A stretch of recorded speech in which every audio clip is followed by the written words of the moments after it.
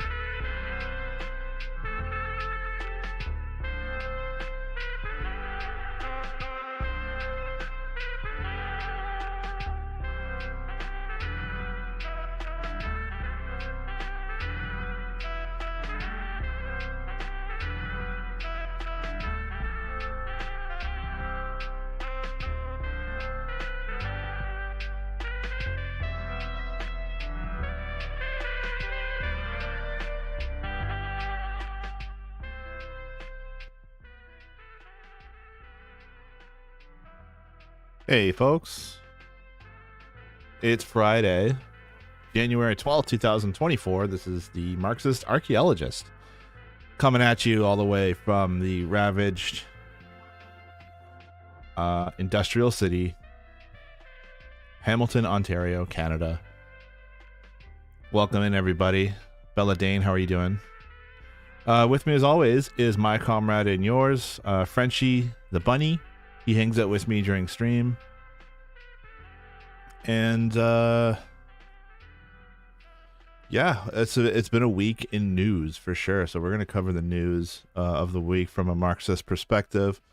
If you're new here, this is a Marxist channel. We talk about news. We talk about, well, really all sorts of things, but mostly there's been more requests for like archaeology.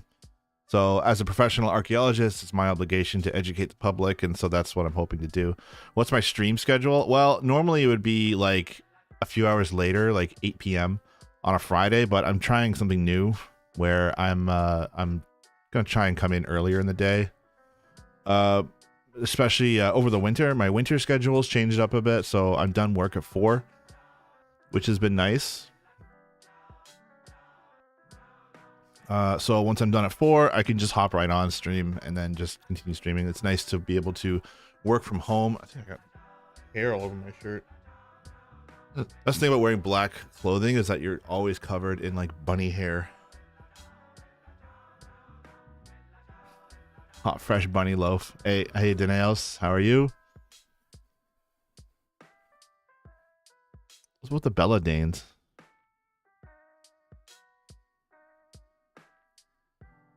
Anyway, yeah, so we talk a little bit about politics over here, a little bit of everything, whatever. And, you know, if I have some friends in chat who want to jump on a voice channel, we always just shoot the shit, and it's a lot of fun. And I do gaming around here too, sometimes late at night.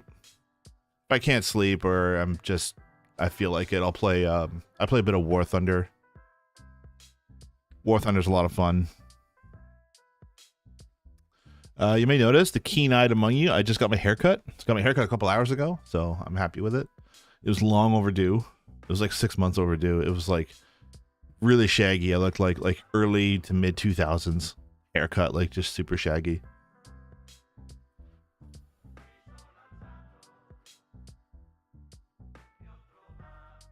I just followed you on Twitter. Yeah, I'll get back on that.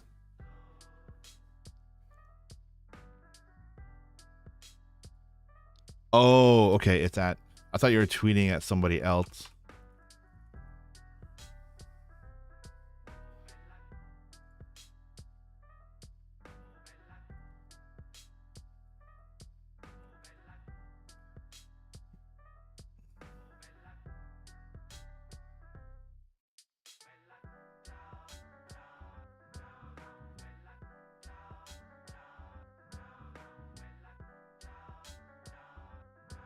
Okay, you do art.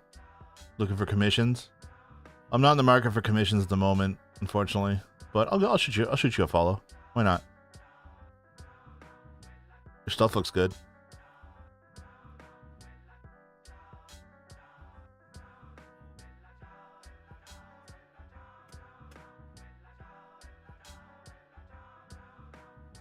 So this is pretty funny.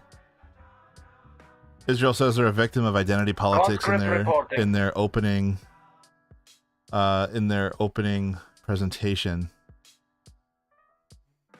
Your Honor, we killed 30,000 people, but wokeness is the real killer.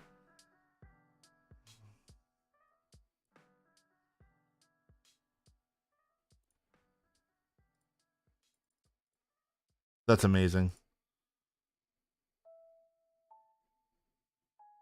Oh, yeah, there I am.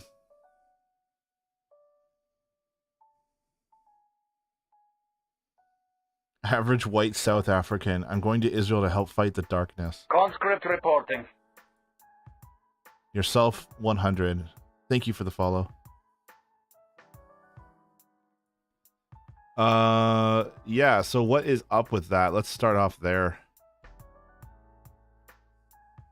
Where are we at with... And welcome back to another update in the Israeli-Palestinian war, where there has been a significant development in the northern parts of the Gaza Strip, and that is a complete Israeli withdrawal from Gaza City. We see that the whole of Gaza City is now back into Hamas' hands. We see that the Israeli forces have left a few snipers in the city to establish guerrilla war against Hamas fighters left within the city, but the main parts of the Israeli army has completely withdrawn from the city. This means that the Israeli forces never managed to fully take control of the city. I mean, I have no real opinion on Weeb Union. I have no reason to doubt them. Unless I should.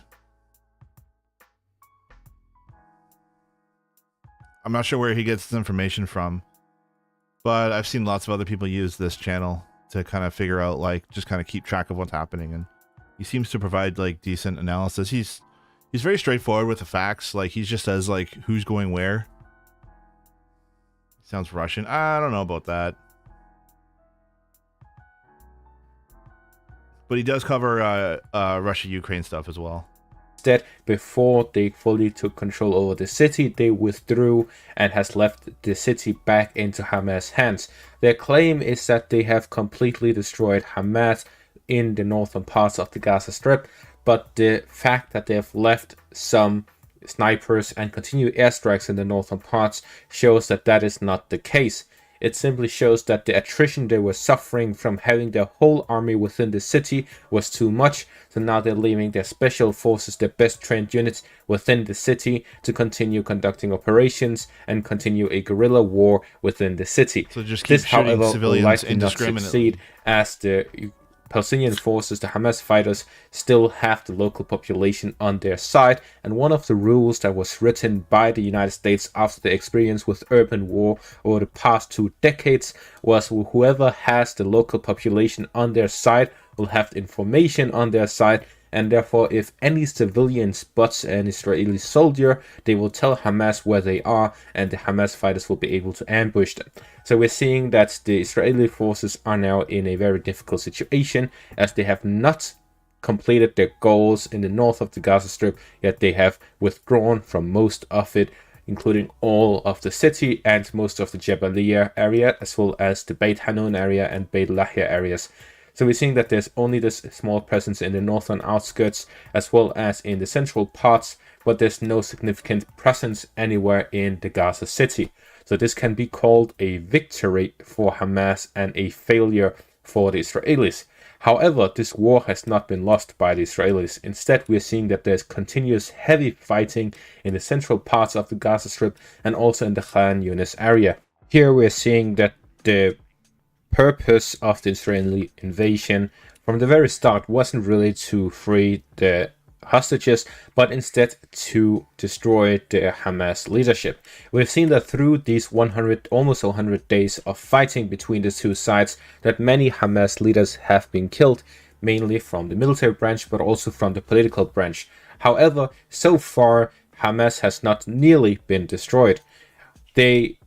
Hamas fighters in the southern parts of the Gaza Strip and central parts of the Gaza Strip had been left largely untouched in the first 2 months. Here in the third month, the main focus has switched from Gaza City to the southern parts, now completely. So we're seeing that the Israeli forces are now focusing in the southern and central parts, and this is likely because they found out that the main parts of Hamas, the political and the military parts, were not located in Gaza City, but instead here in the south, likely in Khan Yunis, where we're seeing a lot of fighting, and we see that the Jarara area here in the northeast of Khan Yunis has been encircled but not captured. This likely indicates that the Hamas fighters have 2 locations here in the Khan Yunis direction, both in the Jarara area here to the northeast of Khan Yunis and the southwestern parts, because the northeastern parts of Khan Yunis was quickly and easily captured by Israeli forces.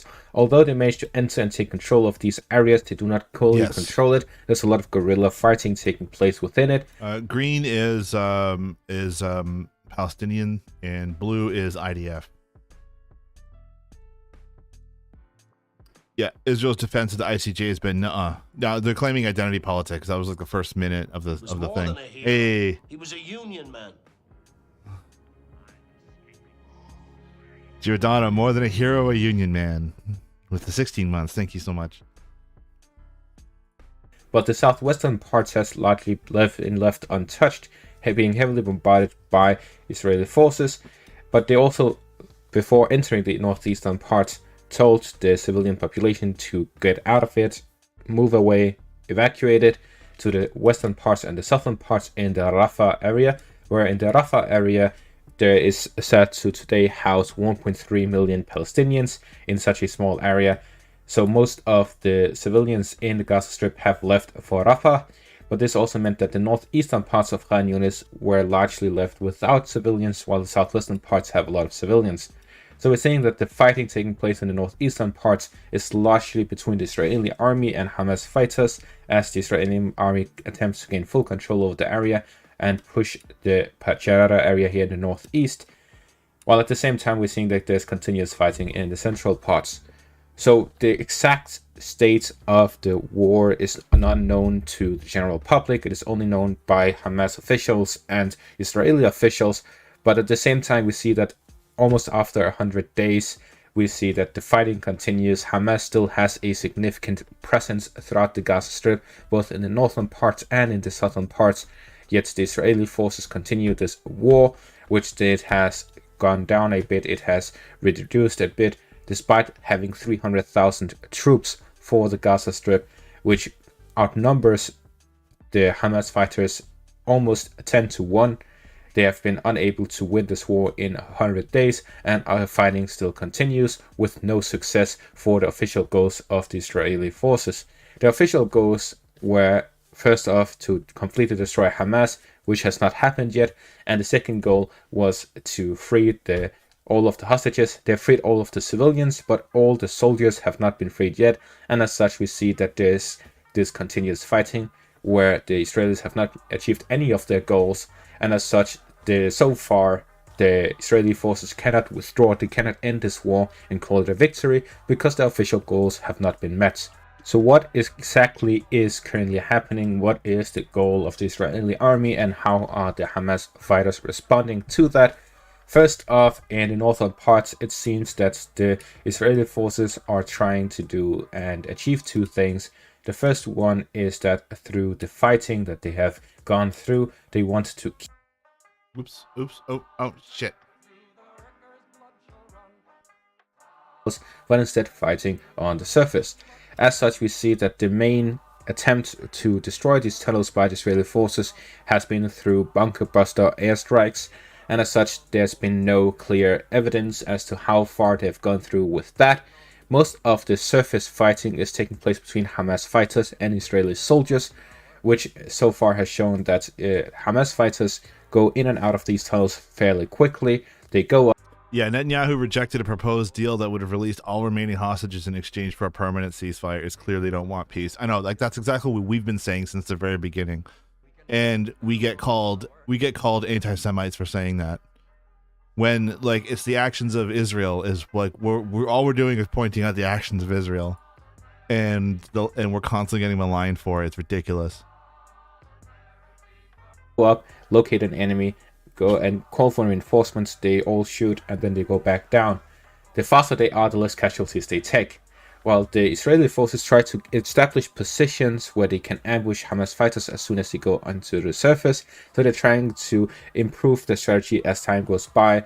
But so far it has shown, based on the footage that we've seen most of the footage from Hamas fighters, not a lot from Israel. The Israeli footage is mainly just them walking around, driving around the cities and bombarding destroyed buildings and airstrikes all over the place. But there's been no face-to-face head-on contact footage.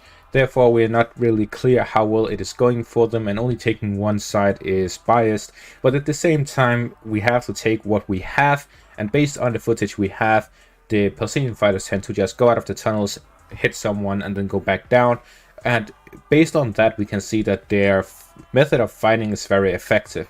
The question is this the best trained, best equipped soldiers that we're seeing doing this, who are very experienced going in and out of these tunnels, doing these quick hit and run tactics? We're clearly only seeing the times where they succeed, because no one would show publicly the times where they fail. But at the same time, if the Israeli official claim, which is that 9,000 of the casualties were Hamas fighters, then that shows that only a third of the official numbers of Hamas fighters have been taken down in 100 days. That is far from what was expected. Only a third of the Hamas fighters in 100 days is way below what was expected of Israel.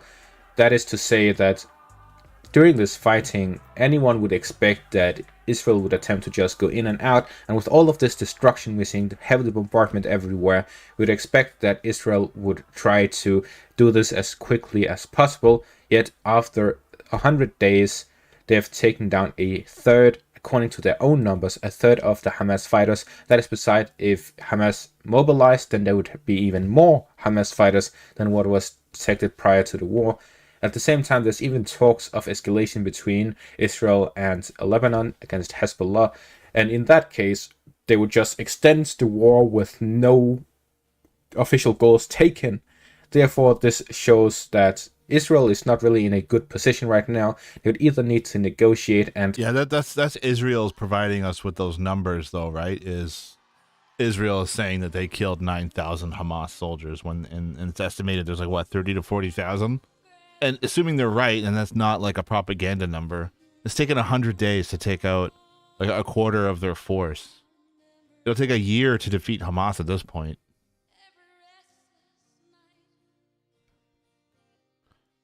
And that's assuming Israel doesn't open up other fronts like they're trying to with like Lebanon.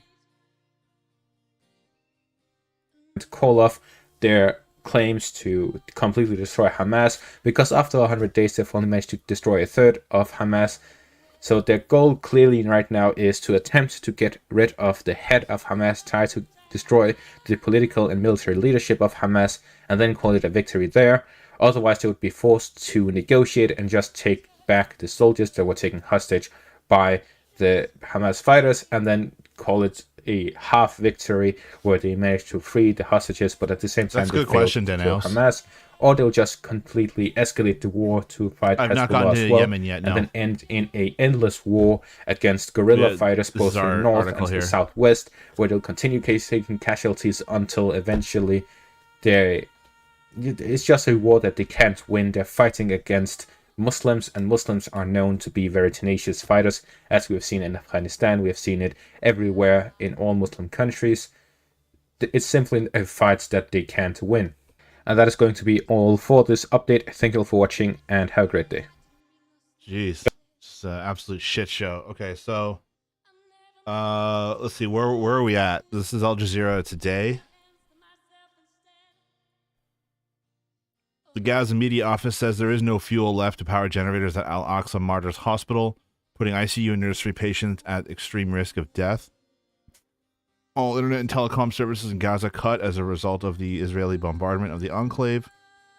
Israel presented its defense at the International Court of Justice in The Hague as a case brought by South Africa alleging the country is committing genocide in Gaza. At least 23,708 people have been killed and more than 60,000 wounded in Israeli attacks on Gaza since October 7th. The revised death toll in Israel from October 7th Hamas attacks stands at 1,139.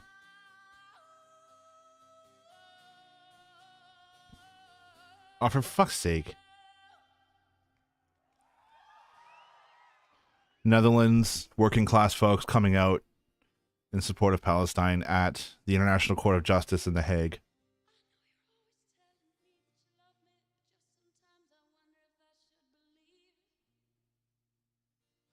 Okay, so here's the main developments. Tal Becker, the legal advisor of the Israeli Ministry of Foreign Affairs, presented Israel's opening statements, arguing South Africa had ignored the events of October 7th and Israel had the right to defend itself.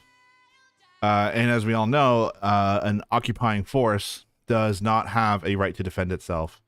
If your defense is predicated on the destruction of civilian housing and tens of thousands of dead children, then no, I'm sorry, you do not have a right to defend yourself.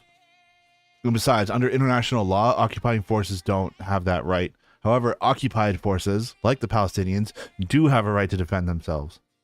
That's protected under international law. Becker also stated the court should apply provisional measures against South Africa, accusing it of maintaining close ties with Hamas. Malcolm Shaw, I'm waiting for... I'm disappointed. I was really hoping Alan Dershowitz would rear his ugly fucking face and show up and just meander endlessly. That would have been so fucking funny.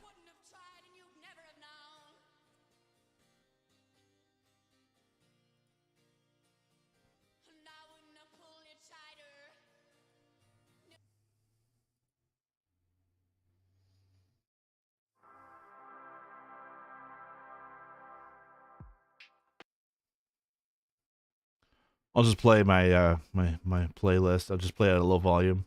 Hopefully YouTube doesn't pick it up. We are streaming live on YouTube as well, by the way. Go ahead and shoot me a follow over on YouTube.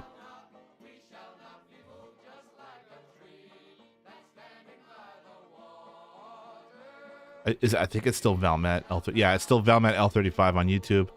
Give me a follow.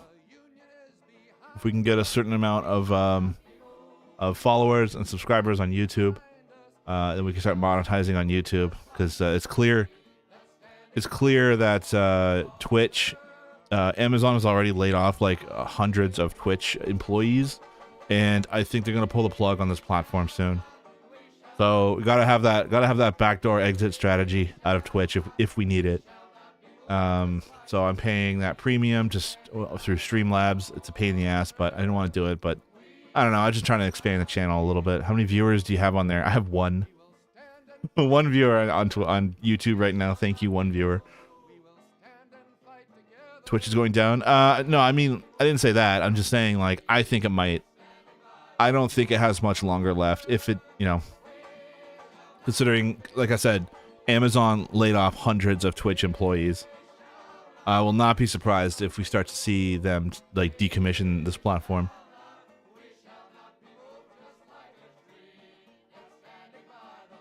Also, I think general viewership is down on Twitch too. It's almost like people have lives or something.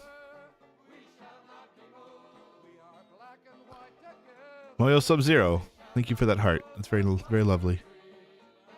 Okay, so what else did Israel say? I was really hoping Alan Dershowitz would defend them and just be a complete buffoon.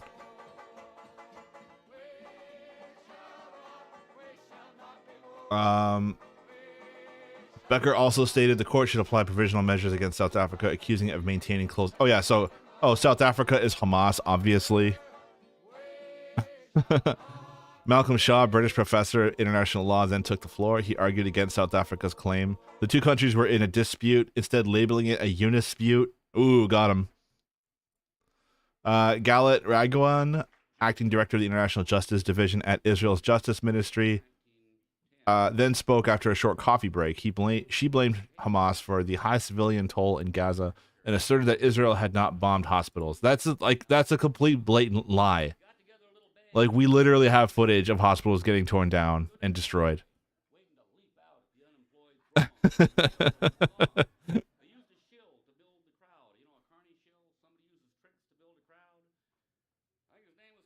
Dersh got silenced by the pedo conspiracy. It's not a conspiracy. That's so fucking funny is what it is. Just through his own incompetence and boobery. He just tweeted nonstop about it for like a month a few years ago. I don't know if you guys remember that. It was so fucking funny. He maintains to this day he never visited Epstein's Island while he was married. And then you're like, the obvious next question should be like, well, what about when you weren't married? And then he just interrupts you and be like, this is a witch hunt. Okay. He went, but he kept his pants. Sure. I love how he doesn't just deny it. He tries to own it. He's like, yeah, of course I went. Isn't Chomsky implicated in this too?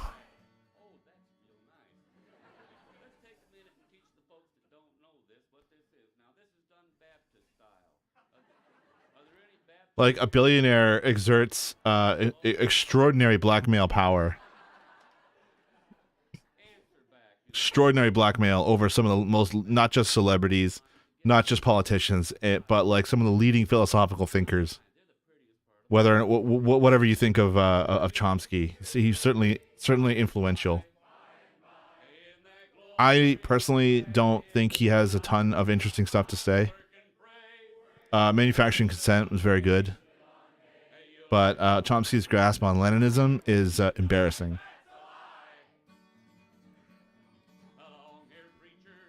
Hawking, yeah, right, Hawking. What the fuck?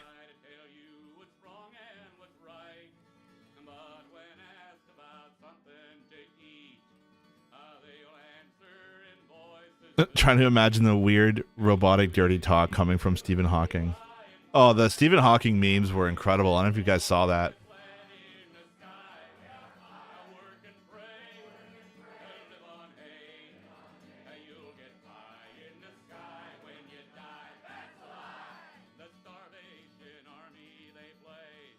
Oh, come on.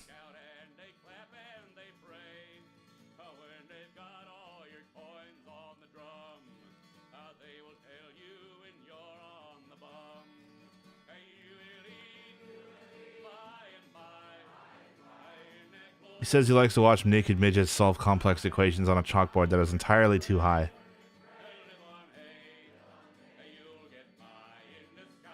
Stephen Hawking coming out of hell to defend himself.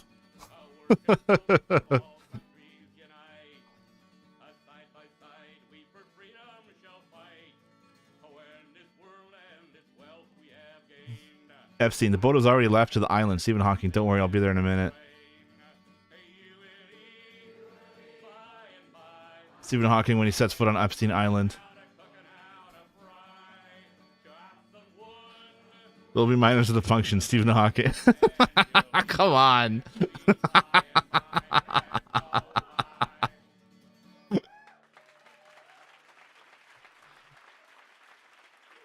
Stephen Hawking when he catches the meme posters. Lacking in heaven.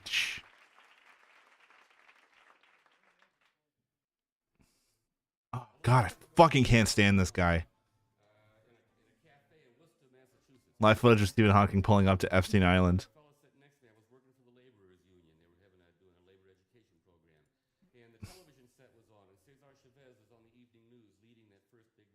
Christopher Staker, international lawyer previously on the criminal tribunal for former Yugoslavia, was Israel's fourth representative. He claimed Israel had facilitated humanitarian aid. Yeah, no, there's not a shred of evidence they ever tried that.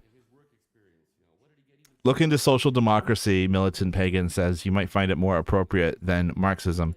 Yes, I have, and historically it has failed. Social democracy does not pose a threat to capitalism. Capitalism cannot be reformed in any good way. It always ends up, it always turns into monopolies, which leads to imperialism, which leads to land theft, resource theft, hogging, hoarding, war, slavery, genocide. It cannot be saved. It has to be overthrown.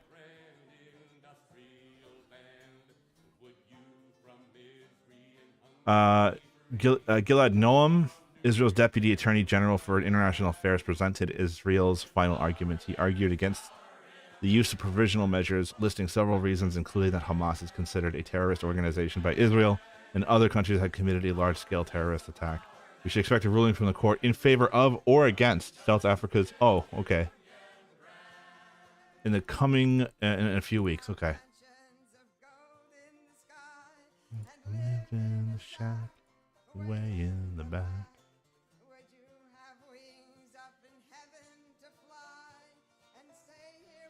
Why does Joe Biden support Israel? It's not about protecting Jews.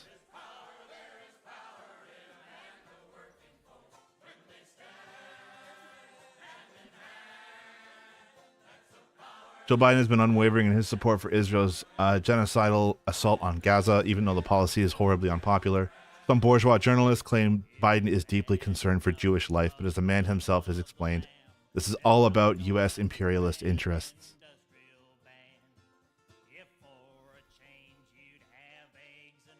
Militant pagan, whatever they lie about, whatever they lie about communism killing 100 trillion people or whatever. First off, I don't know if you've read that book, The Black Book of Communism. The numbers themselves are completely manufactured. I think 2 of the 3 authors have actually disavowed those numbers. Secondly, those numbers count all of the dead Nazis from World War II. Our history teachers lied to us. Yes. Actually, yes. Because what they don't tell you is how many millions of people every single year capitalism kills. And if you want to add up the total amount of people that are starved under capitalism, the fact that 500,000 Americans are homeless on any given night in a country with 27 empty housing units for every 1 homeless person, the fact that we throw away 30 to 50% of the food that we produce, while 9 million American children go to school hungry every single day. If you look up the wars caused by capitalism, the wars in Korea, Vietnam, Iraq, the amount of starvation that's happening around the world, climate change as a result of capitalism.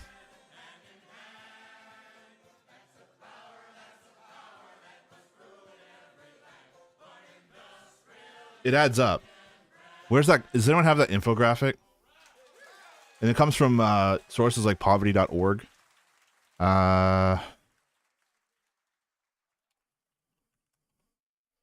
No.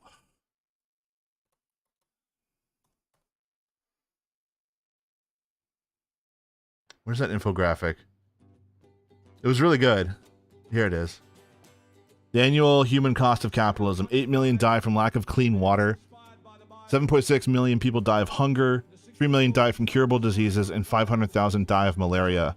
20 million people die annually. 100 million people die every 5 years. Right? But you know, early experiments with socialism, they had a famine once. Which, by the way, not that I'm a huge defender of the USSR and China, but that was the last famine those countries ever experienced. Meanwhile, California has been undergoing like a famine. There was Dust Bowls in the 1920s in the U.S. as well. There was bread lines during the Depression in the U.S. There's bread lines fucking during COVID.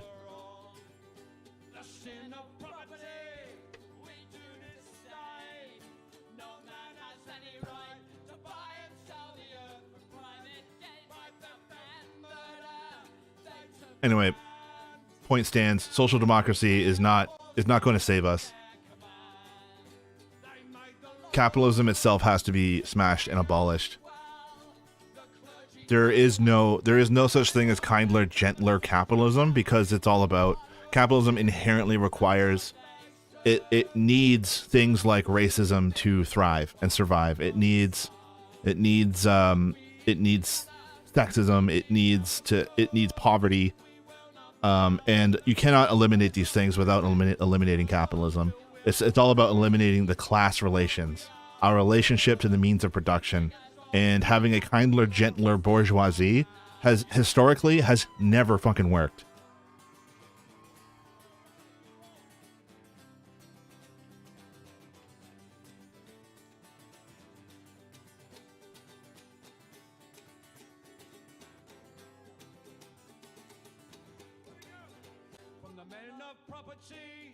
Oh yeah, that's a good one too. Resist white.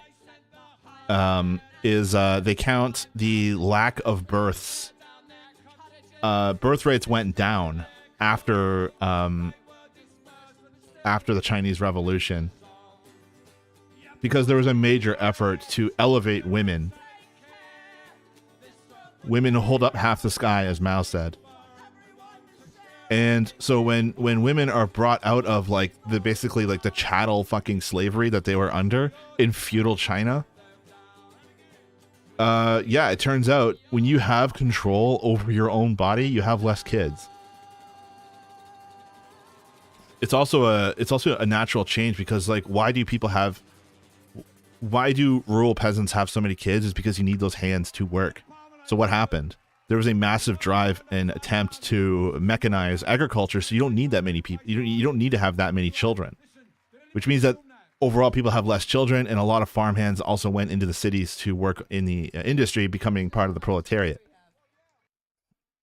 So yeah, in general, birth rates went down, and then they just extrapolate how many people were not born under communism as deaths under communism. It's ridiculous. It's such a ridiculous number.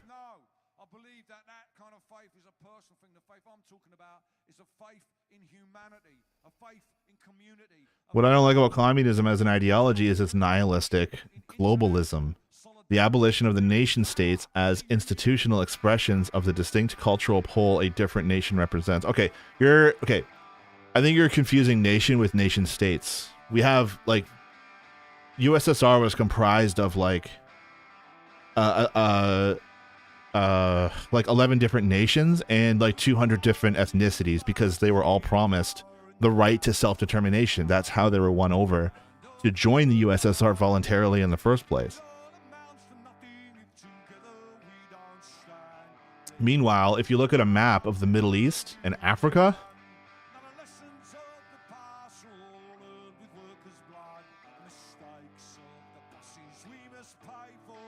you want to talk about the right of nation states?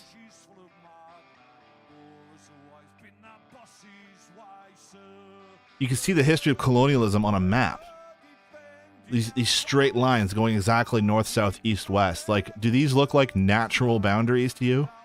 No, these were all created and imposed by European nations through colonialism and then later imperialism and capitalism. There's nothing natural about these boundaries. The Middle East was completely carved up, specifically to divide nations and ethnicities, because it was easier to control. This is all British imperialism right here. None of these borders are natural. So you want to talk about nihilism? Let's talk about capitalism.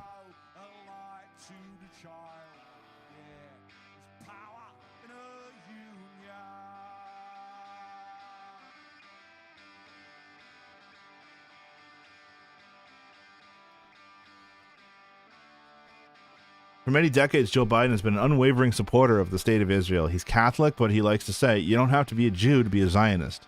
Since October 7th, Biden's administration has offered unlimited political, military, and diplomatic support for Israel's far-right government, even bypassing Congress for an emergency sale of weapons. In the United Nations, the U.S. is virtually alone in opposing calls for a ceasefire. I love that, they always say, we're always told presidents don't have that much power, right? It's the reason why we don't have universal health care and a decent minimum wage. It's well, the president really can't do anything. It's well, he has no problem bypassing Congress to send as many weapons as possible to Israel. Why is that? Oh, it turns out when it's weapons of war, they always find a way. Imagine that. With 20,000 people in Gaza killed, Biden's policy is horribly unpopular, as the New York Times has reported. Nearly 3/4 of Gen Z disapprove of Biden's support for Israel. And Arab American voters in the Detroit area are now turning away from the president. So this issue could cost him a crucial swing state and thus the entire election. Why would Biden risk his neck for Benjamin Netanyahu?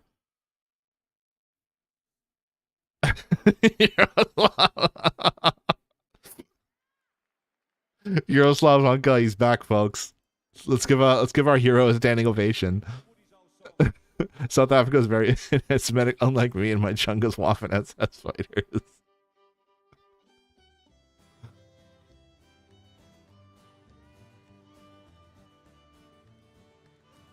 So why would Biden risk his neck for Benjamin Netanyahu after Barack Obama had such a famously rocky relationship with the Israeli prime minister? New York Times claims Biden's views were shaped by dinner table conversations with a father who decried the Holocaust and stories told by an aide who'd survived the death camps. But that's not the explanation that Biden himself has offered. Yeah, so before we get into it, I'm just going to try and venture a guess that it's because Biden himself has said over and over again that $4 billion a year that the United States subsidizes Israel's economy through arms sales and universal health care. And basically, like, the reason why the Israelis have like a materially better life than their counterparts in the region is being subsidized by U.S. taxpayers. Israel has universal health care. The United States does not. And that's because the United States taxpayers are paying for it.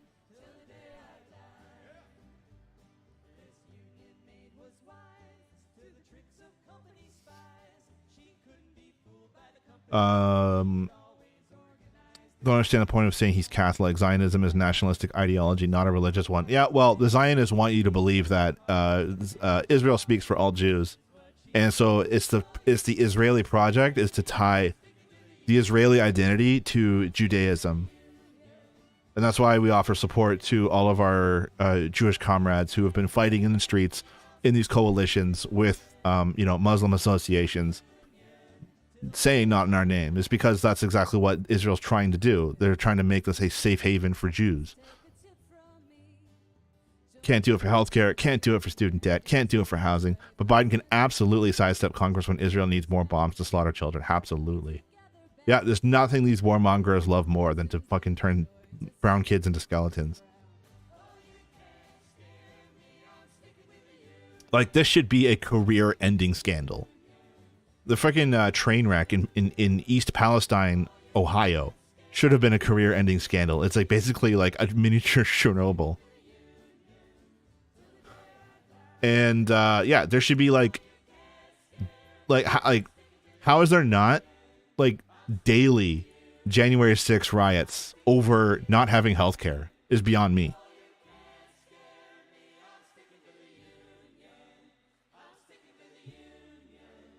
But not only that, Israel largely represents military presence, military domination and control in the Middle East.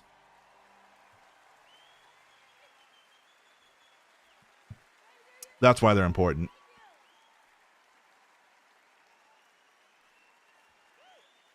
Back in '86, when he was on the Senate's National Foreign Relations Committee, Biden argued against selling weapons to Saudi Arabia because the Saudis could never be agents of U.S. interests in the Persian Gulf region. The only country that could play that role reliably, in Biden's view, was Israel. Foreign policy needed to be based on the naked self-interest of the U.S. Biden's thinking can be seen from a clip from C-SPAN. If we look at the Middle East, I think it's about time we stop. Those of us who support, as most of us do, Israel in this body, for apologizing for our support to Israel. There's no apology to be made. None. It's the best $3 billion investment we make.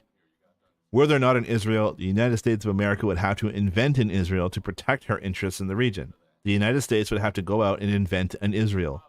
I am with my colleagues who are on the floor of the Foreign Relations Committee, and we worry at length about NATO. We worry about the entire eastern flank of NATO, Greece and Turkey, and how important it is. They pale by comparison. They pale by comparison in terms of the benefit that accrues to the United States of America. Note that Biden says nothing about the Holocaust, not a word about creating a safe haven for the victims of genocide. From his point of view, the U.S. government invests in Israeli military, and thus it expects a benefit or return on its investment.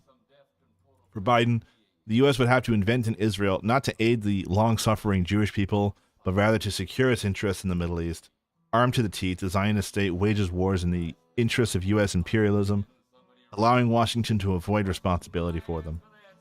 In other words, Biden wants Jews as cannon fodder to protect the profits of American banks and corporations. The U.S. government supports Israel not because it has fallen under the sway of AIPAC or the Jewish lobby.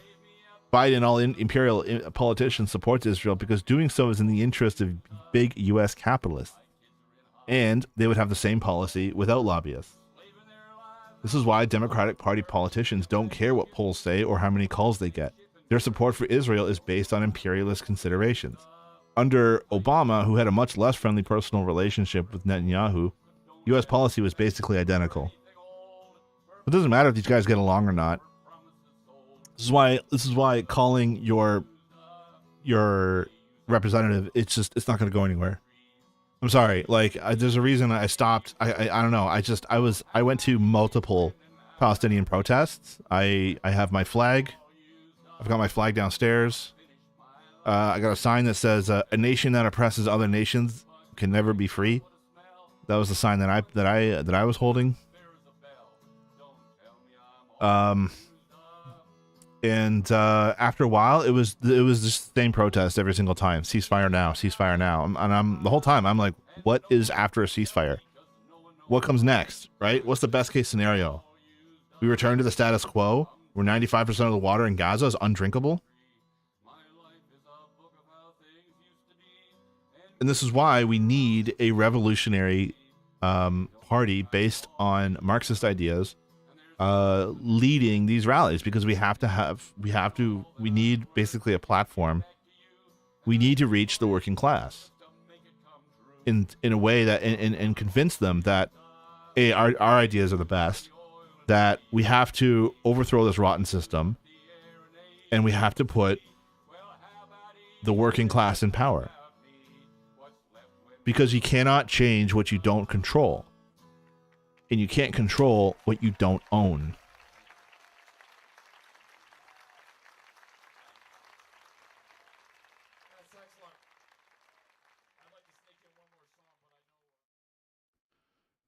Israel's not much of a safe haven.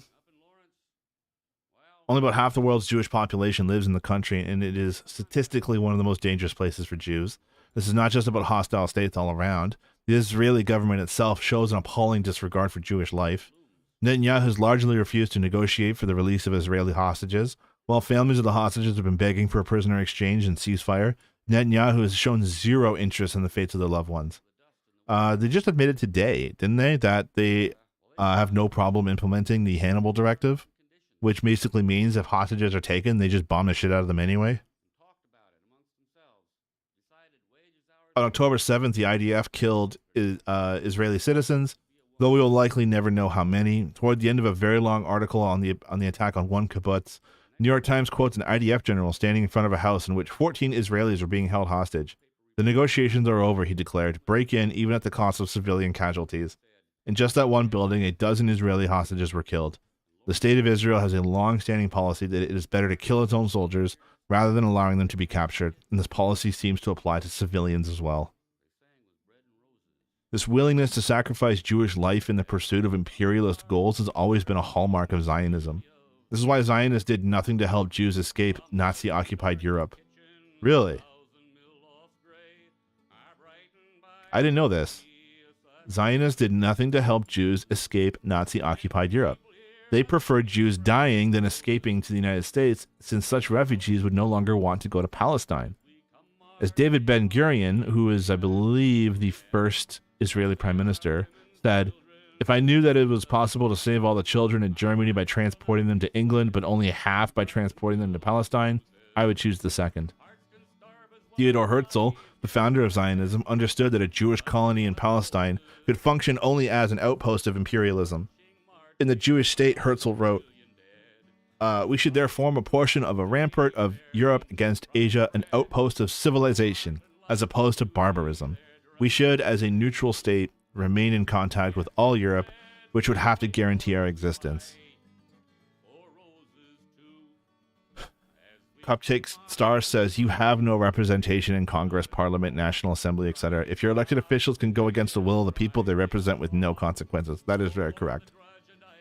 especially in the States, you basically, in very rare exceptions, you basically have to be a millionaire to run for Congress or to run for office of any kind. You have to be a millionaire, which means that I am not represented. You are not represented.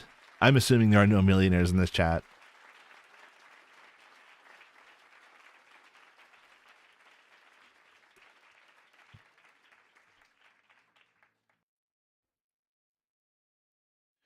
And so these people are not accountable to anybody.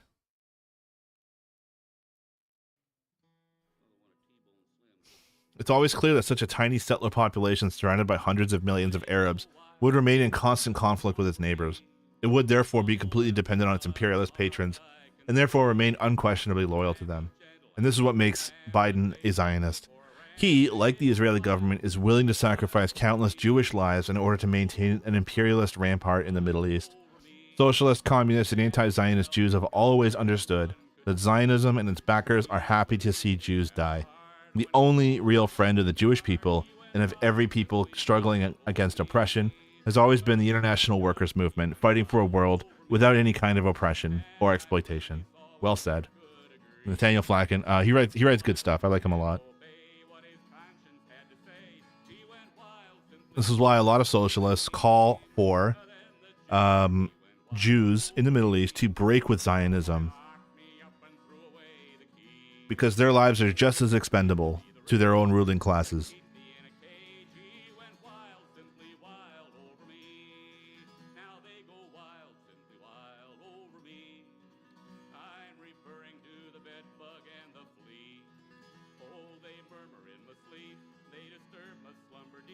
Which leads us to, I guess, naturally, hands off Yemen. Imperialists protect profits in Israel's right to commit genocide. So this was last night. Last night, U.S. and British airstrikes rained down dozens of sophisticated bombs over the heads of some of the world's poorest people. The hands of the Western imperialists are drenched with the blood of the Gazan people, but up until now, they could hide behind the fact that, whilst, yes, they may have supplied the guns, the bombs, the money, and the political cover for the slaughter, they didn't directly pull the trigger. No, they will always insist that the slaughter should be carried out with moderation and with proportionate force. Now in Yemen, they have directly intervened, recklessly escalating the conflict in the region, and we say, hands off Yemen, down with imperialist murderers. We must grant the Western imperialists this much. They have been quite transparent about why they have intervened.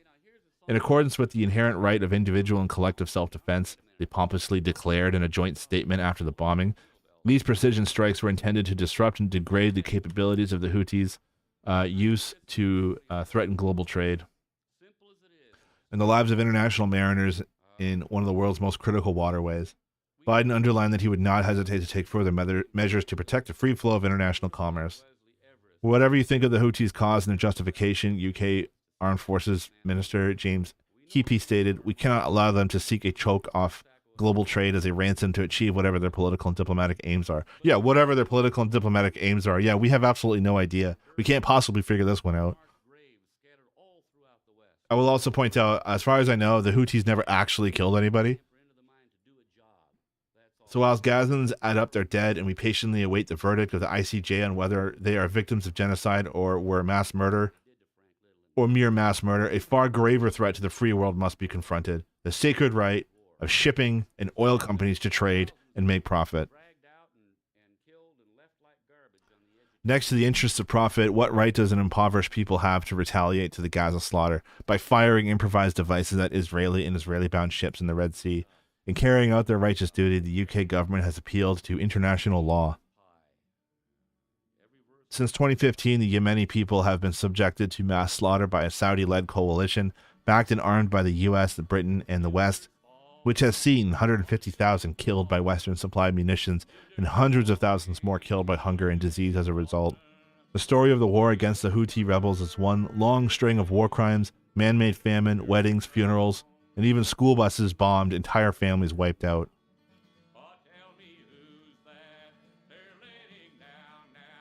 Now the Western imperialists appeal to international law to renew their bombardment of Yemen in order to give a warning against interfering with Israel's ongoing operations and to protect profit and trade, as they state openly. The hypocrisy is enough to make you choke.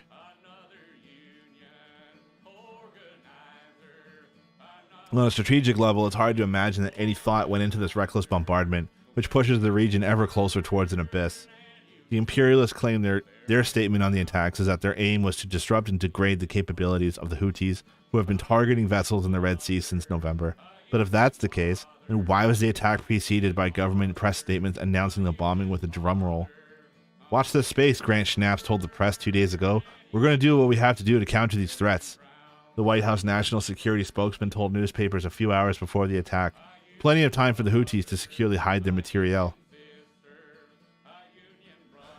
The whole thing was a piece of theater to mask the impotence of the imperialists, a very expensive and risky piece of theater at that.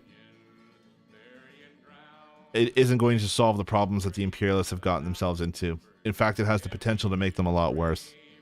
The bombing of a few sites across Yemen won't have the slightest impact on the capability of the Houthis. Years of fierce bombardment by the Saudis failed to dislodge the Houthis. Even Israel's aerial bombardment and land invasion of the tiny enclave of Gaza has merely dented Hamas and is doomed to failure.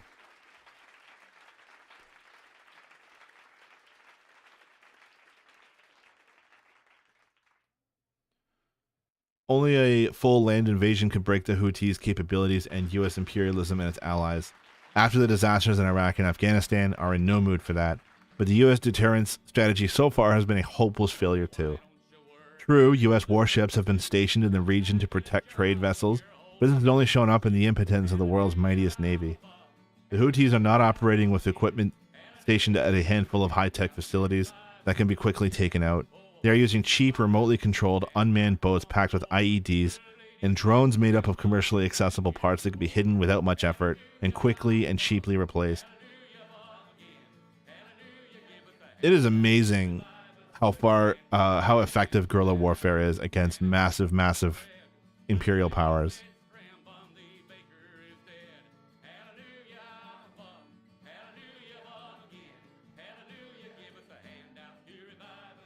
Honestly, I think the Houthi movement's slogan is the main reason they are not getting enough support from leftists and anti-Zionists. What's their slogan? Danaos says, I'm a liberal Democrat. I generally like the idea of Zionism as an expression of democratic patriotism. I mean, there's nothing democratic about Israel. And the concept of 3 defensive wars, but cannot accept what is going on right now in Gaza. I don't support this version of Zionism as an ideology that promotes ethnic cleansing. Also, I'm not a communist or a Marxist, but I find these ideologies very interesting to study and discuss academically. And also the people expressing them, if they know in depth what they are representing. Stand there and publicly berate me for my sloth and indolence. Why don't you get a job, he said. Some of you heard that, I'll bet. Now me being hip to the Socratic method fires back a question. Why? Israel cannot exist without the destruction of Palestine. Yeah. Why, he says, take Their slogan and logo is a curse upon the Jews. Is that true? I said, why, pursuing the same tack? Said, hell, you make $3, $4, $5 an hour. You could have a savings account. Save up some of that money. I said, why? He said, Oh yeah, how about that? God is the greatest. Death to America. Death to Israel. Okay, you had me up to here. A curse upon the Jews. Victory to Islam. Yeah. Okay. So, all right. In this sense, I definitely don't support the Houthis, but as reactionary and what's the word? I'm drawing a blank. What's the word for like nationalist, but like I guess Islamist? I mean, like resistance types of all kinds can come with reactionary views like this. But even Leon Trotsky, whenever it comes to oppressed people, regardless of their views, always stand with the oppressed. Because if you're someone like me and you guys in chat, I assume, who want to build a better world, and you stand with the oppressed, then they're going to see like, oh, well, not everyone who shares our views stood with us. So maybe we should have like a dialogue. Ethno-religious nationalism. Yeah, okay. I mean, these guys aren't exactly in any position to like start taking nations over, but the fact remains, like, yeah, this is a very, very poor position, and I don't support it, but I do support the right of the colonized and the oppressed to resist. Like, that's not that hard. Wonderful woman. I mean, she was loud, vociferous, big hats. She was yelling at that. Yeah, exactly. Like, Beef it was about how it's one of those, like, trying to have their cake and eat it too, because again, I like to remind people the Zionist project is tying the nation of Israel to the Jewish identity. So if you follow their own logic, if you follow Israel's own logic, if Israel stands for all Jews and you accept that as a non-Jew and you don't like Israel, then doesn't that make, according to this logic, and I'm not saying I agree with this, but doesn't that make all Jews legitimate targets if you follow that logic? And that's another reason why Zionism is ultimately anti-Semitic, because it puts Jews in danger. What they mean is Israel. Yeah, I mean, like, I like to hope so. But, like, even if they literally mean kill all Jews, like, oppressed, colonized people have the right to defend themselves.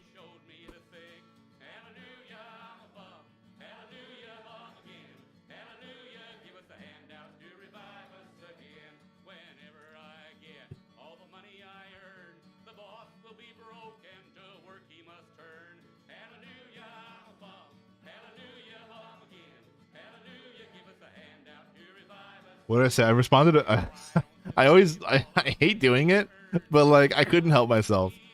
Horrible luck that Americans would intervene now. Gaza might have been saved had the Houthis been able to fire a salvo of missiles at just one more random civilian cargo ship.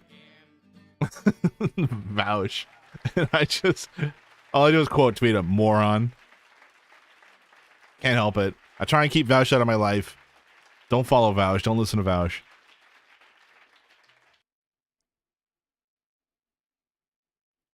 Guy sucks. He's a moron. And as far as I know, no one has actually been killed by the Houthis out on the seas.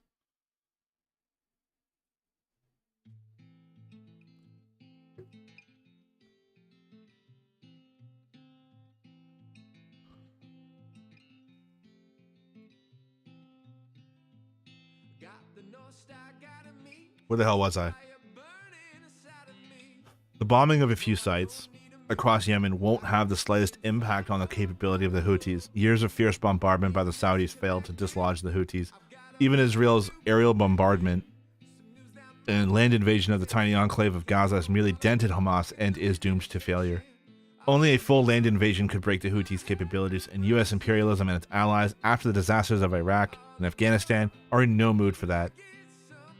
But the U.S. deterrent strategy so far has been a hopeless failure too. True, U.S. warships have been stationed in the region to protect trade vessels. This has only shown up in the impotence of the world's mightiest navy. The Houthis are not operating with equipment stationed at a handful of high-tech facilities that can be quickly taken out. They are using cheap, remotely controlled, unmanned boats packed with IEDs and drones made up of commercially accessible parts that can be hidden without much effort and quickly and cheaply replaced. So they're basically, you could just make this shit in like a mechanic garage. Thanks H. Rondo.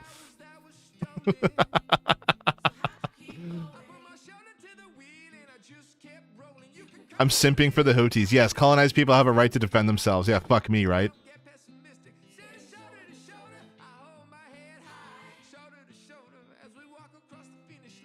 Using cheap, remotely controlled, unmanned boats packed with IEDs and drones made up of commercially accessible parts that could be hidden without much effort. Quickly. So, well, yeah, what I'm saying is like this shit's easily made in like garages and basements and stuff. And so, unfortunately, one of the downsides in nature of guerrilla warfare like this is going to be just more excuses by the imperial powers to just level cities and just say, oh, well, everyone's hiding behind the Houthis, or sorry, like the Houthis are hiding behind. They're using everyone as human shields. Because they don't have, you know, big ass military bases like we do that we can target directly.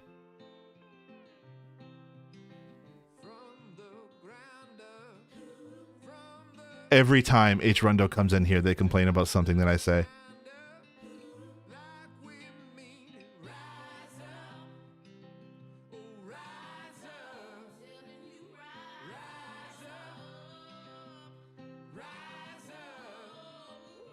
It's estimated the average improvised Houthi drone costs about $2,000 to construct.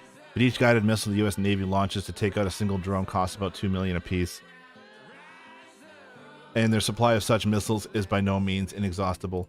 It's a remarkably weak strategic response and unaffordable calculus, Forbes magazine complained back in December. But it tells us not a lot about the state of American military and political leadership and America's waning power. The Western imperialists had to do something to save face, and this prestige-saving exercise is what they came up with. Yet no sane solution indeed. H. Rendo is a stable genius. I love it when liberals come in here and they're like, oh, and then they just leave.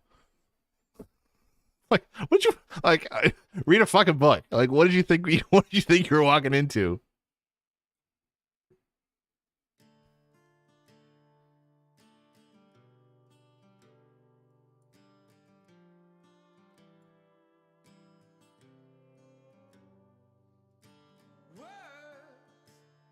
No situation is showing up the imperialists. A handful of poorly armed rebels are holding up shipping in a sea which is used to transport 15% of the world's traffic. Jesus Christ.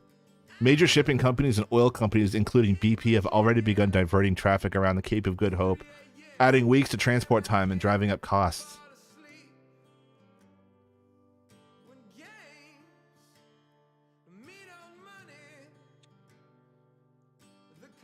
The Earth is round. They should just go the other way. Hopefully there's no giant landmass in the way.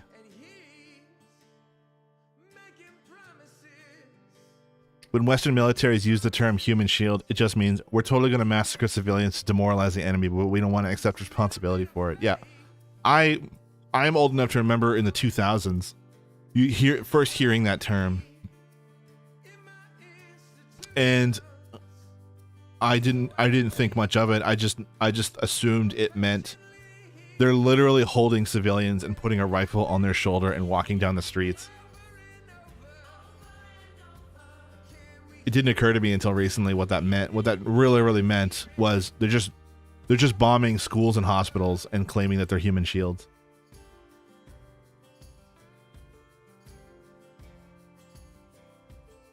This will add to inflationary pressures in the world economy, and many companies are facing severe disruption.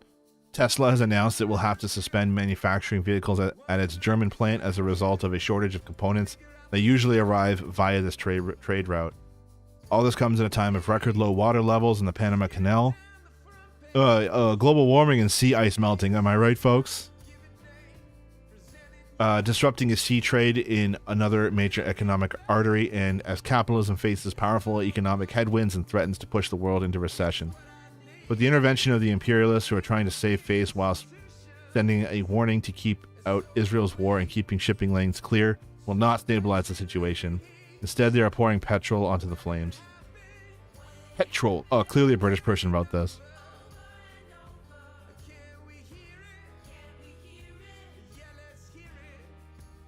Oh, the whistle blowing. Oil prices have already spiked a further 2% since last night's bombing, and above all, they are pouring petrol onto burning anger of millions of people across the region, where many regimes are already teetering on the edge.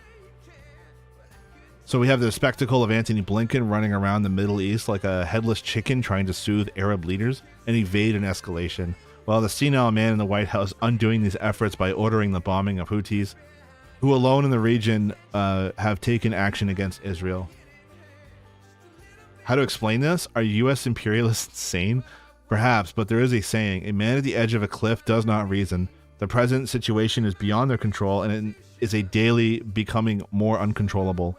Whatever they do, there is no sane solution. They want to avoid an escalation, that is true. But doing nothing is also not an option, as it will only underline their present weakness.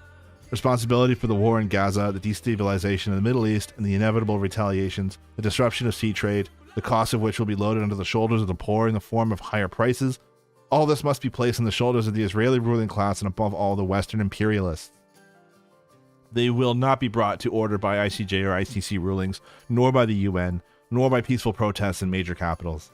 And despite the fact that Biden and Sunak bypassed Congress and Parliament, we've no doubt that they granted them that courtesy.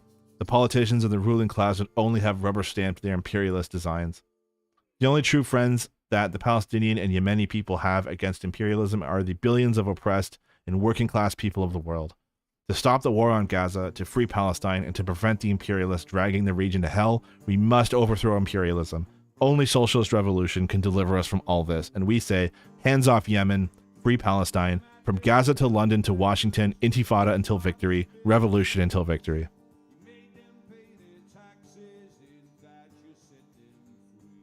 That's what I have to say to the liberals. Intifada until victory.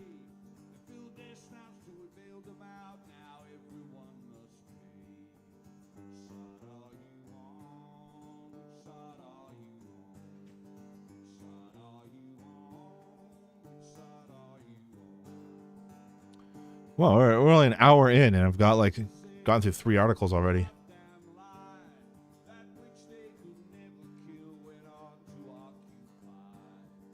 We'll get to some Marxism. I have this article that it's a longer article. I've been wanting to read this. Came across this today. I am preparing. I'm given a 10-minute speaking role for some workplace training. We were allowed to pick our topic as archaeologists, and so naturally I picked. Here's the thing. I said I wanted to do an introduction to Marxist archaeology, and the category they put was Marxian archaeology, and I'm like, that's not what I said. It's an uncommon term, Marxian archaeology, like Marxian. Like, I would consider Richard Wolff not a Marxist, but a Marxian economist. Yeah, Marxian's a big red flag. Well, all it is really is it's Marxist analysis devoid of its revolutionary conclusions. So clearly, when the bosses put my name down, I have a sneaking suspicion that was on purpose. I don't know if they did it consciously, or they might have. I don't know if they're familiar with my politics at all. Like, I don't really hide my politics. But, as Randall McGuire argues in this book, Marxist Archaeology, that archaeology is political. There is political action behind it, and we have to keep that in mind when we carry it out. I'm halfway through this book, and I actually can't wait to reread it. Maybe not even halfway.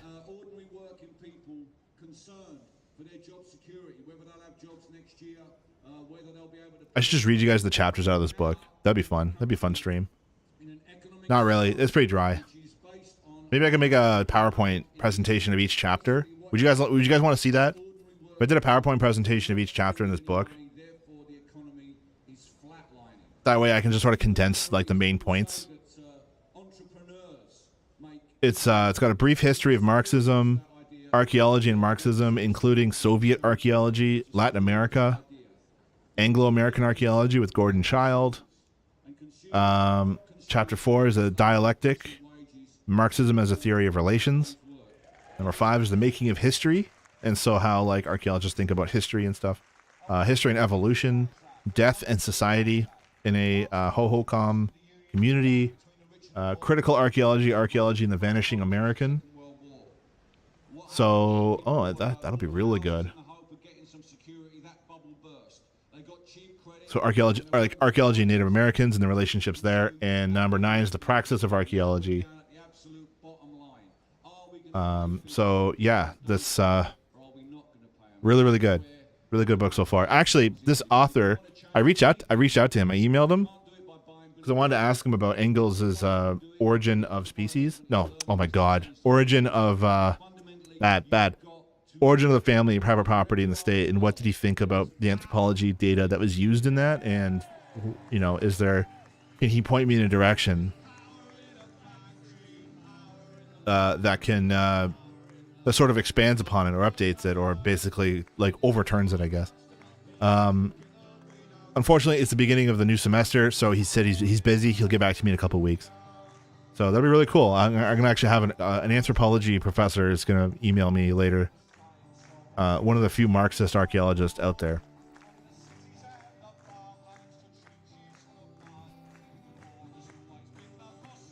everything is political. I can imagine there being specific political ramifications and consequences that are often overlooked unconsciously. Yeah. Yeah, I agree. Everything is political. Everything that we do, there's nothing we do that exists in a vacuum, right? We live in an interrelated world.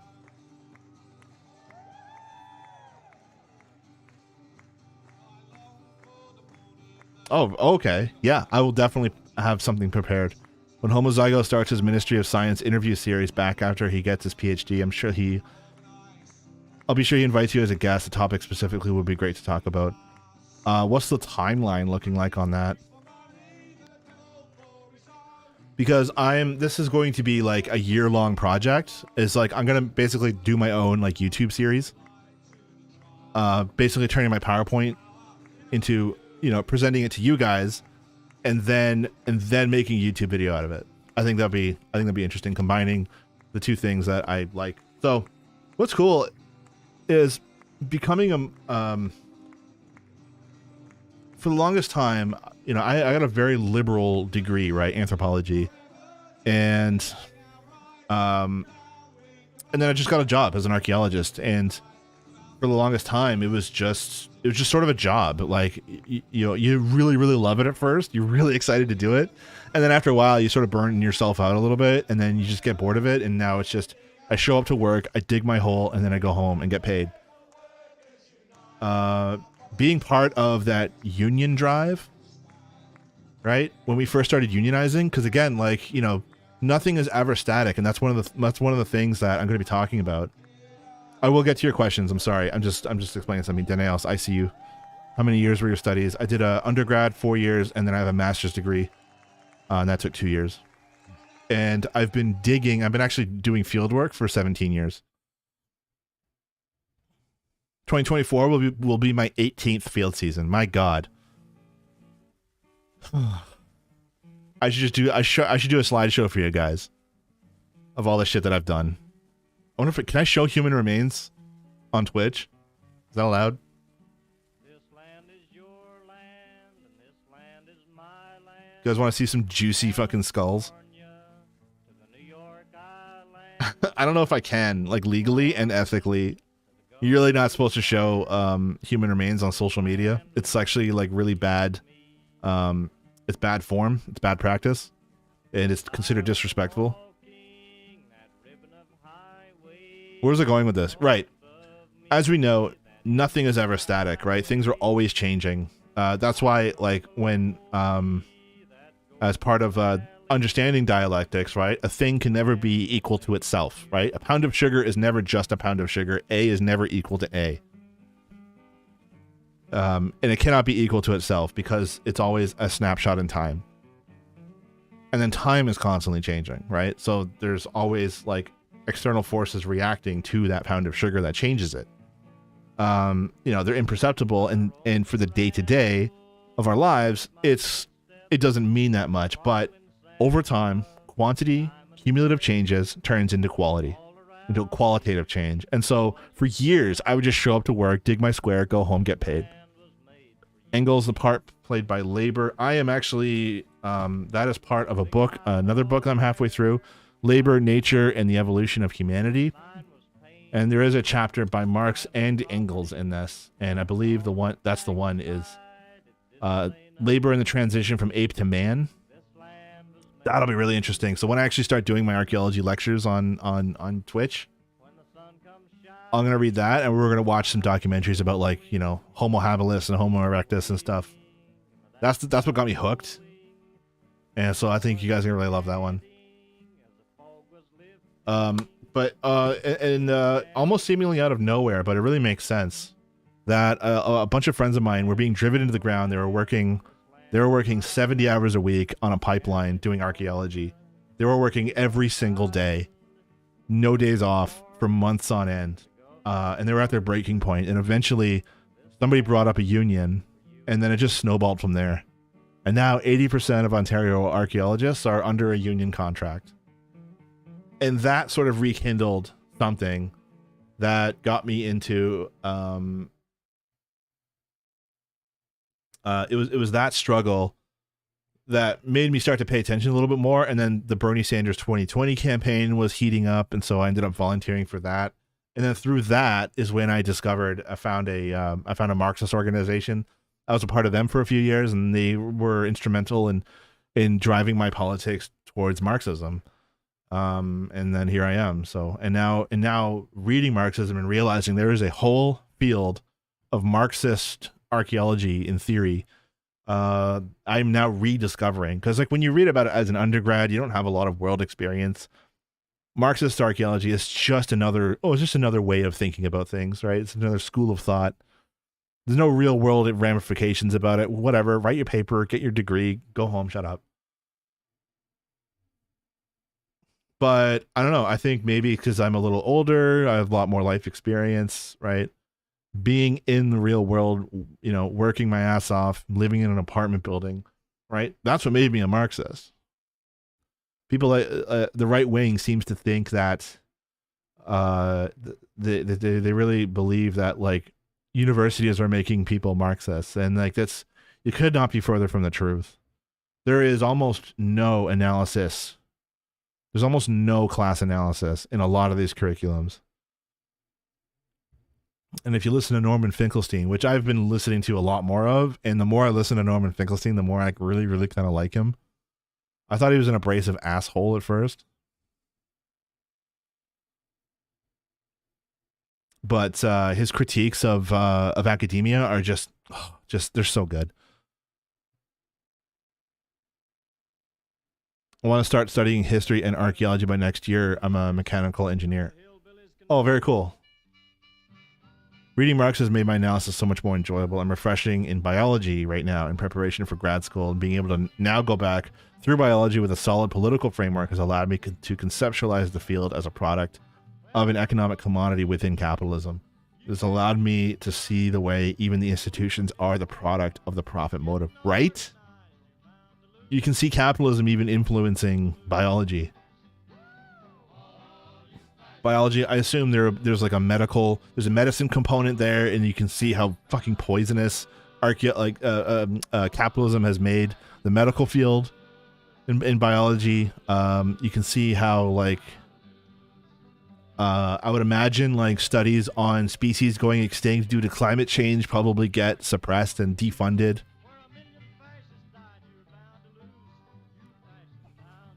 And when I was an undergrad, it was all about evolution and intelligent design. That was the biggest controversies going on in biology back then. And that's actually what made me an atheist, was that whole debate. Well, it gets a return on investment for the government.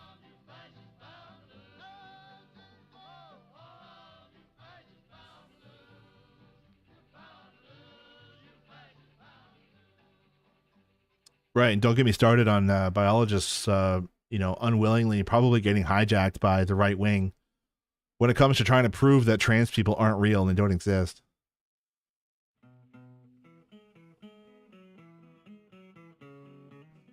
I think of all sorts. I think of all sorts of ways that capitalism uses biology against us. Right, the protection of the nuclear family. It is essential for the reproduction of labor. How do we protect the nuclear family? By making sure that gay people don't have rights.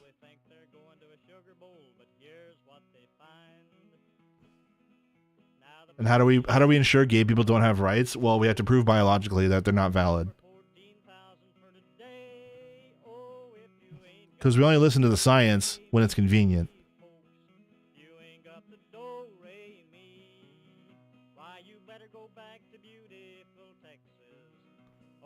A lot of race realism is unconsciously seeping into a lot of biology. That's interesting.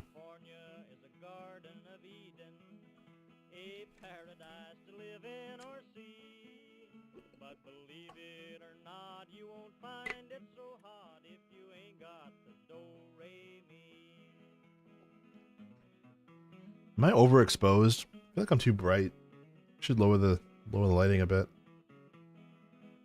Maybe I'll lower the camera exposure. I was backlit. I was super backlit earlier today on my calls. You want to buy you a home or farm that can't Oh, that's better. body harm, or take your vacation by the mountains or sea. Don't swap your old cow for a car. You better stay right where you are. You better take Oh, that's this much little better. hint from me. 'Cause I look through the want ads every day. But the headlines on the papers always say, if you ain't got the do-re-mi, boys, You ain't got the do re mi. why you better go You know what it is? You know, I'm an idiot. Oklahoma. My camera settings get reset every time I turn on my work computer. I have a USB switch on my desk and my work computer, and I've got my two monitors, my keyboard and mouse, headphones, and microphone all hooked up to this USB switch. And so all I gotta do is flip a button, and then it goes over to my work computer, and then I flip it back for nighttime stuff, and then my camera settings all get reset because I'm an idiot.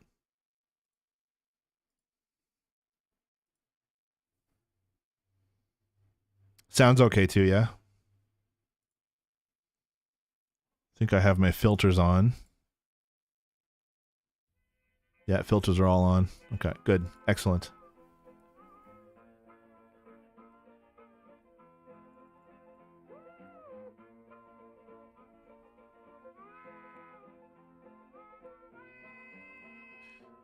Even though race realism is biologically dubious, there's a few bad actors that want to reinterpret the research for lay people for their own interests. Yeah, exactly. Anything they can do to divide the working class.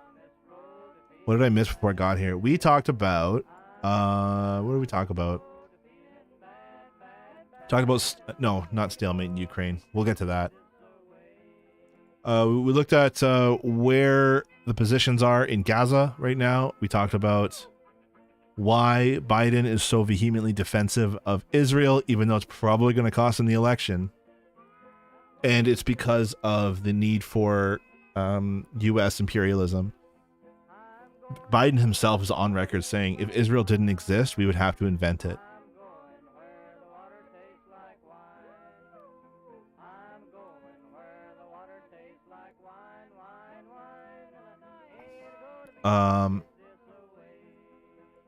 Because Israel is part of projecting imperialist power in the Middle East. Keeps all those brown people in line. So that's really why, and like it could very well cost him the election. And then I had some liberals in here getting in a huff because I also defended the Houthi rebels. Because I was like, yeah, no, colonized people have a right to defend themselves, and they have a right to fight back against colonizers. Sorry, I don't make the rules. But that's exactly where I stand. Always stand with the oppressed every time. Even if they hold like reactionary, sometimes backwards ideas.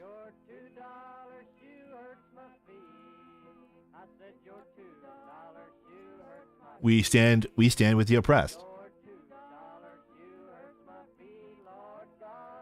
It's a pretty simple calculus. What if a world revolution were to happen, right? How do you win over backwards right-wing people like that, you know, who think that, you know, Jews need to be extinct? Like, how do you win them over? You win them over through revolution. Hey, we're going to get rid of these imperialist powers for you because we have a common interest, and we're going to dismantle the imperialist project. You now have a right to self-determination. It's like, hey, awesome. Maybe they won't need to hold those grudges anymore. Oh, there's another biological nonsense that I'm sure you get told. I get a lot of this. And my background is in anthropology, right? How many times do you get told, like, well, what about human nature? That's not human nature. You know, right? Like, evolutionary psychology. Like, that's a bunch of, it's a pseudoscience as well. I got people. I get the capitalist simps coming in here all the time, being like, "Capitalism is just human nature." It's like capitalism is only 400 years old, bro. People are inherently violent. Like, no, they're not. Hamas is the last outlet Palestine has. They've tried the civil way and it got shut down. Yeah, I completely agree. The Palestinians have been denied every possible avenue of peaceful resistance. Right? They tried peacefully protesting the long march, the March to Return in 2018. What happened? 200 Palestinians got shot by snipers. Sorry, murdered. They were murdered, and like thousands more were shot and injured, but 200 were murdered. So what did Israel expect? Humans are socially cooperative animals. If they studied anthropology, they'd realize that. Yeah, I mean, that's to an extent. I would also argue material conditions have a big role to play in that. Material conditions reward certain behaviors, and in a hunter-gatherer society, you have to be cooperative or you're all going to starve to death. And so that's how it was for 200,000 years until like 12,000 years ago. What happened 12,000 years ago? Well, massive, again, like, this is something that like some anthropologists don't want to get into, because like, especially like they want to get away from like meta narratives. They want to get rid of totalizing theories, because they think that erases like the agency or the individualism of societies. But what happened 12,000 years ago that ushered in what Gordon Childe called the Neolithic Revolution, right?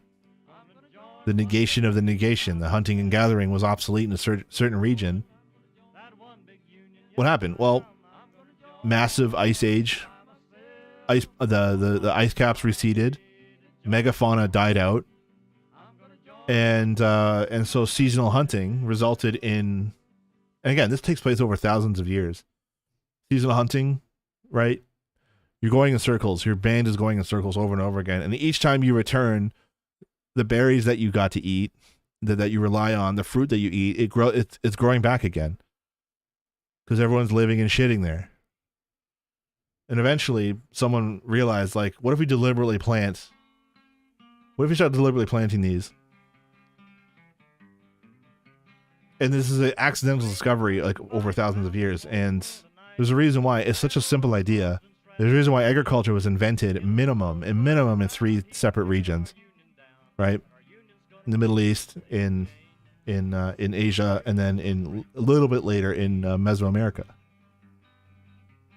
Domestication of corn is one of the greatest geoengineering feats in human history. They turned a little tiny staple crop, teosinte, it's about this big, into massive ears of corn. It took thousands of years. But when they realized, what if we planted the bigger ones? You get one that's slightly bigger. Instead of eating it, you just plant that one, and then more, and then so it's artificial selection over thousands of years. It's incredible what they were able to accomplish. Not only that, they were able to select for corn that can grow in more northern climates, and so now you have indigenous people in Canada that's growing corn, beans, and squash seasonally year round.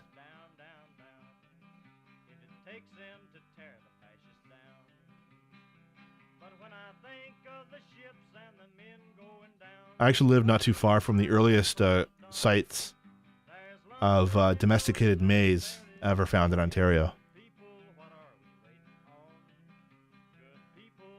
Resources are scarce, unpredictable, or unevenly distributed. Humans may resort to selfishness and competition as a way of coping with uncertainty and risk. However, when resources are abundant, predictable, and evenly distributed, humans may exhibit more generosity and solidarity as a way of building social bonds. Read and Rap, I would argue it's actually the other way around. When resources are scarce, unpredictable, or unevenly distributed, it requires cooperation in order to survive.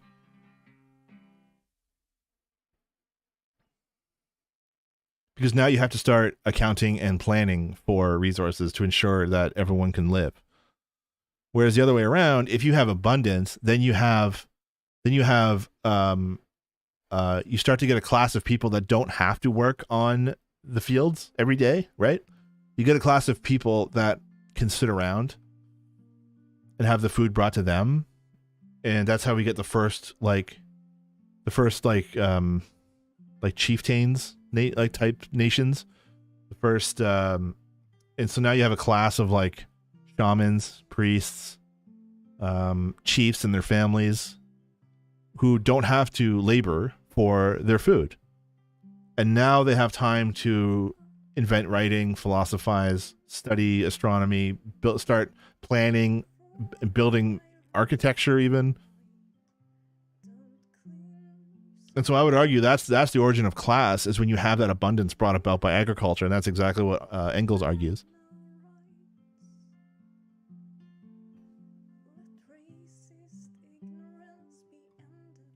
See, you got to think dialectically.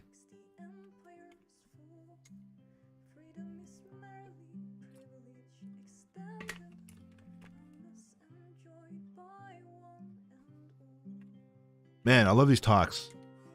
Thank you for engaging. Shout out to the lurkers too. Love you guys for not shitting up the stream. That way I can just say whatever I want and no one can hold me to account. I was watching a stream earlier today and they're like, lurkers are the best. You don't because you have no responsibility. I was like, yeah, that's true. Good point.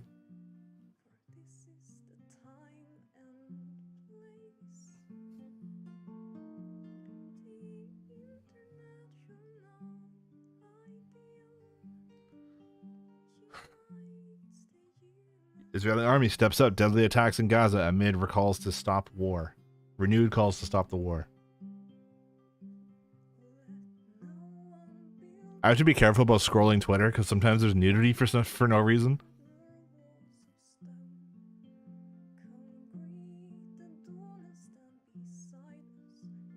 Go. Let those are finger for a second. That's a carrot.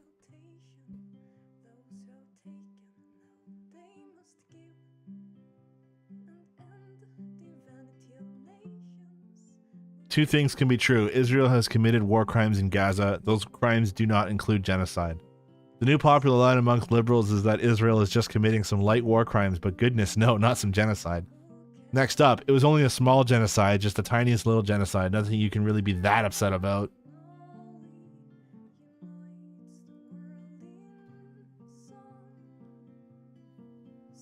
My past bias from my proper education showing through indeed, like you said, gotta think dialectically. From my prior education. I mean, proper is a good word too. Yeah, I found my education was very much in the line of like, everything's too complicated and you have to understand societies on like their individual basis and really not think about like how they come into being and how they perish. Don't worry about it. It's too complicated. We never really can know why society changes through time. And they do that on purpose because, again, these are bourgeois institutions teaching you that systems come into being for no reason and there's nothing you can do about it. And now it's like, I don't accept that. Angela Davis had one of the greatest quotes.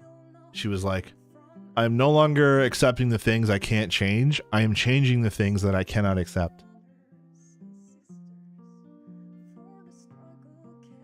The idea that humans evolved in social groups that depended on mutual aid and sharing for survival. Exactly.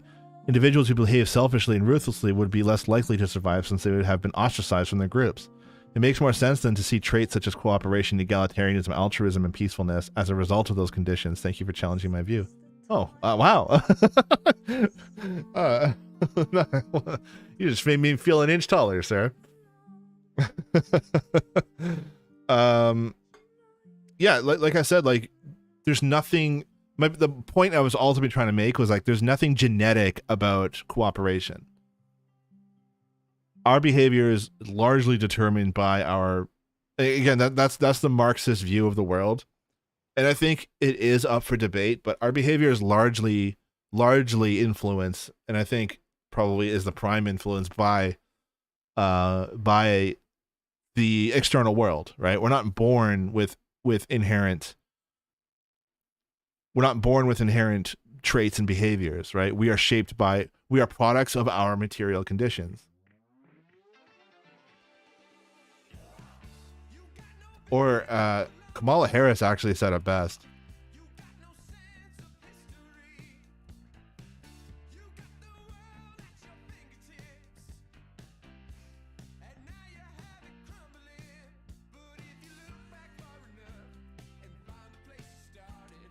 Funny enough, Kamala Harris said it best, and I'll tell you why in a sec.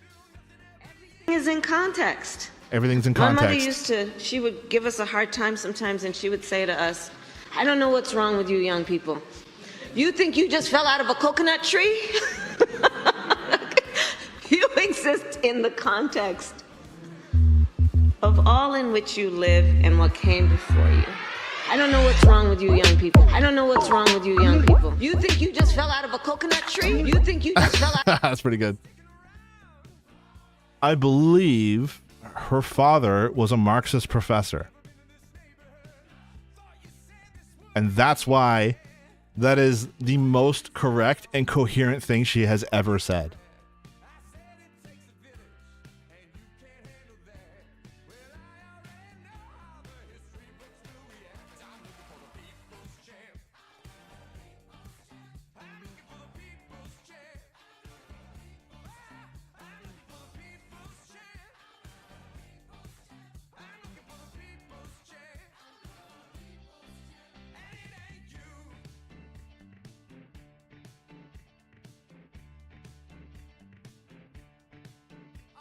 I'm fairly certain he was a Marxist. Harris' economic philosophy was critical of mainstream economics and questioned orthodox assumptions. He was once described as a Marxist scholar. Kamala, go home.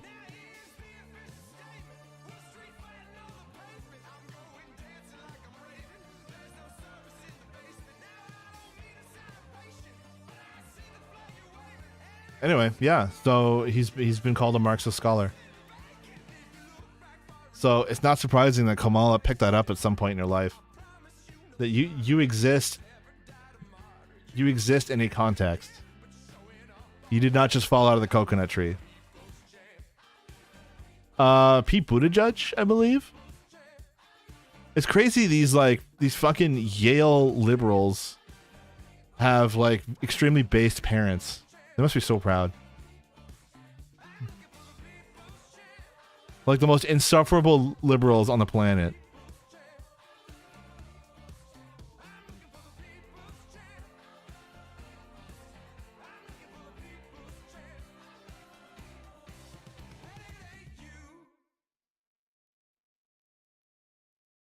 Okay. Stalemate in Ukraine? Or should we talk about race, class, and Marxism?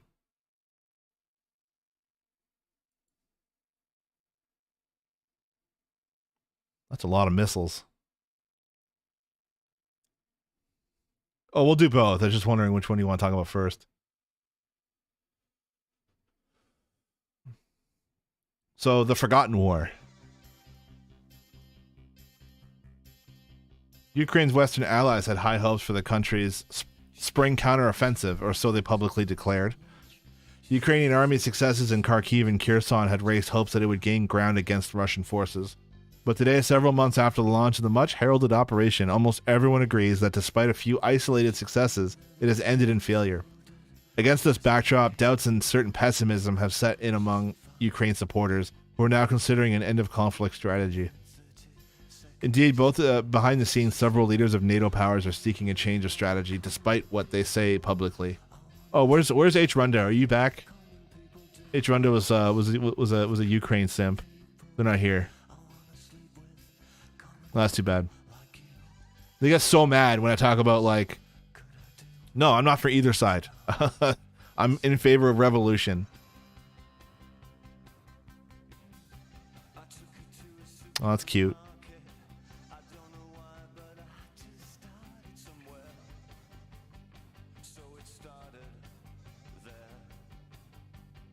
Behind the scenes, several leaders of NATO powers are seeking a change of strategy despite what they say publicly. This is particularly the case for the U.S. government, which claims to support Kiev's objectives of liberating all Ukrainian territory and expelling Russian forces. In an article for Politico on December 27th, Michael Hirsch argues, along with the Ukrainians themselves, U.S. and European officials are now discussing the redeployment of Kiev's forces away from Ukrainian President Volodymyr Zelensky's mostly failed counteroffensive into a stronger defensive position against Russian forces in the east.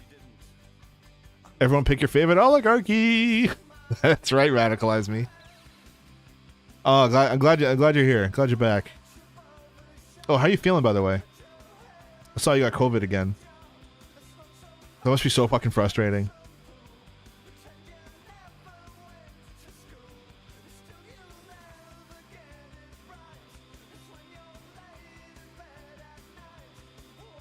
Hirsch quotes a White House spokesperson as saying, the only way this war ends ultimately is through negotiation. We want Ukraine to have the strongest hand possible when that comes. I said that fucking 2 years ago. I said that when the war broke out. Like, there's no winning this under capitalism. This is just the redivision of imperialist powers. It's a redivision of the world under imperialist powers, and that's exactly what we're going to get. Because I read Lenin. And so now I have some vague understanding of how imperialism works.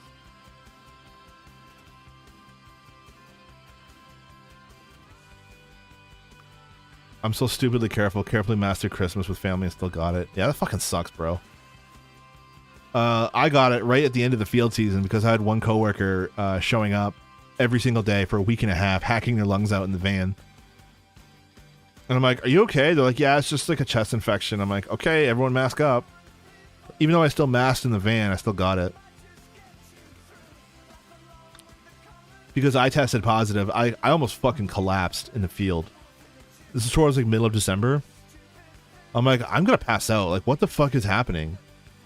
And yeah, funny story. I had I was working with one of our native monitors was this like indigenous elderly lady, and she's like, "You really don't look good, like at all." And I'm like, I'm wearing a mask, and she's like, "It's not just the bags under your eyes; it's your eyes." It's like, oh my god, this elderly indigenous lady is like looking into my soul and telling me I'm about to die.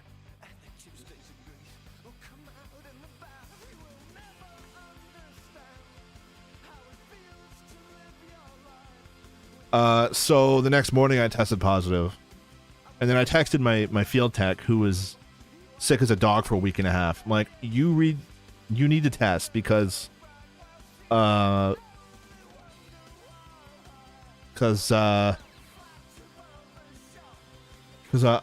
super sick. And then they messaged me back 15 minutes later, like, yeah, I have COVID. I'm like, yeah, no fucking shit, you have COVID. Fucking showed up to work forever. Fuck. COVID. I was sick for about 3-4 days. Slow. It was a very slow recovery. I went back to work, I think 5 days later. It was the last day of the field work, and I didn't want to miss it. And I barely got out there. I walked like 100 feet, and I felt like my head was going to explode. But thank God I didn't have a whole lot to do. Oh, bunny's eating poop. That's good. Hey, you guys want to see a bunny eat poop?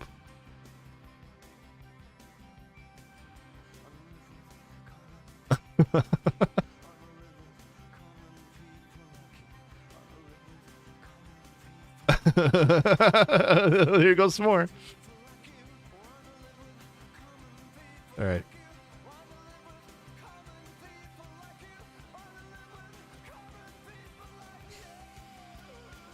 Yeah, it's disgusting, but it's what they do.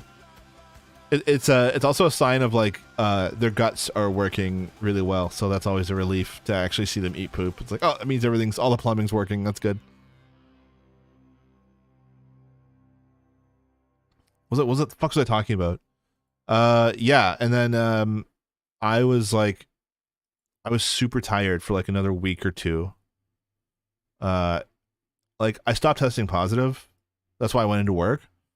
But in terms of like just feeling like just no energy, like that's why I stopped. I was gonna commit to like streaming all through Christmas holidays, and that never happened. I was too fucking tired.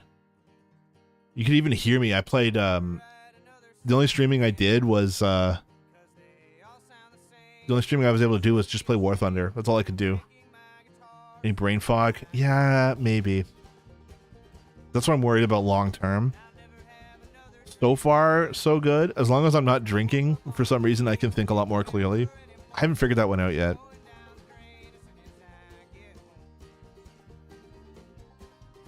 I only get brain fog when I'm 4 beers in. It's weird. I think it's the COVID.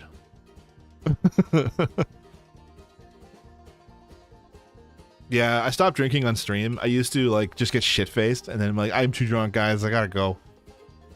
And I stopped doing that because like my Saturday would just be the whole day recovering. And I'm like, well, that's a waste. Turns out I have more energy on weekends when I don't drink on Fridays. It's really weird. Someone should look into that. I'm sure the biologist in chat can figure that out. How come when I don't drink, I don't feel like shit? It's like when Jim Gaffigan was talking about how he made that really funny joke. He's like, I think I'm lactose intolerant. I drank 6 milkshakes and I felt like shit. Must be the lactose.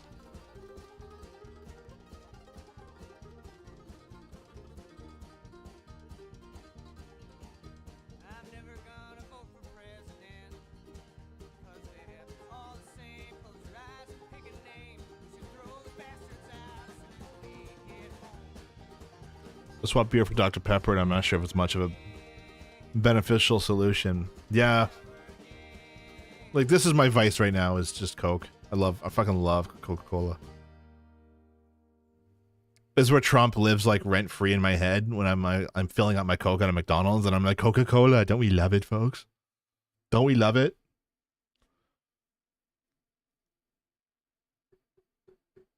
Oh, that reminds me, a video my girlfriend sent me. Now I lost it. I can't find it anymore, but apparently there's a video of Taylor Swift saying something like, it was no context. All it said was, how does the moon work? And why can we eat salad but not grass? It's just brilliant. And I can't fucking find it anywhere. Because I want to make it a sound drop. I'm going to make it a sound drop on the chat. If I get a raid or something. So Taylor Swift just asking the important questions.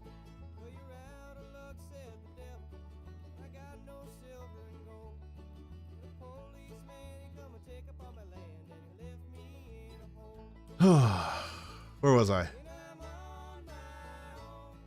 The imperialist rulers are likely pressuring Zelensky to cede territory to Russia in order to end the war, no doubt promising to do everything in their power to regain some of this territory through negotiations. Again, this is exactly what I said a year and a half ago. To counter this pessimistic perception of the war situation, some analysts, while acknowledging the weaknesses of the counteroffensive, point to some rare but important tactical successes achieved by the Ukrainian army, particularly in Crimea against the Russian fleet. In September, Ukrainians carried out a series of missile strikes against Russian naval facilities in Sevastopol, including a landing ship, a submarine, and the Black Sea Fleet headquarters, while several high-ranking commanders were inside. The Ukrainians also stepped up their strikes against Russian logistics, repair, and infrastructure centers on the peninsula, with the aim of reducing Russia's ability to support its fleet. Earlier this month, Kiev claimed responsibility for 2 new attacks against the Russian fleet, using a new type of maritime drone to strike the Russian cruise missile carrier Bayan and carrying out a sabotage against the Pavel Derzhavin, a Russian patrol vehicle vessel. These advances, however, were not enough to change the balance of power in Kiev's favor or, above all, to give allies a positive impression of the counteroffensive. Although Zelensky and his government are trying to persuade imperialist leaders to continue funding and arming Ukraine until victory, the situation on the ground is affecting the views of his Western allies. The Economist notes, as a former actor who managed to change how the world sees Ukraine, Mr. Zelensky knows that perceptions can become reality in less helpful ways too. In a war that has become about mobilizing resources, the belief among Ukraine's backers that victory has become impossible risks starving Ukraine of the money and arms that it needs to win. Fatalism can become a self-fulfilling prophecy. As Russia's war effort cranks up a gear and Ukraine's resources are depleted, the attention of America and many European countries is shifting to domestic politics in a year of elections. Israel, I would also stole a lot of that limelight as well. Links should work.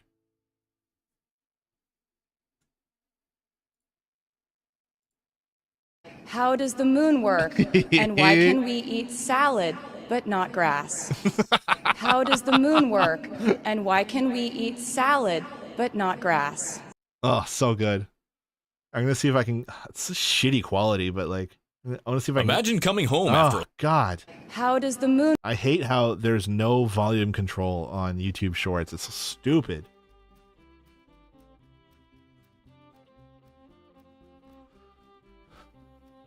God, it's such a good clip.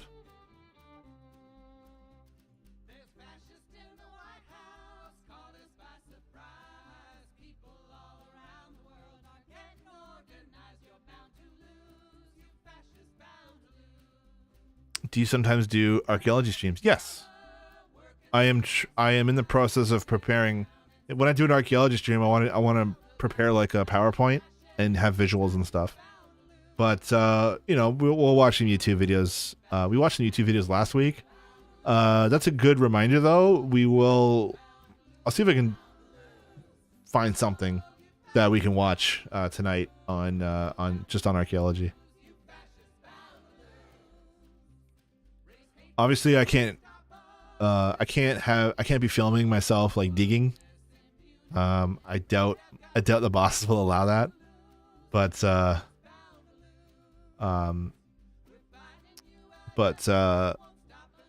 yeah, I'd be happy to talk about doing archaeology streams.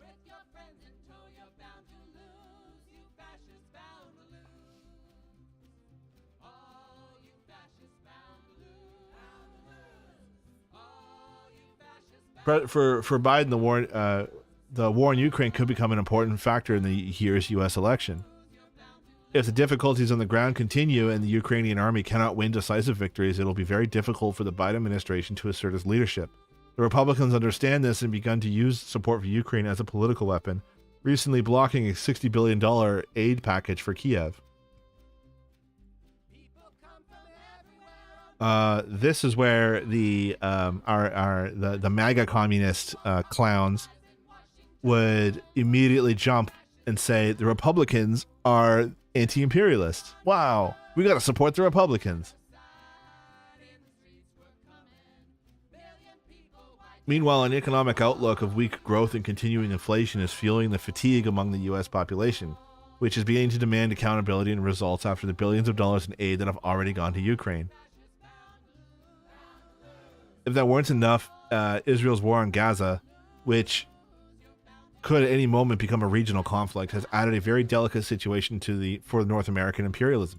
Washington has had to release $14 billion in aid to assist the Zionist state in its massacre of the Palestinian people.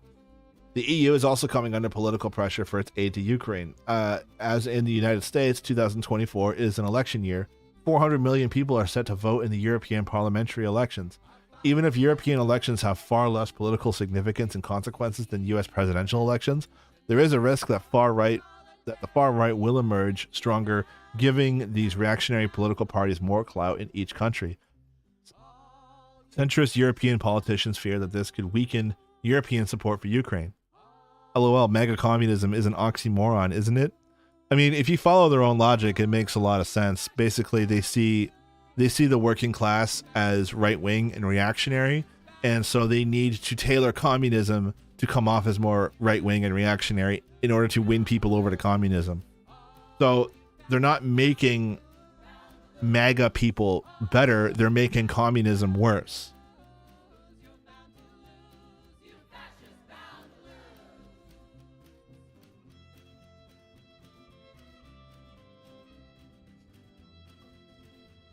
I've been wondering about what you can do with material sources, since I struggle a lot finding a new perspective on ancient sources. It seems to be that ancient history is not that great as something to study to create new theories, more that you apply theory that already exists to fill in the scarcity of the sources. of course, scientifically. Well, that's kind of what archaeology is. The standard textbook definition is a study of past societies based on the material remains that they leave behind. And that goes beyond. What do you mean by ancient sources? Are you talking about like classical sources like Greece, Rome, and Egypt? Because I'll tell you right now, I am absolutely like not an expert in those at all. You definitely want to bother the classics students. They annoy me a lot, actually.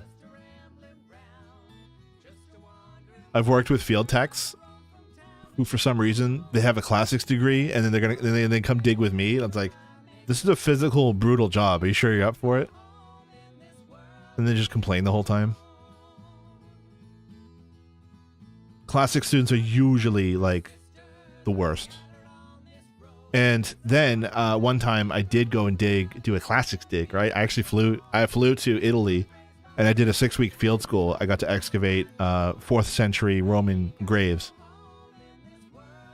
And so all the classics majors over there, they're like, North American archaeology is totally useless. We don't care. The only civilizations that matters is Roman, maybe Greek, and if they have time, Egypt. That's all they cared about. It's like, ugh. Thanks for reminding me why I never went into classics. People are insufferable.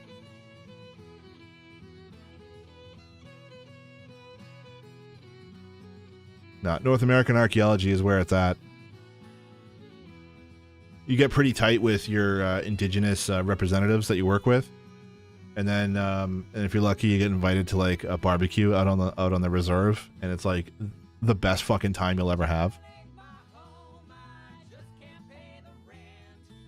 I was at a house party once on the res. It was just all archaeologists and indigenous people, and he actually brought a band to play for us, and they played until 7 a.m. It was fucking nuts. What's your take on the Mastodon site? You have to be more specific. Can you send me a link? Post a link in chat. It's fine.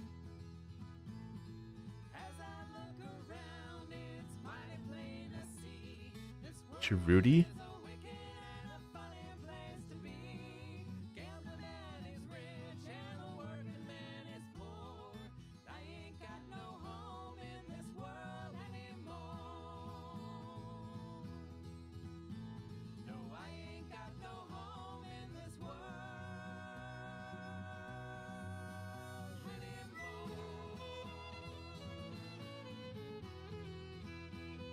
Paleontological and possible archaeological site located in San Diego County. 2017, researchers announced that broken mastodon bones had been dated to 130,000 years ago. The bones were found with cobblestones displaying use wear and impact marks among the otherwise fine-grained sands.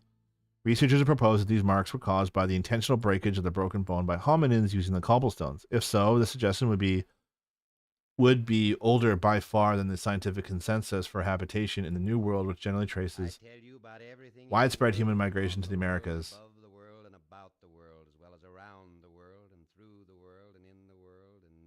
Pretty big if the data is true. We need to really revise the human exodus. I mean, I think exodus is the wrong word. Migration is probably a little better. The date of human occupation of the Americas does keep getting pushed back, and it's always super exciting when it's like confirmed. About every Union wheel that ever did run down a Union road or down a Union rail, and every puff of Union smoke that ever did rise up out of a big, high Union smokestack.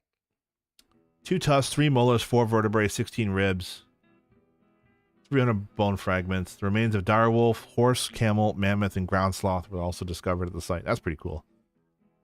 5 cobbles displaying use wear and impact marks were recovered from the site.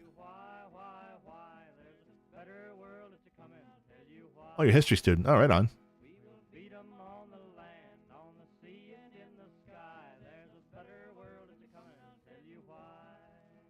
Yeah, Clovis first. That's long gone.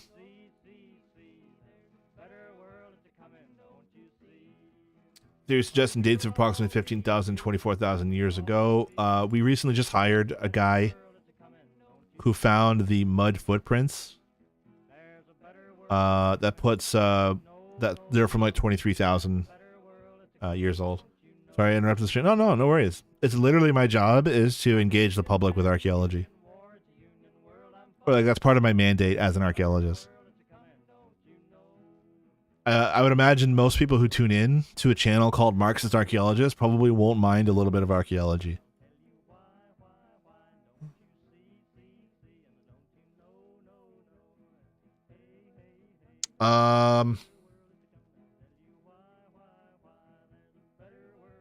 Many of the critics have not examined the bones themselves. Yeah, I don't know. If all they found were cobblestones, which we would call hammerstones, I would need to see some use wear on those stones.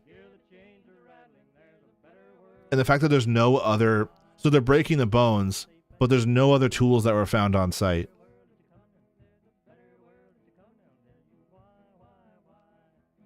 They're just smashing them with a rock, and there's no other like blades, no processing, no way to get the meat off the bones. There's no scraping of the bones. It's just bashing them with a rock. Well, I mean, like we have evidence of lithic technology that goes back 2 million years. My expertise is actually in lithics, and I'll show you. I think I spelled it right. The manufacturing of blade tools is very, very obvious. You can't mistake it. Like a natural process cannot make this. Man, why is the picture so small?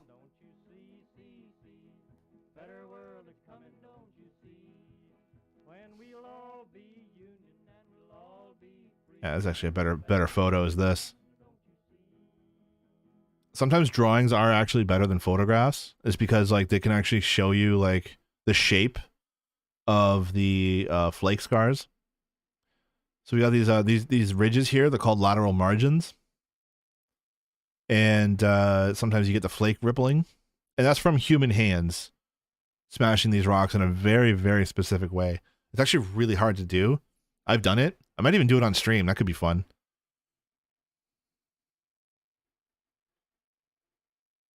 But so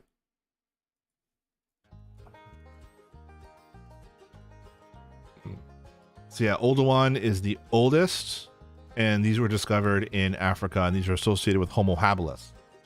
Homo habilis goes back to about 1.8 to 2 million years, and Homo sapiens have only been around for about 200,000 years. So even 130,000 years ago, it would have been like very early humans. I guess it's plausible. Like there's really nothing. There's nothing stopping people from coming to the Americas 130,000 years ago. I just find it. I just find it unlikely. Cro-Magnon. I don't know. That's the term I was taught as part of like very, very early Homo sapiens. I don't know if they still use that term. Maybe, maybe not. Sometimes it's used as a pejorative.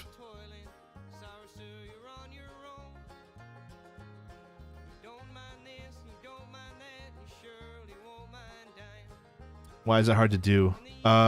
It's hard to snap off a flake in the direction that you want it to go without shattering the entire blade, Giordano. That's why it's hard. It's an art form to create this. It really is. It's an art.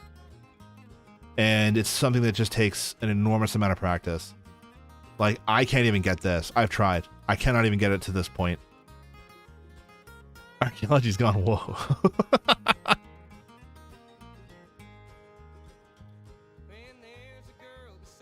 Like, I could probably get it down to this.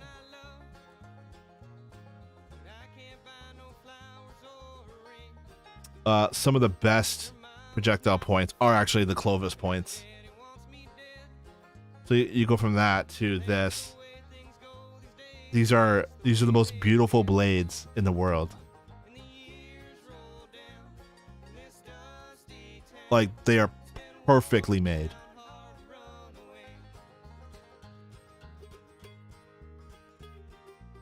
What's unique about them is they have what's called a flute. So you get this fluted channel down the middle of it. And they kind of outlined it here. This is a single flake. If you get this wrong, it'll shatter the entire blade. But this makes the hafting element so that you got your spear shaft. This makes it so that they insert really, really easily. And some of these flutes go up all the way up the blade, like this one here. This goes all the way up.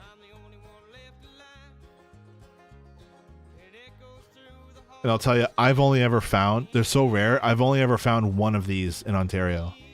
Me personally, I've seen one.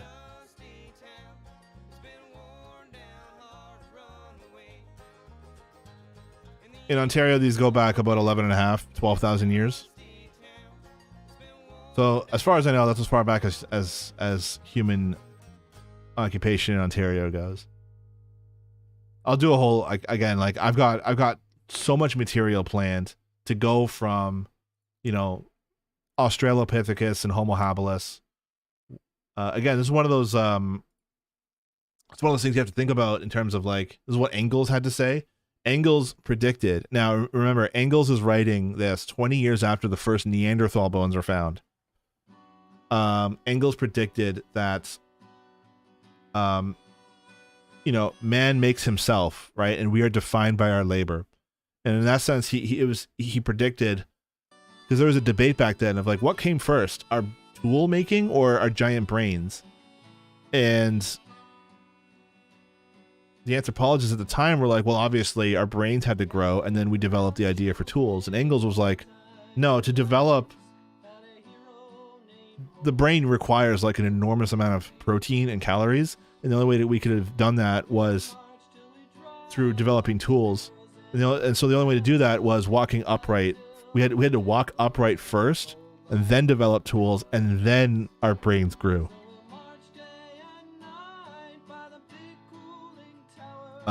And it turns out that's exactly what happened. Australopithecus walked upright, but they had basically the brain and head of a chimp, or similar, right? Ape-like ancestors, right? We have to remember that.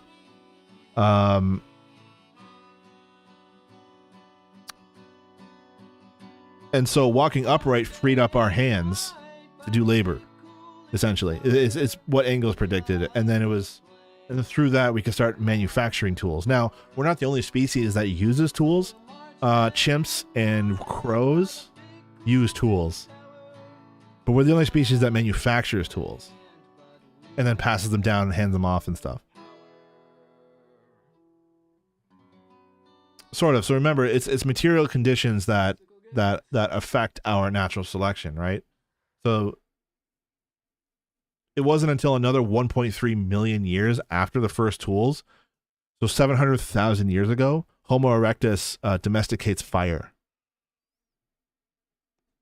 And so now we could cook our food, and now it releases even more nutrients and protein that feeds our growing bodies, right? Homo erectus means upright man. So we probably had a natural, like, walking gait of a modern human, essentially.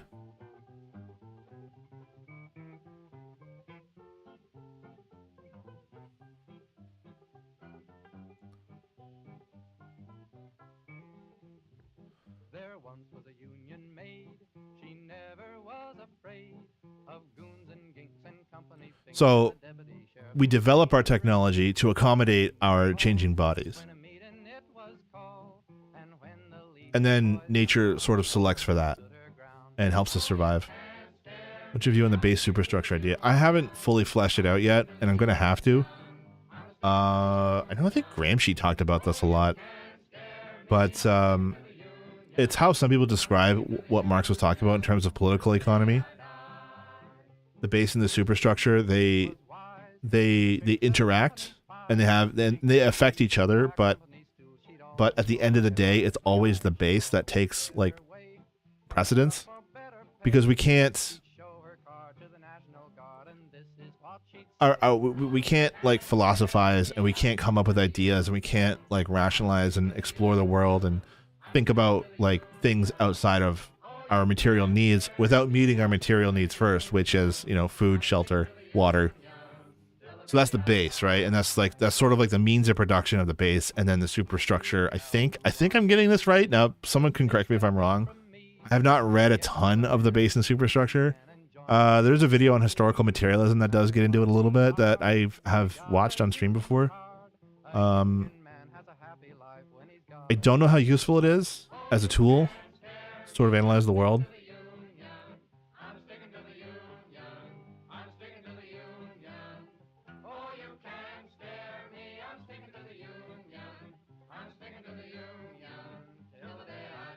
Anyway, I'll finish this article on Ukraine, and then I've got an article on race, class, and Marxism.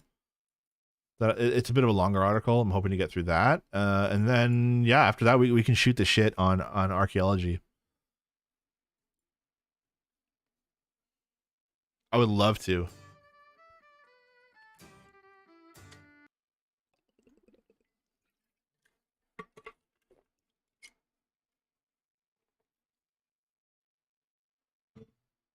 Be lurking in the shadows.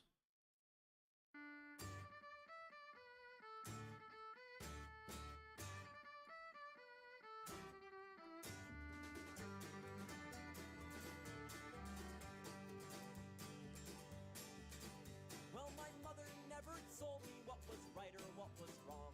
Never taught me to play. Yeah, fuck that, man. Never taught me to write songs. One thing that she taught me, I'll remember for all time. All these factors: war fatigue, hardship, dissatisfaction, the strengthening of Eurosceptic political alternatives have been part of Putin's strategy since he launched his war in February 2022. Support for Ukraine, he wagered, would eventually weaken.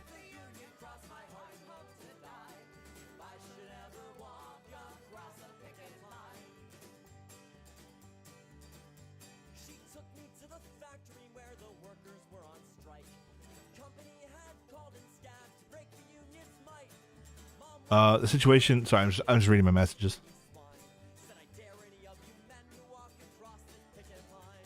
Oh, I would never walk up. Situation exposes Ukraine's financial, military, political dependence on Western imperialist powers.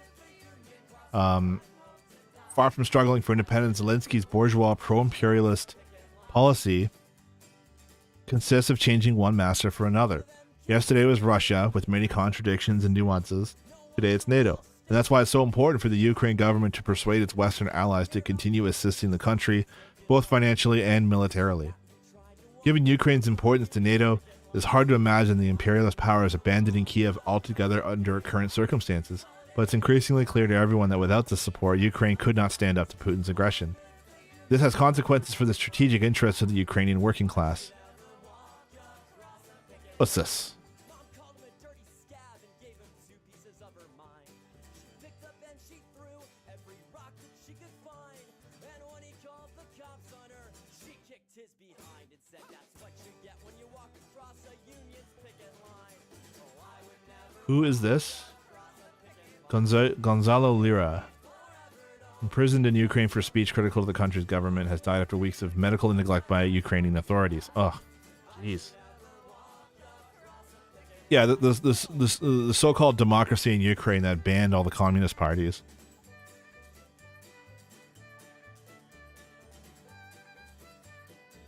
I'm sure glad we gave like $11 trillion to the Nazis running this country.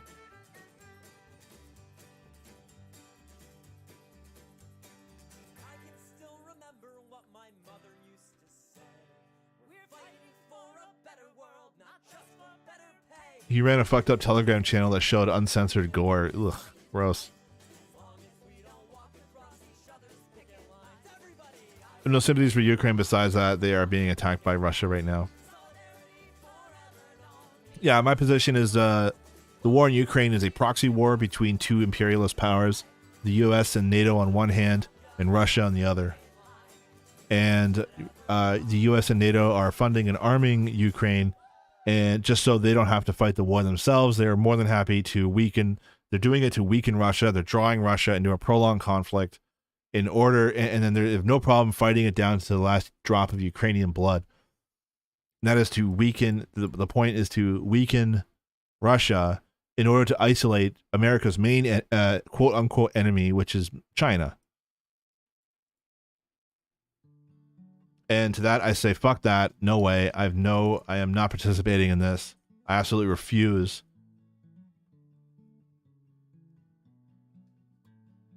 to be part of this, imperialist fucking chess game.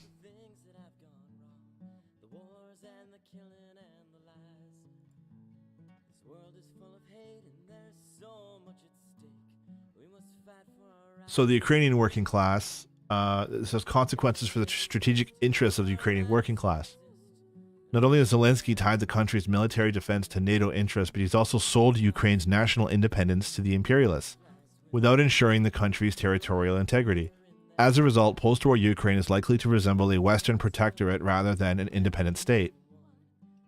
This also has consequences for national independence and foreign policy. So we could very well see, I think the Donbass is going to get annexed or made into a demilitarized zone, or it'll be turned into Western and Eastern Ukraine, like Western and Eastern Germany.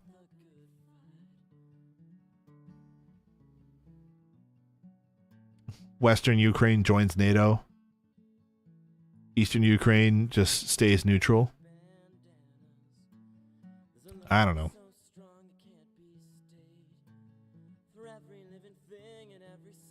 Either way, there is no independence for Ukraine with either NATO or Russia. This also has consequences for national independence on foreign policy. Zelensky maintains an absolute follow-the-leader policy towards the United States. His support for Israel's criminal war against the Palestinians in Gaza is a case in point. In his pro-Zionist frenzy, Zelensky went so far as to compare Hamas's attacks to Putin's aggression. But the situation also exposes internal fissures in Ukraine. For example, Zelensky has appeared to be on a collision course with his military general staff since October, after Ukrainian Army Commander-in-Chief Valery Zelensky told The Economist the war had reached a stalemate. The tension continues as shown by the friction that arose after the announcement of a new conscript recruitment campaign. 450 to 500,000 new soldiers are to be drafted from the civilian population, lowering the minimum age of recruitment age from 27 to 25. In Financial Times, Zelensky stressed that this was a request from the top brass, one that he had not yet granted. Before approving it, he wanted a detailed plan from his commanders about why so many recruits were needed and what that would mean in terms of troop rotations at the front. His deputies were instructed not to comment on the bill and instead refer journalist questions to military commanders. For his part, however, General Zelensky asserted that he did not make any requests for any figures and that revealing figures would amount to divulging a military secret. We are an army, we must fight, not interfere in the lives of civilians. Indeed, this measure is very unpopular amongst the Ukrainian population, which seems uncertain of the war's direction. Yet many people have very high opinion of General Zelensky. I can't say this. Zelensky? Raising fears that he'd become a rival political figure to Zelensky. The destabilization of the political situation seems unlikely during the war unless there is a major debacle on the military front. After the war, the fissures could become more consolidated opposition to the current government. Add to this anti-corruption campaigns against the oligarchs that Zelensky's government is conducting under pressure from the West, which reinforce internal contradictions. It remains to be seen whether these frictions and breaches within the national bourgeoisie will have consequences for political stability in post-war Ukraine or even before. To persuade his Western partners to continue funding the war and to convince the Ukrainian population he can capably lead the state in the war effort, Zelensky intends to step up the offenses in Crimea, where the counteroffensive's most significant successes have been. Crimea is also very important territory from a political, military, and symbolic point of view. Mr. Zelensky gives a little sway about what Ukraine can achieve in 2024, saying that leaks before last summer's counteroffensive helped Russia prepare its defenses. If he has a message, it's that Crimea and the connected battle of the Black Sea will become the war's center of gravity. Isolating Crimea, annexed by Russia in 2024, and degrading Russia's military capability there is extremely important for us because it's the way for us to reduce the number of attacks from that region. Seems pretty clear that Putin is in a stronger position now than he was last year, perhaps even the best position he's been in since the start of the war. Last year, the Russian army made very little headway in its winter offensive, paid a heavy price in material and human terms for the capture of Bakhmut, and suffered major setbacks in Kherson and Kharkiv. What's more, last June, Yevgeny Prigozhin, head of the Wagner Group, launched a mutiny against the Kremlin. Putin not only managed to survive this rebellion, but later eliminated Prigozhin himself, who died of a mysterious plane crash.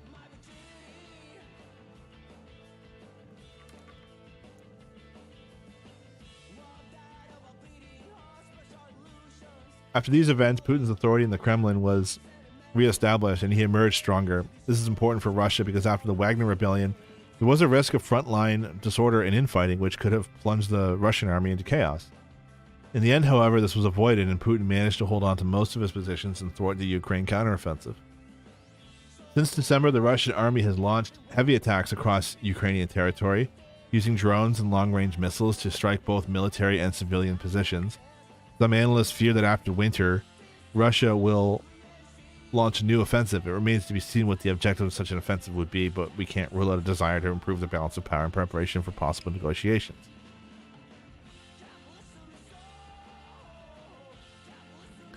Superman has powers like super strength and flight. The Flash is the fastest man alive. Green Lantern can create weapons out of light by using an alien ring. What are Batman's powers other than nepotism and depression? Batman is a billionaire who beats up poor people.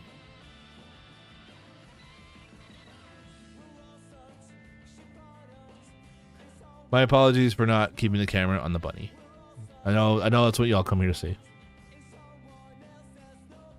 What's your opinion about the shifting political climate to the right? I thought a bit about it and think we can learn from it. Yeah, here's what I think. As long as there is no left alternative, as society descends into chaos, the status quo becomes discredited, right? The center is no longer viable.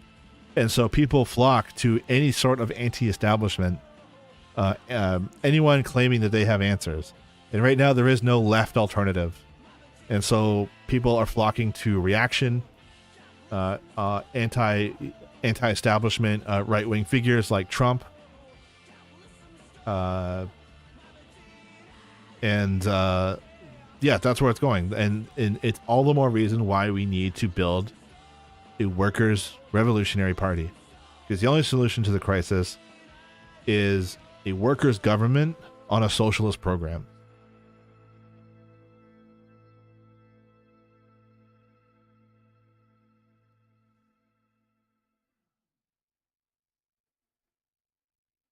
Is Putin winning? Seems pretty clear Putin is in a stronger position now than he was last year, perhaps even the best position he's been in since the start of the war. Last year, the Russian army made very little headway in its winter offensive, paid a heavy price in material and human terms for the capture of Bakhmut, suffered major setbacks in Kherson and Kharkiv. What's more, last June, I read that already. After these events, Putin's authority in the Kremlin was reestablished and he emerged stronger. This is important for Russia because after the Wagner rebellion, there was a risk of frontline disorder and infighting, which could have plunged the Russian army into chaos. In the end, this was avoided, and Putin managed to hold on to most of his positions and thwart the Ukrainian counteroffensive. Since December, Russian army has launched heavy attacks across Ukrainian territory using drones and long-range missiles to strike both military and civilian populations. Some analysts fear that after winter, Russia will launch a new offensive. It remains to be seen what the objectives of such an offensive would be. We can't rule out desire. Oh, yeah, I already read this, man. The breakdown of the agreement on the export of agricultural products across the Black Sea, from which Russia withdrew last July, shows that both sides cannot gain significant advantages to change the balance of power. The country reinstated blockades of commercial shipments to Odessa and began a series of drone and missile attacks against Ukrainian grain export facilities. Boy, that's a tough one to say. As a result, prices for shipments to and from Ukraine skyrocketed while Russian grain exports grew. Kiev responded to these events by setting up an alternative, NATO-protected humanitarian shipping corridor along the Ukrainian coast. Since then, 32 international ships have left Ukrainian ports full of grain bound for Africa and other countries. Today, negotiations to end the war could appear to be a victory for Putin. It entailed major risks for Zelensky and NATO. Internally, Zelensky could appear to have ceded national territory to Russian invaders, stirring up opposition to his regime, even in the army. It won't look good for NATO either, especially if it appeared to be forcing Ukraine to negotiate and give in. This is why imperialist rulers are trying to present the results of the war as a partial victory for Ukraine. And it could indeed be presented as such if we take into account the fact that the Ukrainian army has so far prevented Russia from occupying all or large parts of its territory.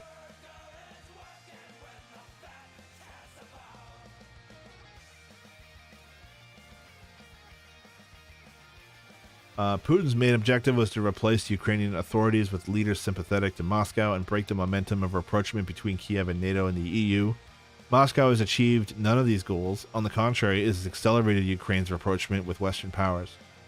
From the point of view of Russia's strategic interests, securing control of 20% of Ukrainian territory wouldn't constitute failure, but it would hardly fulfill Putin's government objectives in terms of security and limiting NATO's build-up to its border. So almost 2 years after the start of the war, it's reached a stalemate that seems difficult to overcome. Well, this definitely cleared up some things for me. I thought that Russia thrusted in to the country, caused a bunch of damage, and pulled back and dug into the eastern regions in the Donbass. And once they're dug in, basically any Western tanks that comes at them is just up in smoke in hours. That's what I thought was going on. But this really does make the case that it really is more of a stalemate.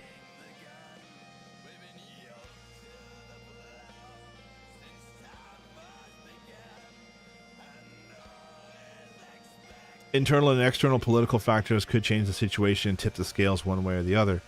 Today, the political and social pressures beginning to emerge within the imperialist states supporting Ukraine could be decisive in moving toward a possible end to the conflict.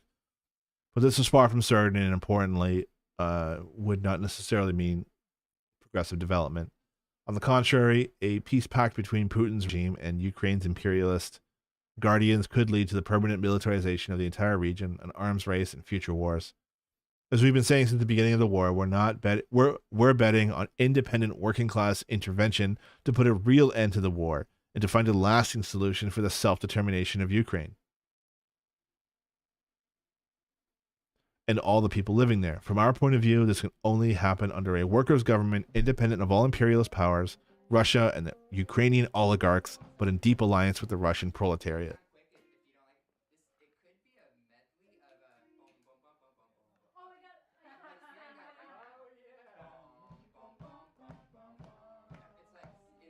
I think what I learned from it is that when the discourse gets infected by radical ideas, that a center party needs to appropriate that idea, and after that implement that idea to take power away from the radical party and to create more legitimacy. No, what I'm saying is that the centrist parties are discredited. Like, they have nothing to offer. And indeed they don't. And there is no left alternative.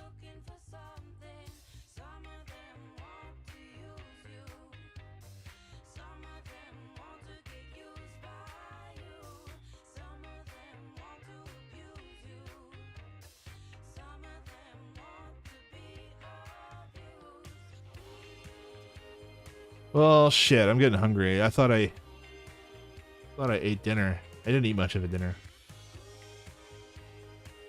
I'm getting hungry.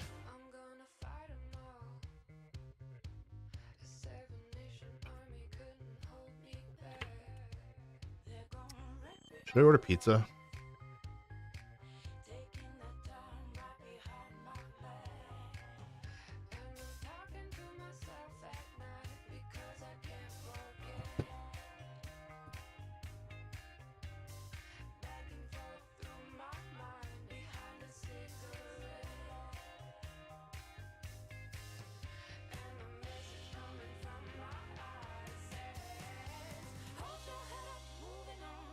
I've talked a lot. I've talked enough. Let's watch a video.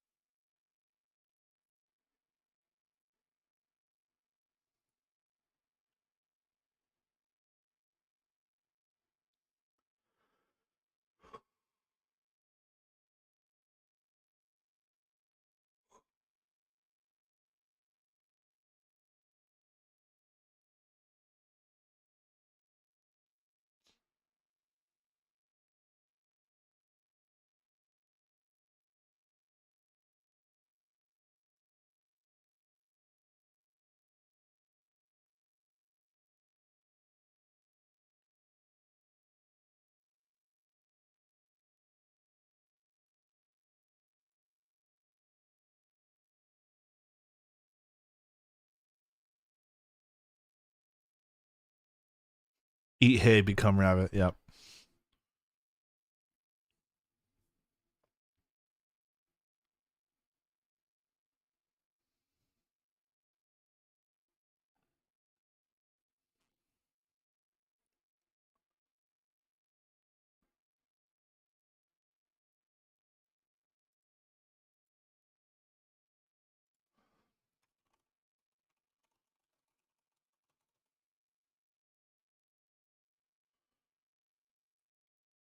This is what I was trying to find.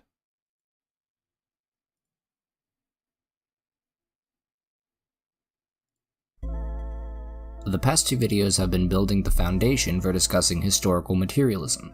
In today's episode of Fundamentals of Marx, we will be covering precisely that. If you haven't watched the video on materialism and the video on dialectics, I strongly encourage you to do so. To provide a concise definition, we can say that historical materialism is the application of materialist dialectics to the study of history. Many of the central aspects of dialectics and materialism, at least as they are understood by Marxists, are more or less unchanged in the historical materialist method. For example, in line with materialist dialectics, historical materialism fundamentally believes that history and the societies we study are in constant motion. They are always changing. This change can sometimes be quantitative, while at other times it becomes qualitative. Qualitative changes are normally found in explosive events, like revolutions or wars. Additionally, the various phenomena in societies are interconnected and cannot be understood in a vacuum. To study and understand one concept, you will inevitably have to understand many more concepts. The main force of motion in history is the material, specifically the material conditions of societies. Whereas idealists believe that history is moved by great people and great ideas, historical materialism suggests that great ideas are born from specific and concrete conditions in history.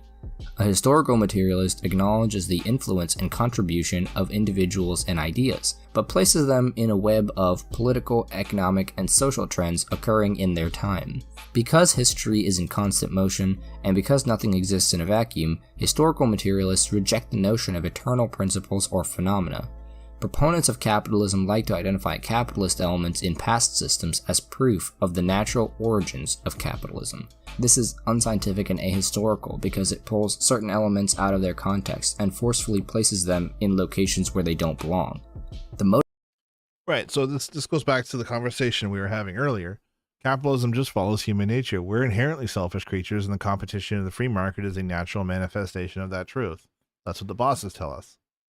Motivation for this is ideological. Supporters of capitalism want to legitimize the current system by suggesting that the principles and mechanisms it's built on have existed forever and are simply the way things are. If we follow the method of historical materialism, we would quickly see that capitalism is a specific social development in history with a unique economic basis.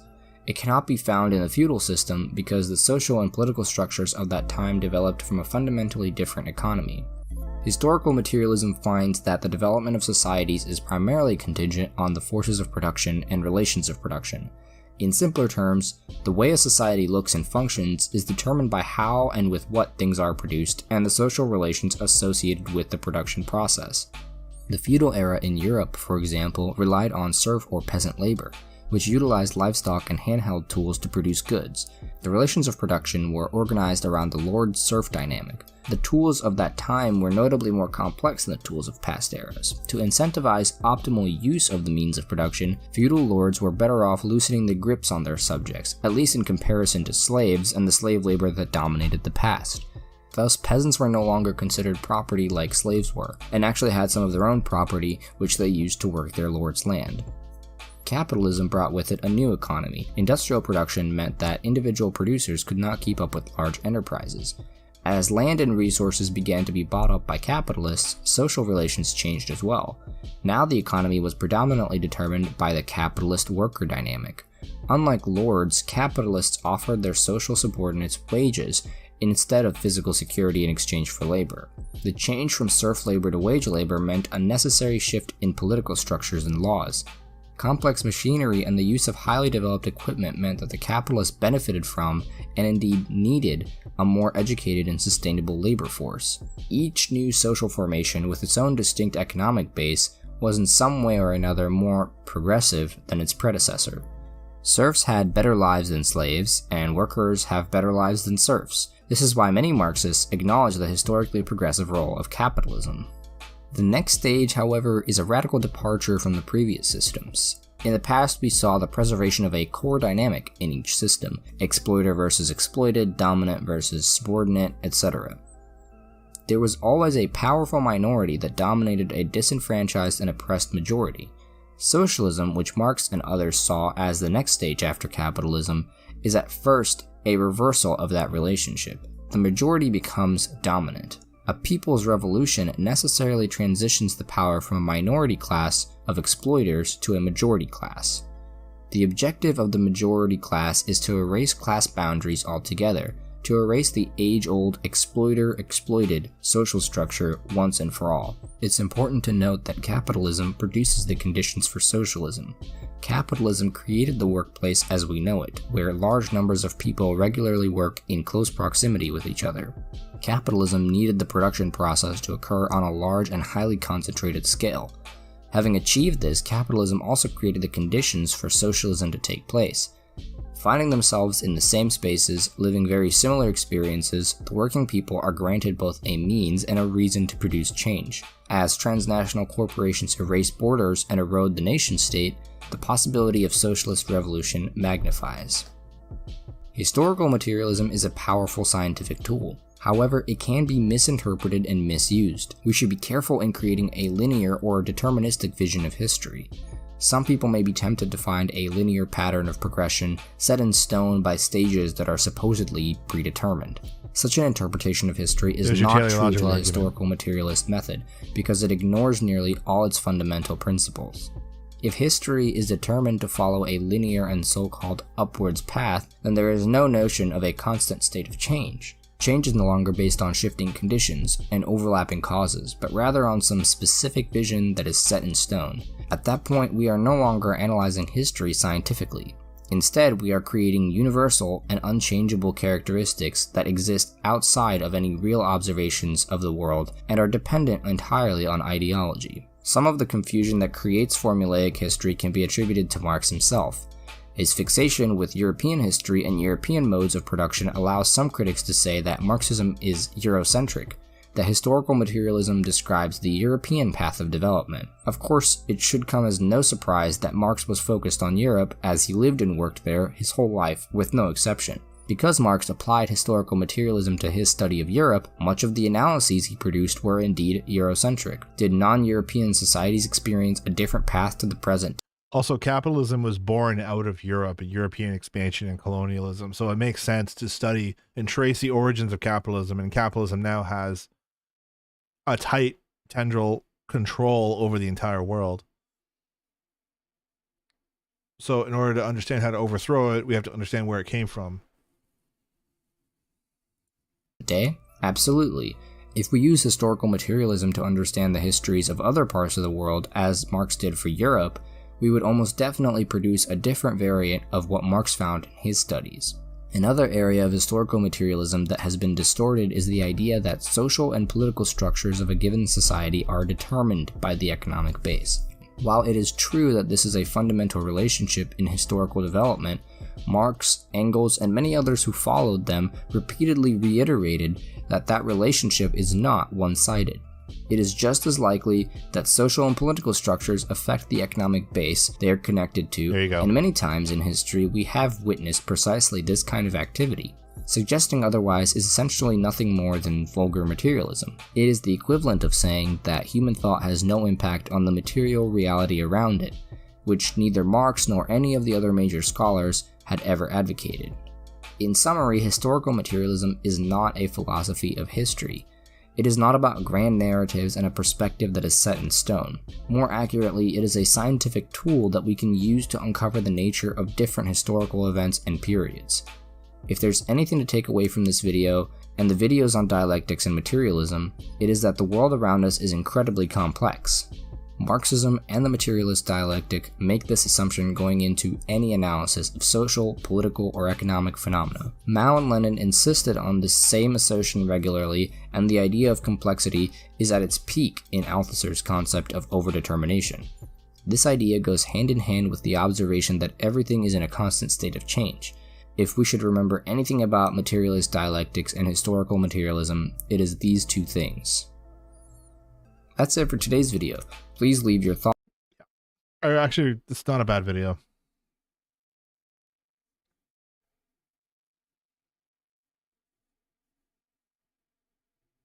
Yeah, like the relationship does go both ways, but at the end of the day, people's material needs always comes first.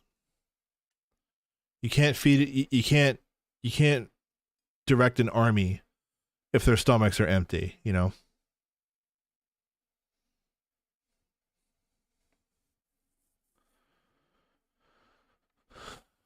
Lots of people working on global history would contest Fernand Braudel, his interpretation, and state capitalism already started in the 13th century. No, that's not. I definitely would not put capitalism that. Capitalism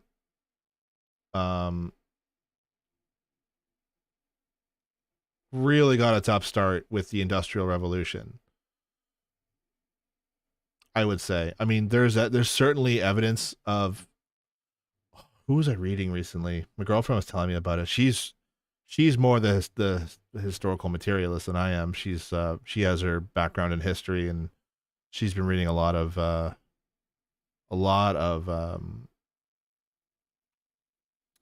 Middle Ages European stuff. That even in like ancient Greece, there's evidence of primitive capitalism, right? Workers working for wages. But it was not the dominant mode of production, right? Capitalism really came into being during the Industrial Revolutions and was ultimately solidified in the colonial world with the French and American and British revolutions that overthrew the monarchy and really solidified capitalism and the capitalists that overtook it. They got rid of the monarchy and rolled out the red carpet for the oligarchs.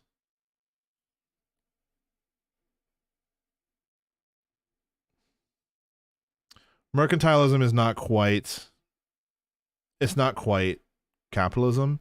Like, sure, there's trade and there's commodities and there's buying and selling, but capitalism, it's a whole web of like really complex actions.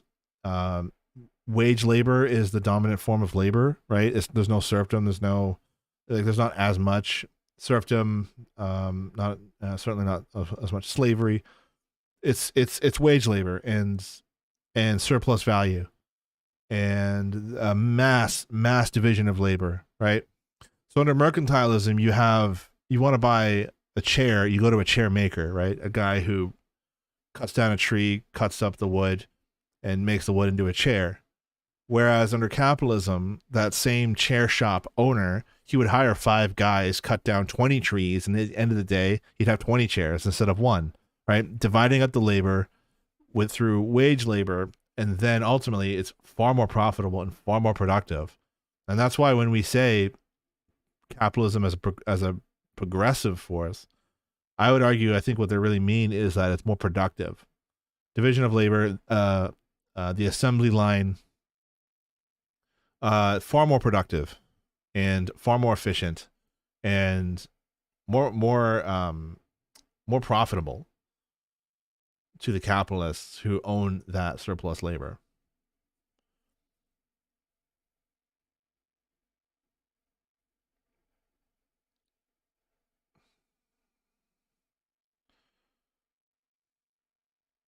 I would have to develop a more of a timeline, honestly. Like, I need to read more into it. But everything that I've read, it usually centers around like the beginning of the 1700s. Certainly, and then again though, it took like, you have to remember too, it took the bourgeoisie. There's an argument to be made that the bourgeoisie emerges out of the Black Death, the plague in Europe around the 1300s, because you had a mass die-off. You had like a third of Europe's population. Most of them were peasantry, and then you had all this empty land that became not collectivized, It was what the hell's the word? I'm trying to blank on the word. It all became owned by a few by a small class of people. In Germany, I think they were called the Burghers, and that's where Marx gets the term bourgeoisie. And so less and less people owned massive tracts of land where they made a lot of money off of it. You don't think there's a clear answer? Yeah, I don't think so either. And that's the thing. That's the fascinating thing about this, is that sometimes revolutions aren't always violent. And sometimes it takes centuries. It took I forget where I heard this. I think it was on a podcast. They point out it took the bourgeoisie like 300 years to overtake the monarchy as like the dominant form, like the dominant economic exploitation of the world. And socialism, I think the revolution could happen very quickly. The counter-revolution will be very violent, and then it could take decades, maybe even centuries, to get to communism. Who knows?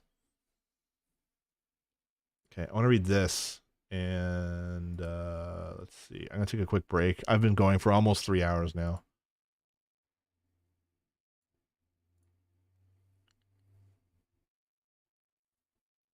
Oh, right. I wanted to watch this. Work, and why can we eat salad but not grass? How does the moon work, and why can we eat salad but not grass? Taylor Swift out there asking the important questions. Maybe we're not doing so bad then. Yep. The morality of resistance. This comes to us from Denver Communists. They usually put out decent stuff. I like their stuff a lot. Look at this insane photo.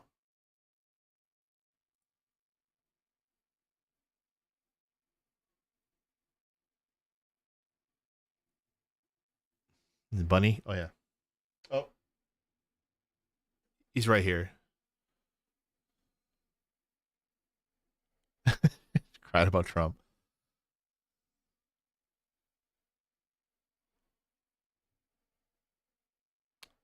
Sorry, one sec. Yeah, you want to see the bunny? I'm drawing a total blank. Where the fuck? There.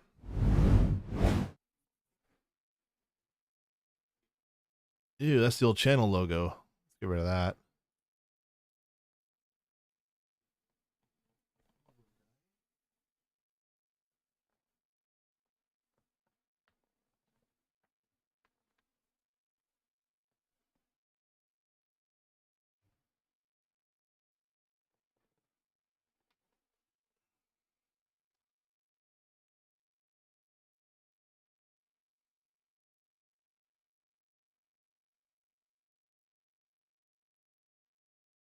Calm as a cucumber.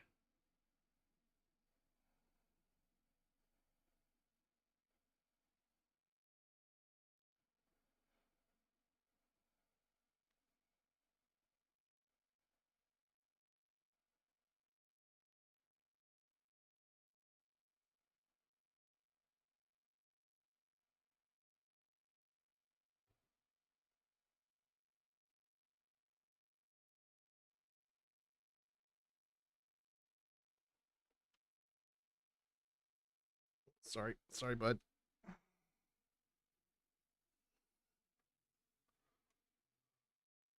Hey, someone should clip this. Look at him. Look at this little guy. Okay.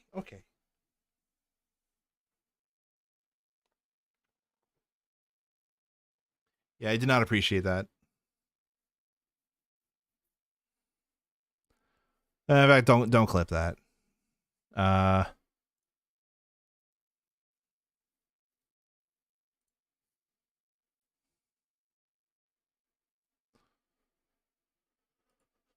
Okay. Oh, this is interesting. Oh, it's like Linus Tech Tips. They make interesting stuff.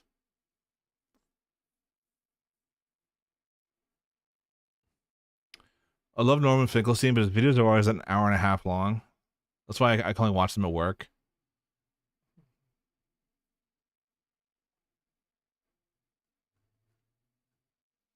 Okay.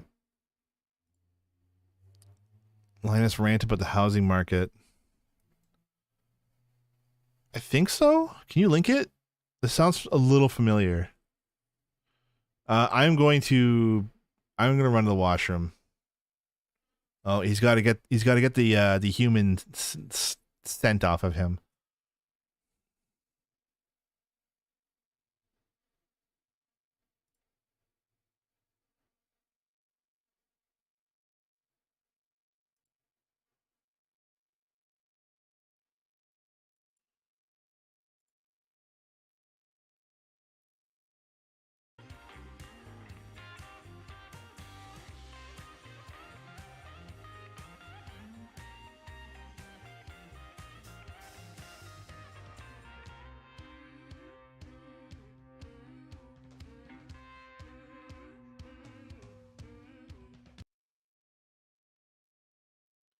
YouTube, why do you suck so goddamn much?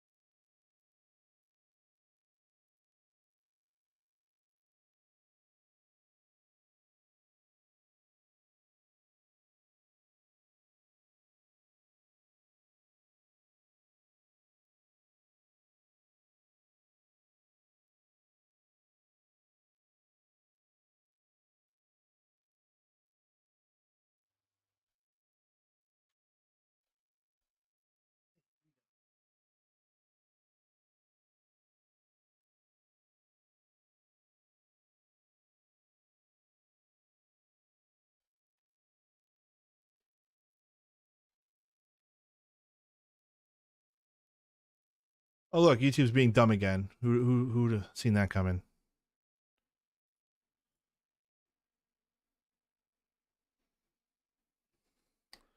Thank God I don't live in the United States, they say. I had a really frustrating conversation with like a boomer acquaintance of mine, where basically this person is very $1 billion. Oh, oops. Yeah, derp. I misspoke. Anyways, this person is very sort of pro residential real estate as an investment. I was terrified I was going to say residential schools for a second. You know what? Yeah, you're gonna hear what might sound to you like political positions, but these are not really political if you can take off the political hat for a little bit and just kind of look at the facts. Investment in residential real estate only makes sense if it always go up. If it always go up, then that means cost of living always go up, which is bad for anyone who isn't a landowner. The landowning class is now grossly disproportionately older people, with younger people being unable to get in because always go up. And no, landlords are not providing a service. What they are doing, if they own more than one property, is holding property in hopes that it go up. And I guess what's frustrating for me is looking at everyone's brilliant plan. In Canada, we have a housing affordability crisis that is maybe rivaled by Australia. Oh, really? Oh, it's awful down there. I didn't know that. Yeah, it's really rough for all of the same reasons. Starting at around the same time, around 30 to 40 years ago.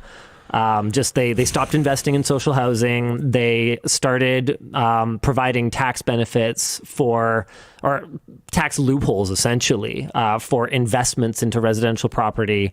They haven't done enough to regulate corporations buying residential property and then that's the worst part. Rent-evicting people and like all that kind of stuff. Some random individual owning like their first property still and owning a second property and renting out their first one doesn't seem that bad to me compared to giant corporations owning multiple entire apartment buildings and city blocks and all this kind of stuff. It's like, whoa, okay. Man, even petty bourgeois capitalists like Linus are starting to see like the contradictions in the system. That's really funny. Good for them. I wouldn't have thought. I would have expected Linus's staff to have reached these conclusions ages ago, because all of his staff, whenever they do those tech upgrades, some of his staff live in the tiniest fucking apartments because they're based out of like Vancouver or something, right? Vancouver is like one of the hardest hit in terms of real estate in the country. It's so fucking bad right now. And whenever they do those Intel tech upgrades, like they live in these closets. They're so small. And it's amazing how like, yeah, his staff just keep showing up. And to live in Vancouver, the cost of living in Vancouver, they're not even paid that much relative to the cost of living. So good on him for starting to recognize this. And I do remember, I don't know if there's a recurring character on Linus's show named Colton.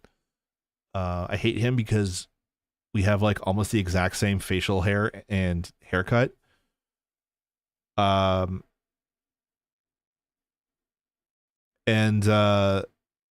Linus mentioned something one time about Colton investing in property, and Colton has like several houses in like Saskatchewan or something. And Linus was like, "Oh yeah, he's a multi-investment portfolio. Good for him. It's smart." And that was like years ago, and I'm like, now I really don't like him. And now Linus solves that. Okay, what's Linus's solution to solve the housing crisis? This person writes, as long as the landowning class, just say it, guys, it's the capitalist class. The owners of the means of production. The landowning class and the regulation making class, I mean, I guess they're on the right track. It's a 1-to-1 overlap. That's true. The NDP, our so-called Labour Party here in Canada, 20% of the Ontario NDP are landlords. How the fuck is there supposed to be a left-wing party in this country? How are you supposed to solve the housing crisis when your party is comprised of fucking landlords? Like, that is a contradiction. I mean, it's not if you're just a capitalist class and you're there to protect capitalism.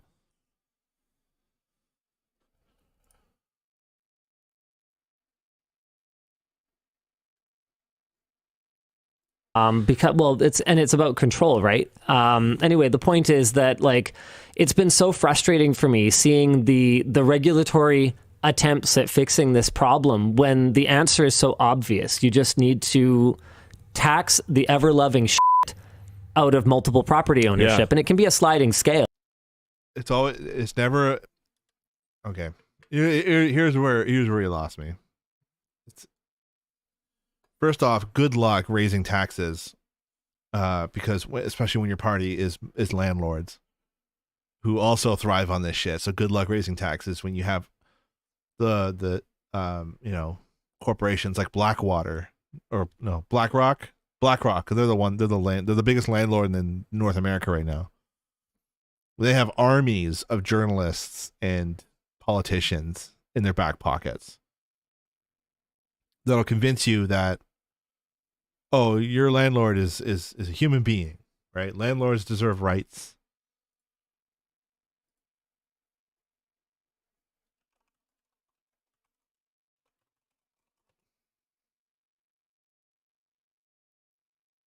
Your landlord is a neighbor and a friend.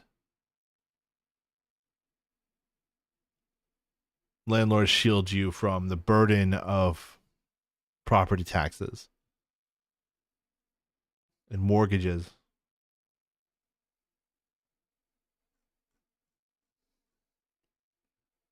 Landlord, more like land Chad. Anyway, first of all, good luck raising taxes. Secondly, they never talk about what they're supposed to be talking about when it comes to solving the landlord crisis, is expropriation.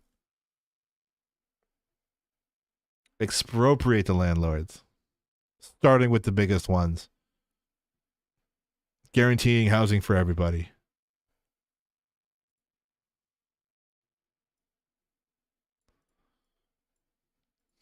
The only solution for landlords is the wall. How compelling. Now face the wall.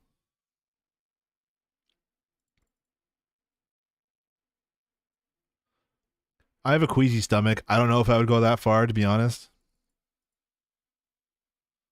But, I would start by offering landlords real jobs.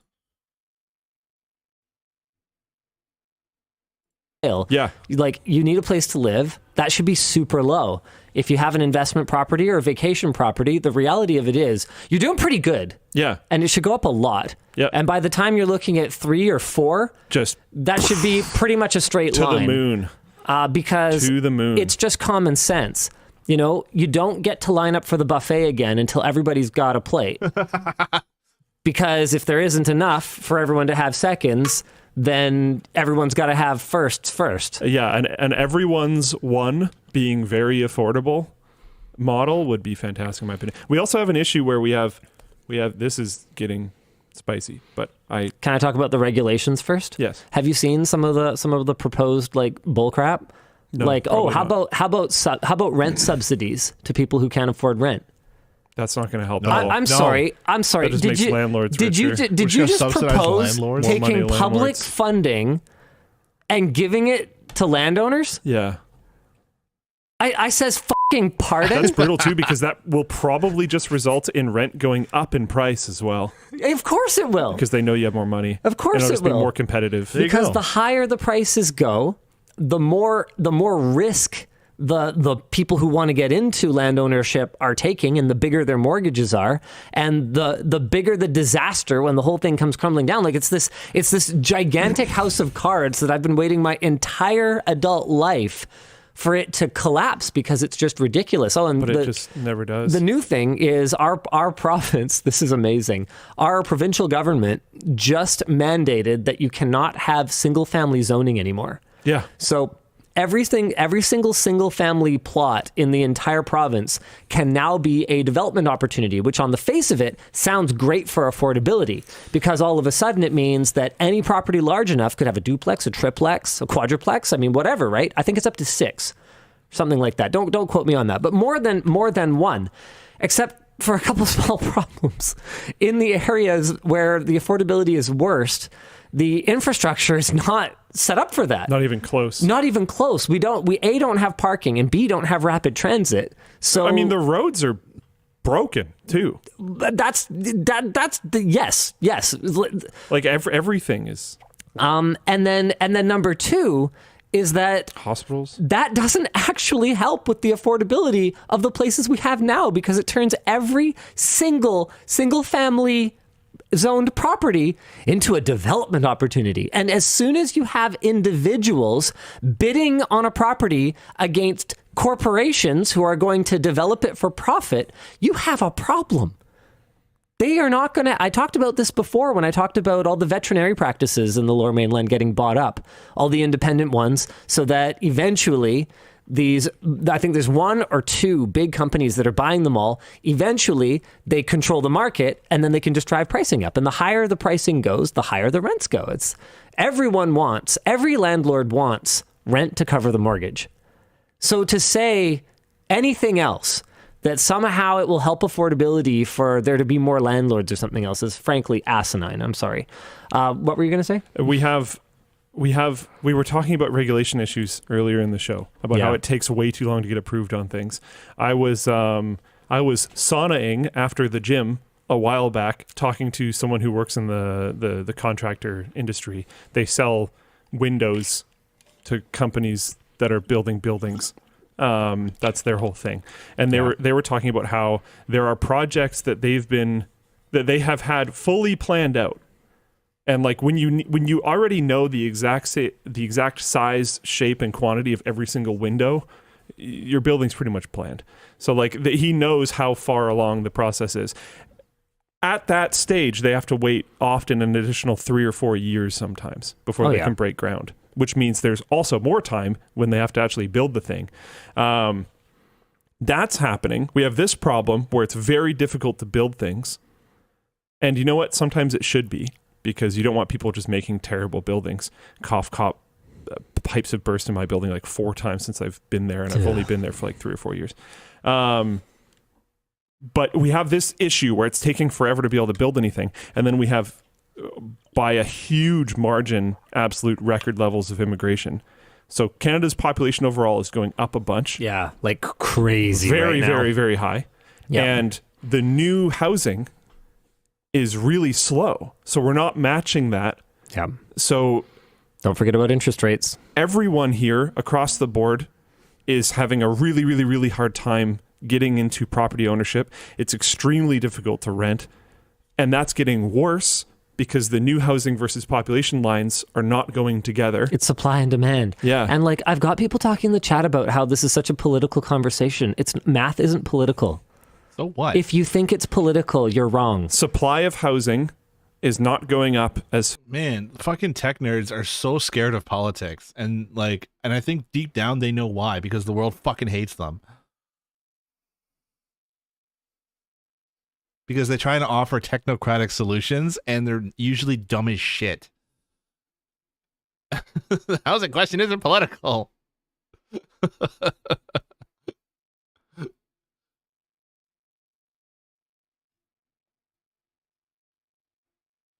What's funny is sometimes I do watch Linus Tech Tips because I am inundated with politics, right? So it is a good escape to see, the latest computer that they've attached rockets to or whatever, right? Like whatever it is they do. That's always fun stuff. But you can't escape it. As fast as amount of people is going up. It doesn't matter what the source of amount of people is. This could be new births. This could be immigration. This could be people teleporting here from Mars. It could be families who used to live together getting mad at each other. It's the terrorists and jihadis that Trudeau is importing to ensure that he can keep winning elections. That's why there's no housing in this country. It's because apparently refugees come here and they're set up with $100,000. That's what I've been told by right-wingers. And also, funny enough, indigenous people who also who can be just as right-wing and reactionary as everyone else. They fully buy into the trucker convoy fucking bullshit. Some of them. There. And wanting to live separately. It doesn't matter. People just growing up and moving away from home. I don't care what the source of this number is. The new housing is not matching it. And that's very rough because it Tech bros need to take a mandatory ethics class. They'll build Lovecraftian horrors that will inevitably be used by some military to help them get better at killing people, and all they think about is how marketable their idea is. Yes, I agree. They should have some exposure to the humanities in their undergrads. They need some exposure to how people actually think and talk, and not that humanities is really a bastion for that, but like they need something different that's not libertarian tech bros 24/7, because that's what they are. At the end of the day, I think last year it came out that there was some very, very serious harassment allegations coming out of LMG that I covered, and I ended up, that was like one of my first uploads to YouTube.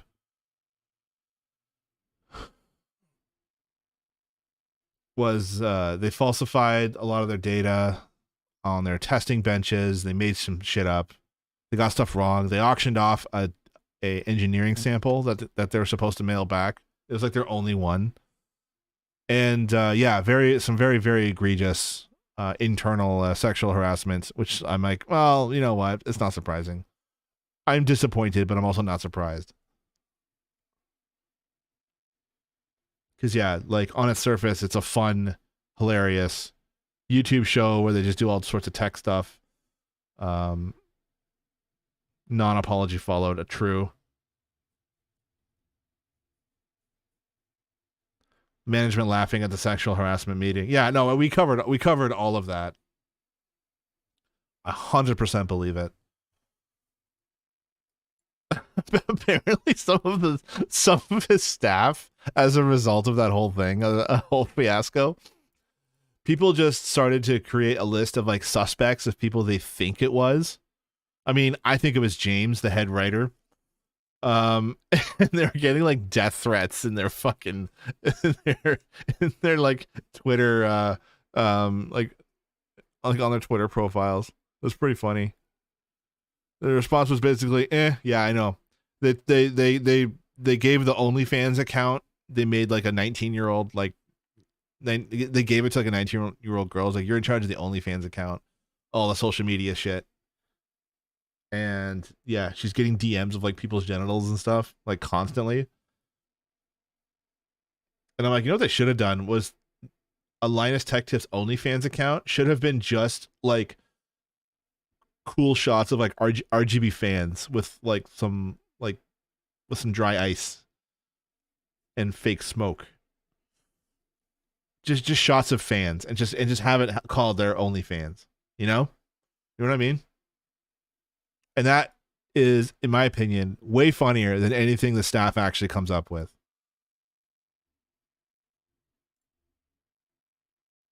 The Linus Tech Tips OnlyFans is just fans.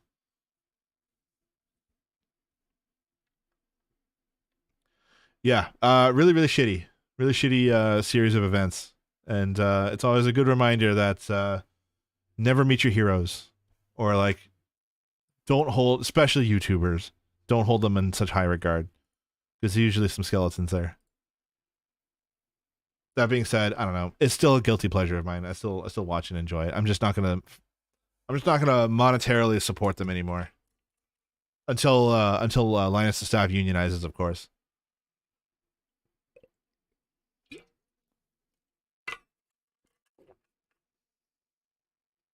Yes, that's an LCT water bottle. It's supporting this bubble, right? It's not allowing this bubble to blow up. I don't know who Colleen Ballinger is. As a property owner, I am rooting hard for a crash. Me too. I want a big one. Yep. Not because it's not going to be painful. Not because I'm down. Hurt me. Like, it's not like it won't come back up. Because it needs to happen. It needed to happen a long time ago. It should have happened 10, 15 years ago. The fact that we've let it go for so long means it's going to be more painful. So the reason I'm rooting for it is because it's only going to get worse when it finally happens. Yeah. Oh. Anyway, good luck, everybody. Sorry, this is not really the topic.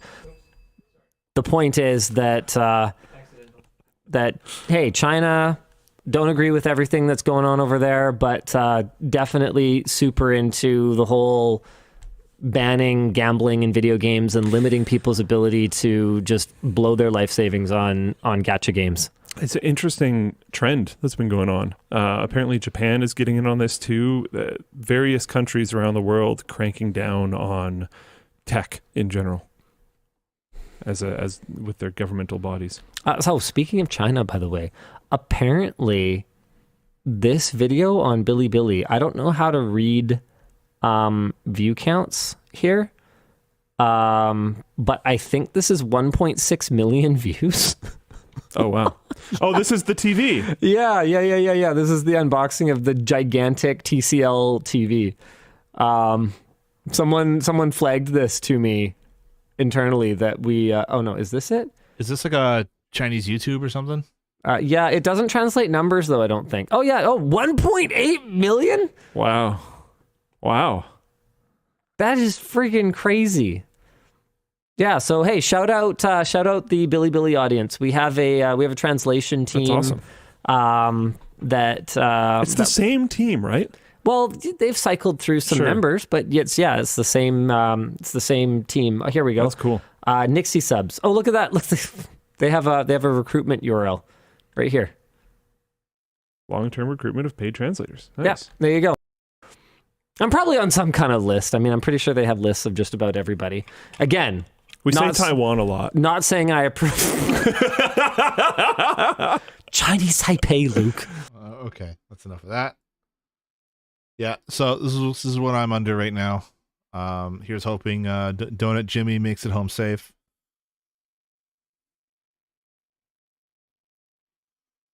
It's pretty bad out there.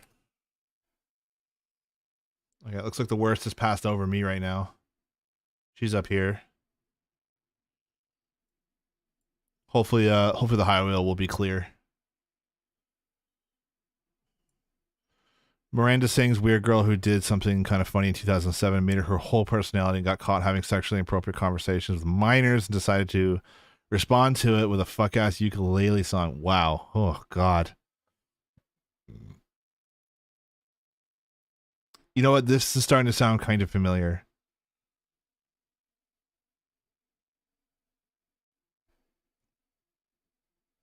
I'm so glad I'm not up to speed on any of this crap.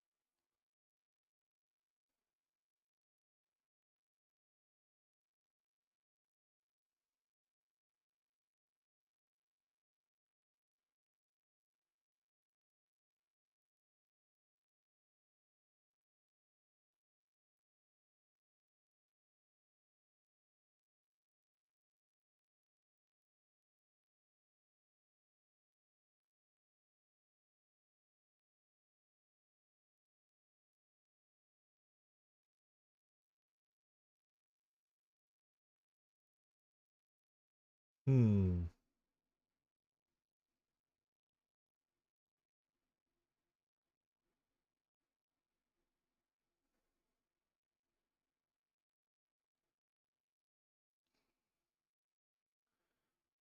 to see if there's any good YouTube archaeology videos that's not full of shit. PBS is usually okay. Oh, someone was asking about the Mastodon thing. Wah, it's me again. Howdy, friends. My name is Milo. Oh, for fuck's sake. Is YouTube gonna be... Before we start the video, I have started a second channel. Currently, the second channel is home to my archaeological unboxing series where I open all my fan mail, which you can send to this address right here. And in the future, it'll be home to vlogs and other content and urban exploration stuff and whatever I fucking want. And now that we got all that out of the way, let's get right into the video. The dispersal of early humans across North America is one of the most contested topics in archaeology. And within the field, it is frequently referred to as the peopling of North America. But I think that the word peopling is hilarious. There are countless scientists, archaeologists, and researchers who have dedicated their lives to understanding this ever-changing topic. But because archaeology is the search for fact through the interpretation of, at times, very infrequent evidence, there can be a lot of researchers who are willing to die on the hill they have made for their research. Now, many of you are probably very familiar with the different theories of human migration to North America, but before we talk about how unbelievable of a discovery the Saruti Mammoth is, I think it's important to make sure that we're just all on the same page with it. So, I'm going to give you a little spark notes. Let's go. The migration theory, which you are probably the most familiar with, is the ice-free corridor theory, which dictates that humanity migrated to North America from Asia across the Bering Land Bridge and through the ice-free corridor. The ice-free corridor would have run between the Cordilleran ice sheet and the Laurentide ice sheet, and it would have allowed for migration into North America from Asia about 15,000 years ago. This is the one that we always hear about in our history books, and I'm sure many of you were probably taught in school. For a very long time, this was the dominant theory for how humans came to North America. But recently it came under a whole bunch of skepticism, which added validity to the second most popular idea. Okay, quick pop quiz to the chat. Do you guys know why that might not be the best theory to explain the peopling of Americas and the ice-free corridor? Can anyone hazard a guess?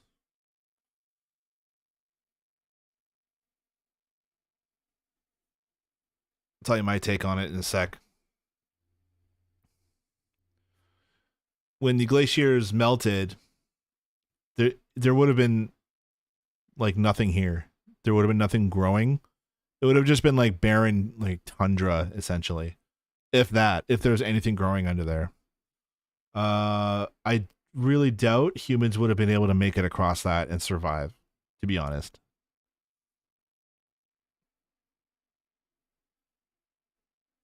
Idea for how humans got to North America, which is the Kelp Highway theory. The Kelp Highway theory suggests that humanity migrated along the coastline, feeding off of the biodiverse kelp bed. This has become a far more believable idea because the ice-free corridor would have been free of not only ice, but just about fucking everything else. There would be no trees, there wouldn't be a whole lot of other animals, it would have been pretty much a desolate rocky wasteland which humanity would have had to traverse for thousands of miles before reaching the forests of North America. By following the coastline, they not only didn't have to worry about one side of their migration route, but they also were supplied with a constant source of food the whole way. Now, up until very recently, the most common of these was the ice-free corridor theory. And this was very closely tied to another theory which archaeologists like to call Clovis first. Clovis refers to these archaeological artifacts called Clovis points, which are found all across the continental United States. Clovis points are some of the oldest material culture that we have in the United States, and so they were used as an early benchmark to determine how early people had settled the continent. The oldest of the Clovis points was discovered in a location called Blackwater Draw in New Mexico, I believe. But there is another discovery which, if proven authentic, would change not only the idea of how people came to North America, but the entire concept of human evolution. Ladies and gentlemen, my name is Milo, and today I'm going to be telling you everything that you need to know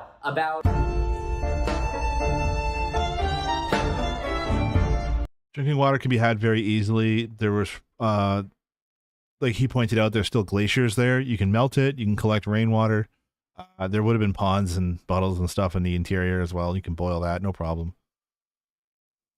The site was dated to be about 11,000 years before present, and this gave us the nice round age of about 12,000 years ago that people theoretically migrated to North America. Now, it is worth noting that many researchers still absolutely swear by this. But last year, the Clovis theory was rendered pretty much obsolete by another discovery, also from New Mexico, weirdly enough. In a location known as White Sands in New Mexico, a discovery was made which changed the way we view human migration. I actually made a TikTok about it when it came out. It's a set of human footprints, an adult and a child that were once walking along an ancient lake bed. White Sands is a massive gypsum desert, so it can get like very like clay-y when it's wet, and it used to have a glacial lake in it. Now anyway, the white sand's footprints were found to have seed pods pressed into the bottom of the prints, which means that the seeds would have been deposited around the same time as the individuals had walked there. Since the seeds are natural material, it was possible to radiocarbon date them, and it gave us a staggering age of 23,000 years before present, which more than doubled the amount of time that humans had been in North America based on scientific evidence. And it's important to note the fact that there's scientific evidence here as well, because any open-minded archaeologist would be able to acknowledge the fact that there's indigenous oral history, which proves that people were here for, you know, way fucking longer than 10,000 years. But because we are archaeologists and we are scientists, until you find tangible proof of it, you cannot believe anything. So this did not come as a surprise to literally anyone that humans were present in the southern part of the United States long before scientists had previously said. So now it would be reasonable to assume that this 23,000 year mark is not the oldest. But finding proof of something that old is incredibly difficult. But finding proof of something really old doesn't have to be that difficult, and that's why I'd like to thank today's sponsor.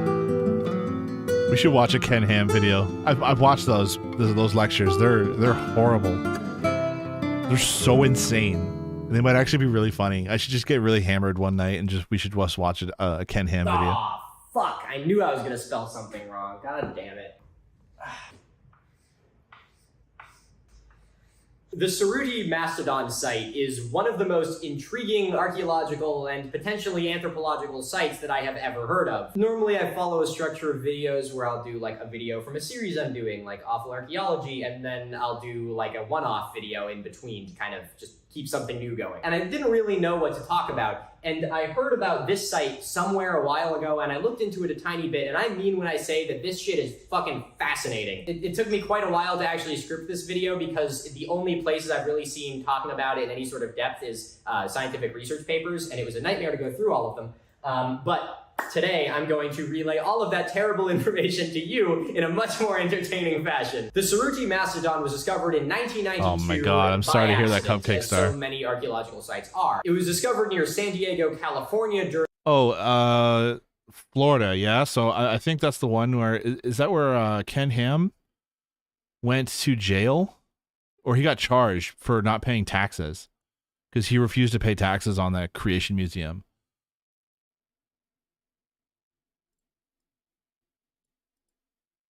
Ken Ham or like Kent Hovid or something like that.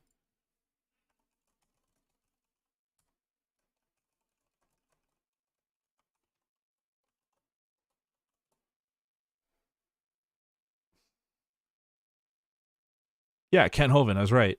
They owed $430,000 in federal taxes. Pensacola's Dinosaur Adventureland. The Hovind's excuse for not paying was that they were employed by God and thus could claim zero income and property. Yeah, Creationist Museum tax fraud. Tell me that's yours. That's the one you were... The Pensacola Dinosaur Adventureland. What a fucking scam. The audacity to call it that, because it sounds like a fun amusement park for kids.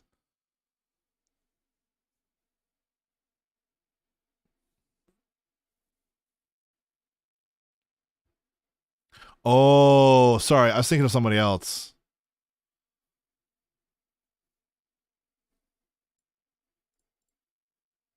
Someone else, one of my other regulars lives in Florida. All right. My apologies. During the construction of State Route 54. I would now like you all to go to war in the comments over whether or not it's route or route. I will firmly defend route because that is correct. A backhoe operator who was working at the site stumbled upon some sort of faunal assemblage while digging through a silt layer. I also thought this would be a good opportunity to write down some vocab words. Faunal assemblage. Pile of dead animals. Ta-da! I also know what you're thinking, and the backhoe operator who was working at this site was probably not Steve who discovered the Windover bog bodies, though I wish it was. I pray for a world with the archaeological canon where there's just one backhoe operator who somehow ends up discovering all the bones. It's like, man, I can't keep working at these fucking sites. Last place I was at, I dug up a human skull. I'm gonna go somewhere. I'm gonna go to sunny California. Holy shit, it's a mastodon. Now, like with pretty much any construction job, once bones are found of anything, the construction construction is immediately halted and an archaeologist is called. In this case, that archaeologist was none other than Richard Cerruti from the San Diego Natural History Museum. And the site was immediately... So just so you guys know, the way it works in Ontario is that we don't wait for the goodwill of the construction workers to call somebody. We go in first and clear the area of archaeological stuff first before the construction work happens. Ideally, that's how it's supposed to go. I guarantee you any other construction worker would have just been like, who gives a shit about bones? Get rid of it and keep digging. I assure you, these guys don't fucking care.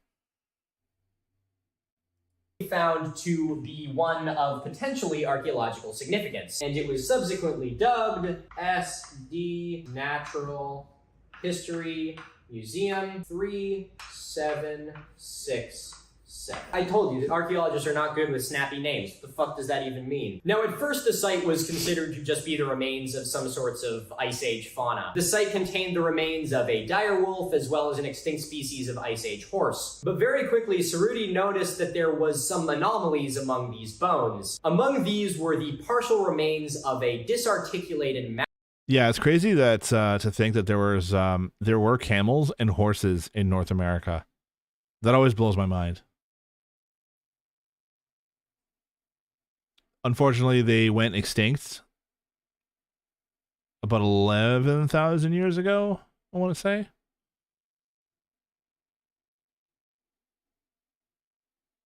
mastodon. Disarticulated.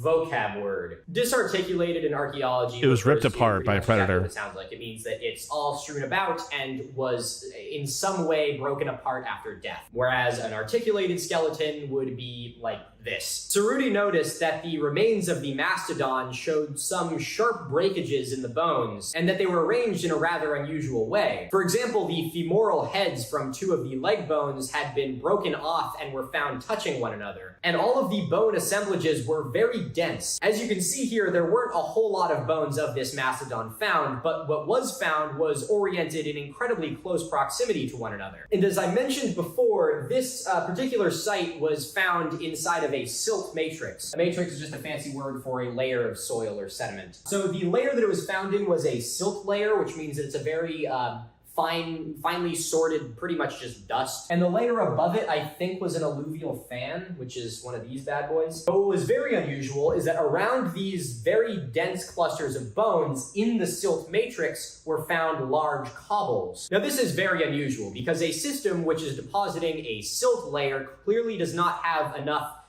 motion in order to deposit cobbles. So finding one in this layer is unusual because it means that typically it would have been placed there. And the fact that it was found in such close proximity to these disarticulated mastodon bones was very eyebrow-raising. And the fact that these cobbles were found in the clusters of mastodon bones could suggest that they were used by early humans in order to break the bones open. And sure enough, these hammer and anvil stones showed evidence of flaking and pitting from being smashed against one another. There was evidence of percussion flaking, which is when a stone is broken by fucking hitting it against another stone. High-tech stuff, people. High-tech stuff. But it did not appear as if any of these lithics had been intentionally cut in order to make them sharper. That just sort of happens when you bang stones together as they break. And to add validity to this, on the site they actually found refitting shards, which are the broken off pieces of stone which just fit back onto the parent material like a puzzle piece. Again, very unusual that this was found in a silt matrix where something had not only deposited but broken a cobble, but then not had enough energy to move these small shards away. And the one which stands out to me the most is the fact that they found one of the mastodon's tusks sticking straight up. Now, I don't know about you, but I don't think that nature would deposit a mastodon tusk like that. The fact that it is through multiple different depositional layers suggests to me that this wasn't done by,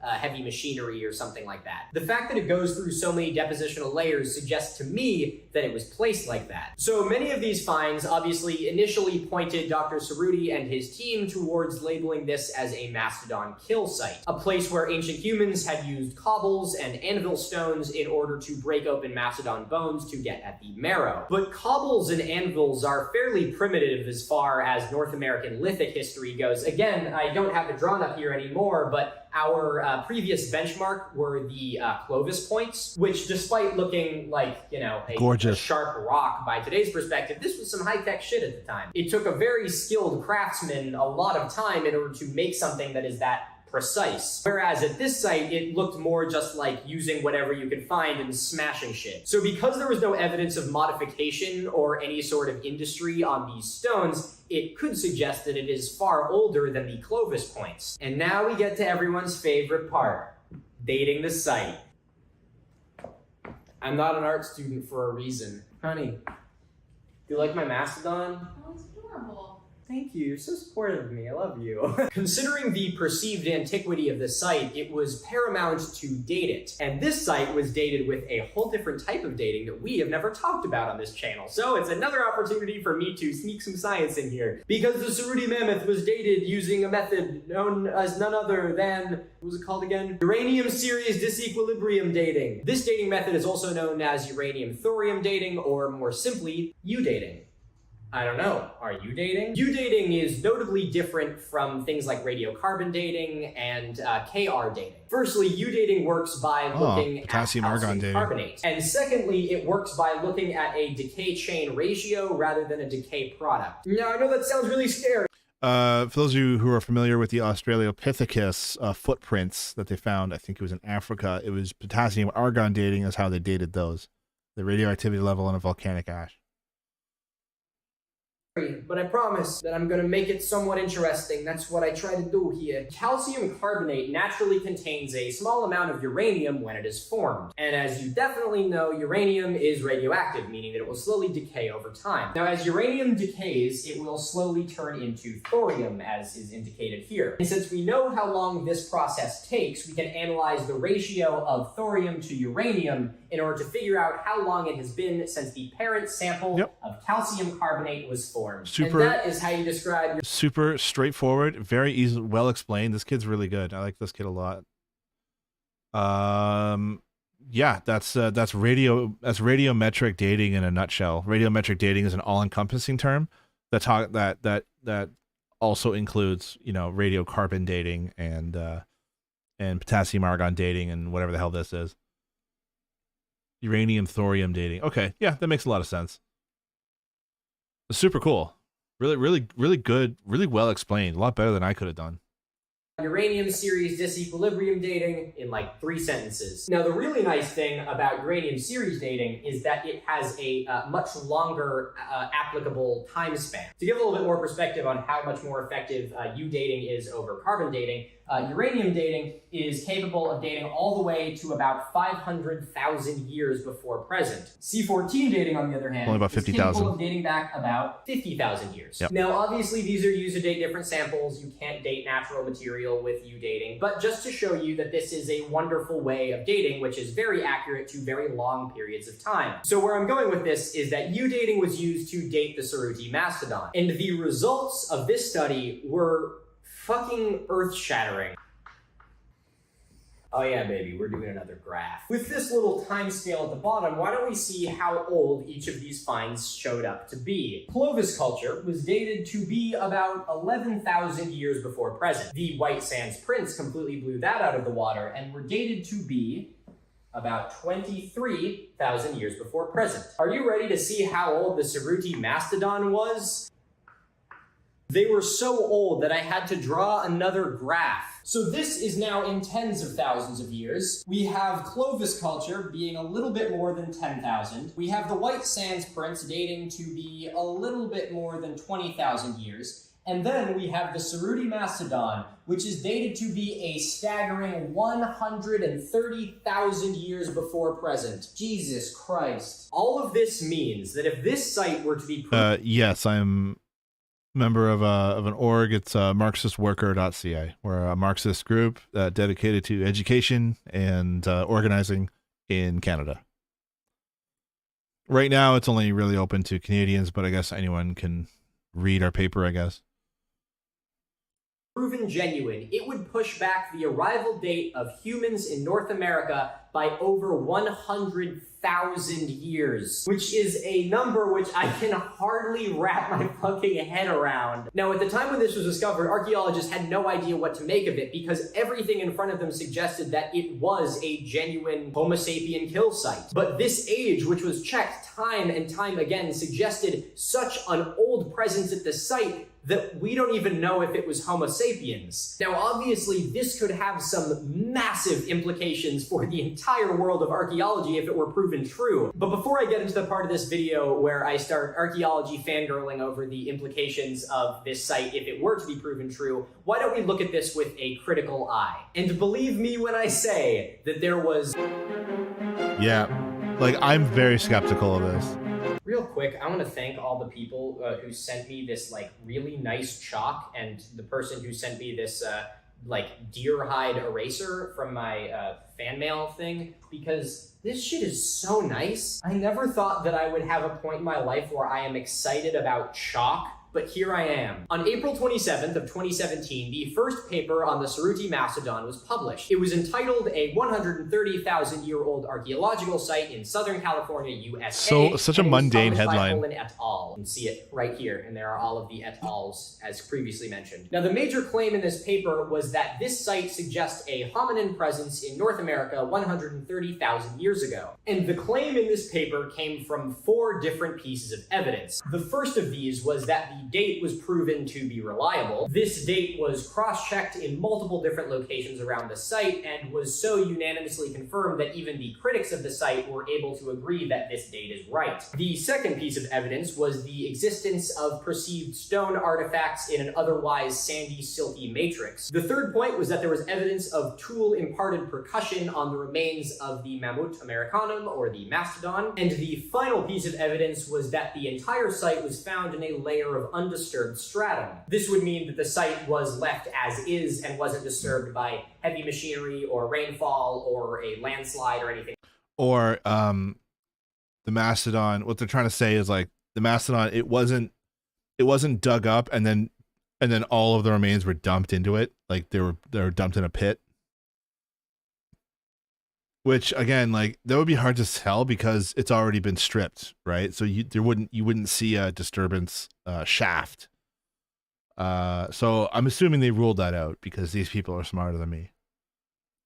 Like that. Now, while all of these claims make quite a bit of sense on paper, they were thrust forth into the world of some of the most judgmental, fucking annoying people in the world, and it's archaeologists. And each and every one of these claims took a huge amount of flack from a multitude of different authors. Just a couple of months later, on the 21st of June 2017, another paper was published entitled The Suruti Mastodon. This paper by Haynes absolutely ripped this one apart. The only piece of evidence which both papers were able to agree on is the reliable date. However, these other 3 were not so well received. Haynes claimed that the stone artifacts exhibiting wear was not enough to confirm a hominin influence. His suggestion for how these cobbles had ended up in a sandy matrix was... My other problem with the stone artifacts that they found was they said they were able to mend them back together into a single cobble, which to me, that's not how stone tool manufacturing works. That's what happens with like frost fracturing. You get that a lot. You can pick up a cobble and it'll like split apart because when chert or flint forms, it actually captures droplets of water in it. And over time, when that's exposed to varying temperatures, that water inside will expand or contract. And that causes stress on the rock, and it'll actually like break apart. It's very strange that they would have smashed and made stone flakes and then just left them all there. Very unusual behavior if it was done by humans.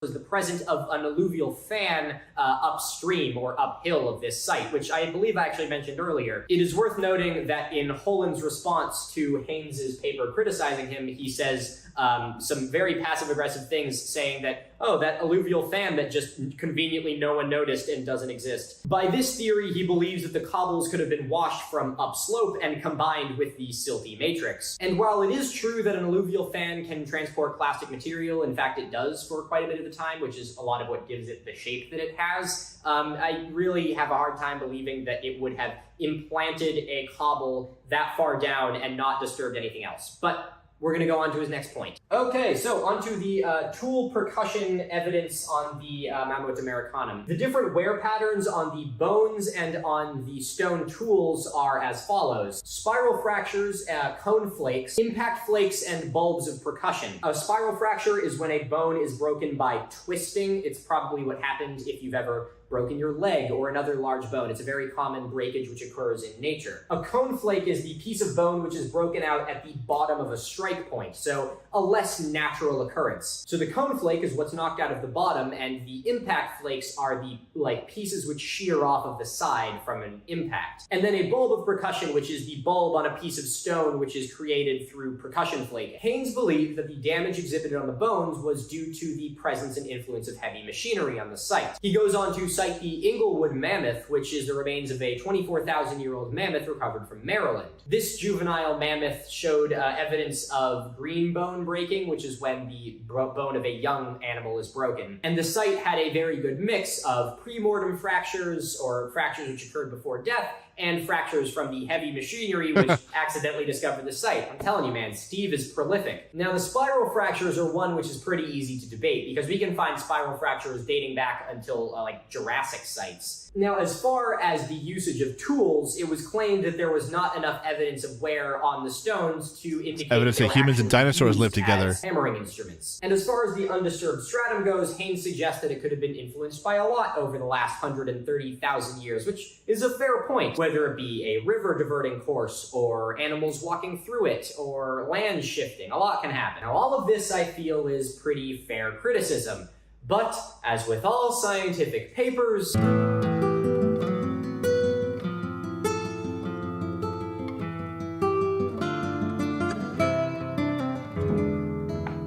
dude, I'm telling you, archaeologists love fucking adding each other in papers. It's insane. Firstly, Holland's response paper starts with an amazing clap on Haynes for his suggestion of the alluvial fan theory. Haynes claims that Holland, quote, postulates a previously unrecognized alluvial fan, which is pretty much a fancy way of saying, you pretty much just made that up to try and steal my clout, didn't you? You fucking asshole. Now, obviously I speak in hyperbole here, but what Holland does go on to say is actually a very fair point. Why would an alluvial fan with the ability and the motion and momentum to carry massive cobbles leave behind mastodon teeth? And why are cobbles not found in other places around the site other than locations that have the mastodon bones? Once again, these are also very dense assemblages of bones, stones, and refits, all things which would have been washed away if they had been left at the mercy of an alluvial fan. And the presence of the seemingly positioned femoral heads and the upright tusk all suggest that this was not done naturally. Holland also goes on to state that the bones were found surrounded in a layer of pedogenic carbonate, which means that they could not have been disturbed by machinery before they were excavated. Pedogenic carbonate is part of soil formation and would be very fragile and susceptible to being driven over with a tractor. Now, as for the fractures on the bones, it was actually the topic of a wonderful case of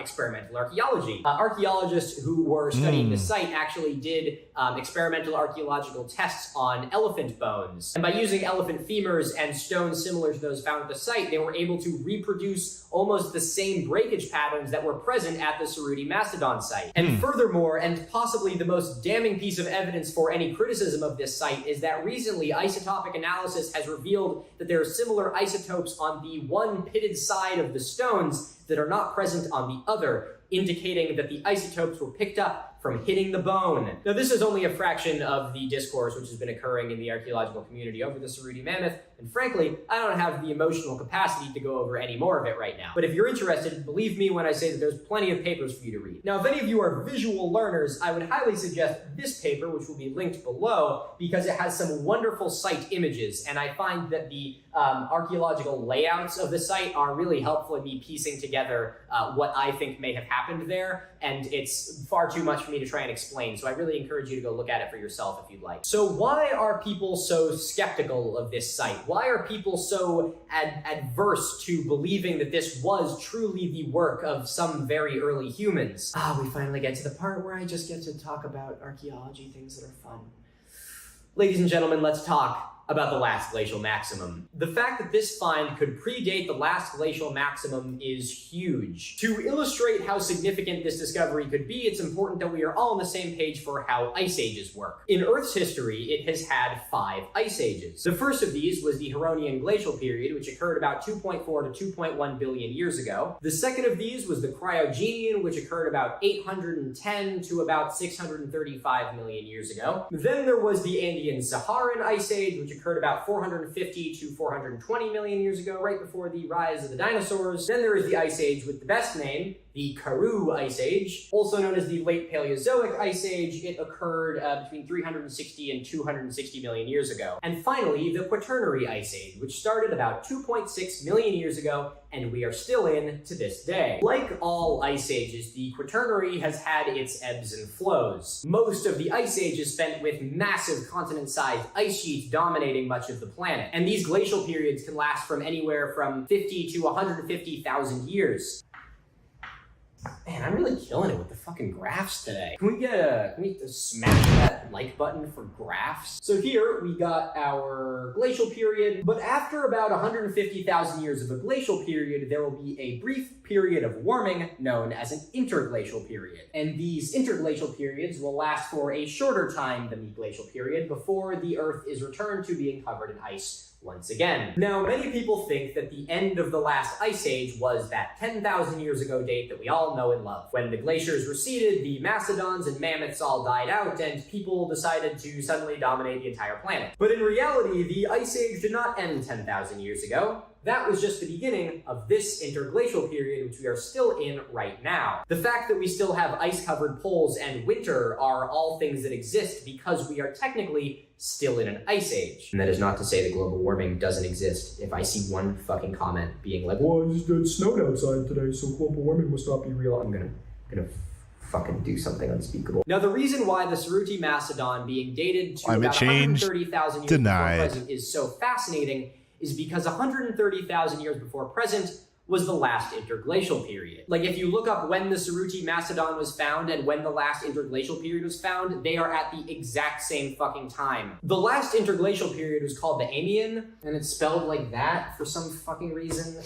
I have no idea. Maybe it's someone's name. Get a better name, dickhead. Now, the Amian interglacial period was actually quite a bit warmer than today's interglacial period. Africa's equatorial forest was a lot larger, and much of the Sahara, which is today desert, was at the time savanna. And a study in Denmark shows that hazel, oak, and hornbeam would have been present, suggesting that it was at the time a temperate forest rather than today's tundra and arboreal forest. Which means, oh my god, I really sound like a conspiracy theorist, don't I? Which means that the land bridge between North America and Asia would have been exposed enough out of the ice that it is potential for early hominids to have migrated across it. Fuck yeah. This means that what we could be looking at is a precursor migration into North America that occurred before the ice sheet closed again behind them. And this would change fucking everything, and let me tell you why. Yes, it's amazing to think about how old that is and how old the humans who would have done it would have been, but the most incredible thing is that at this point, most people don't think humans had migrated out of Africa yet. Most anthropologists believe that human beings, Homo sapiens, migrated out of Africa about 120,000 to 80,000 years before present. And that's just out of Africa. That's not even talking about crossing the entire continent of Asia over the Bering Land Bridge and making it to fucking California. Which means, I cannot believe I'm saying this, but you understand that right, that Homo sapiens may not have been the first hominin in North America. Oh my god, that's fucking insane. That's crazy to think about.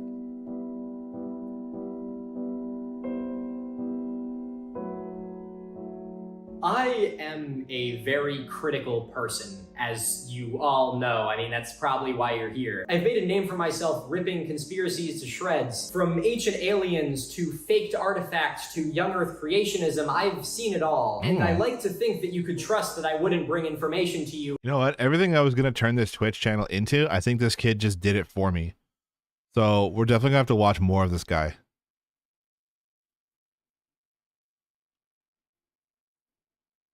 unless I believed it myself. And so what do I believe about this? Frankly, I have no idea. I think it's very clear by now that I need to have evidence for something before I believe it. And until we find the remains of whatever hominin did this, I won't believe that it was 100% done by them. But I have to say, if the only claim against this is a lack of evidence, the evidence that does exist is pretty convincing. And is it even that far out of the realm of possibility? One of the things which I talk about so much on this channel is how the general concept and the general idea surrounding ancient people was that they were primitive and incapable, and somehow we hit this stride about 7,000 years ago and achieved everything we have. We know that Homo sapiens have been functionally exactly the same as you and I for almost the last 300,000 years. That means functioned the same way, and most importantly, thought the same way. They were not animals or primitives. They just lived in a different world, and a world which couldn't leave behind the tangible evidence of today's skyscrapers and paved roads. And so who's to say that our other ancestors couldn't do the same? We have evidence that Neanderthals, the ones who have always been stereotyped as being knuckle-dragging brutes incapable of anything but killing, fucking, and dying,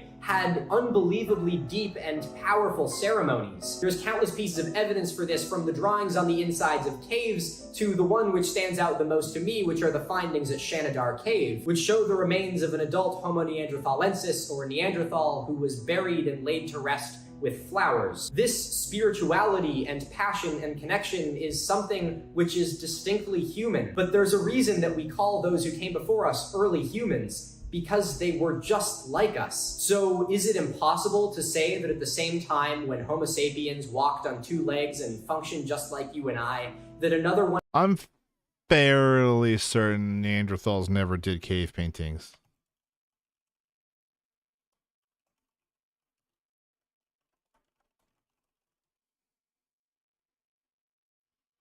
Oh, how about that? Well, shut my mouth. 65,000 years ago, Neanderthals used red pigments to paint marks on the walls of deep caves in Spain. No fucking shit.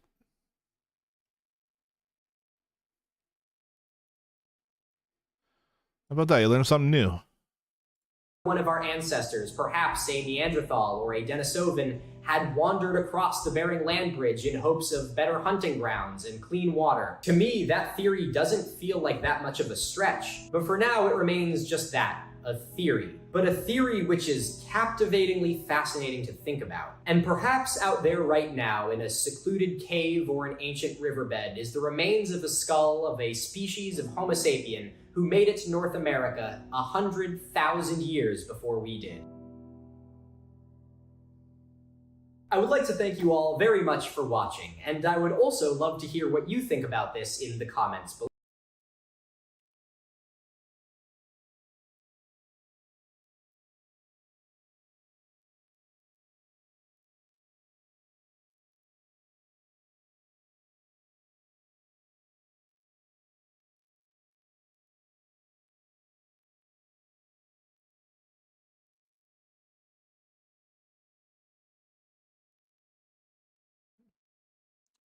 Maybe it's just my second nature, but like, I really thought that the idea of Neanderthals being knuckle dragging primitives, I really thought that's been wiped out of the public consciousness, but maybe that's just me. I guess people really still think that.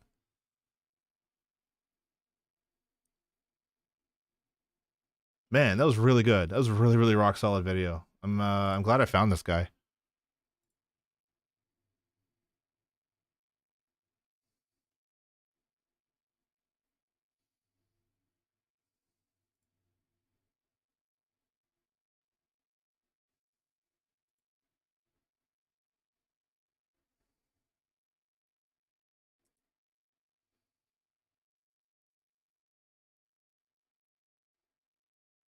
Awful archaeology. That sounds like fun.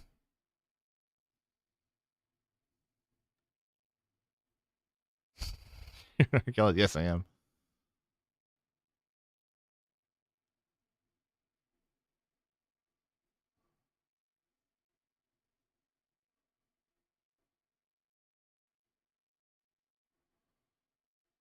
My coworkers are pretty dull still. Yeah. The possibility of Neanderthal remains being found in North America, that would solidify it for me. Like, I'm still not sold on the Cerruti mammoth. Find me a skull. Do you guys remember the hobbits that they found a number of years ago? It was like my first year university, 2004. They found these like hobbits, literally like 3 feet tall humans, fully adult humans living in like Indonesia. They found their remains.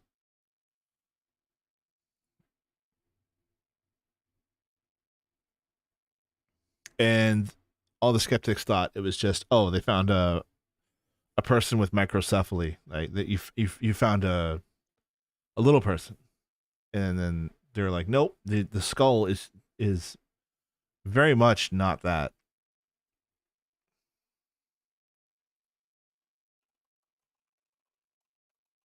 Flores, man, that's what it was.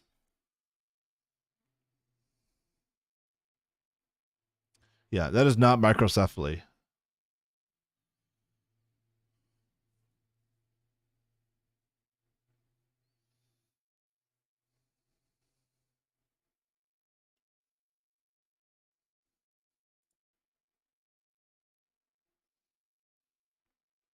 Extinct species of small archaic humans inhabited the island of Flores, Indonesia, until the arrival of modern humans about 50,000 years ago. The remains of an individual who stood about 3'7". Partial skeletons of at least 9 individuals were recovered, including one complete skull referred to as LB1. The hominin was first considered remarkable for its survival until relatively recent times, and initially thought to be only 12,000 years old. However, more extensive stratigraphic and chronological work has pushed the dating of the most recent evidence of its existence back to 50,000 years. The Homo floresiensis skeletal material is now dated from 60,000 to 100,000 years ago. Stone tools recovered alongside the skeletal remains were from archaeological horizons ranging from 50,000 to 190,000 years. That's fucking mind-boggling. There's a little guy.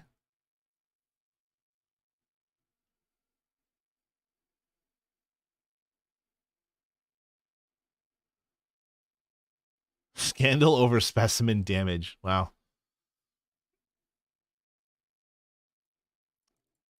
I want to hear the words perfect physical specimen whenever I bring up the word specimen.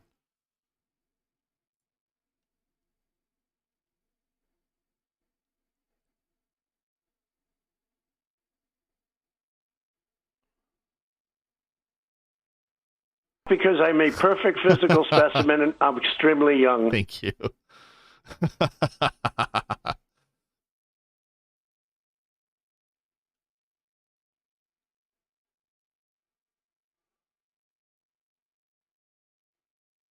What's the artifacts?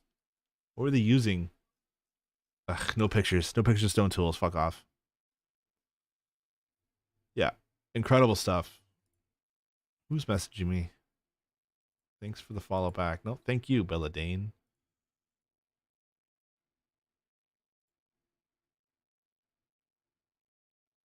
Anyway, so yeah, the Cerruti Mammoth kill site. It would also give further credence and acknowledgement. I think he touched on it briefly, but some indigenous groups will say straight up, they'll tell you straight up, no, we've always been here.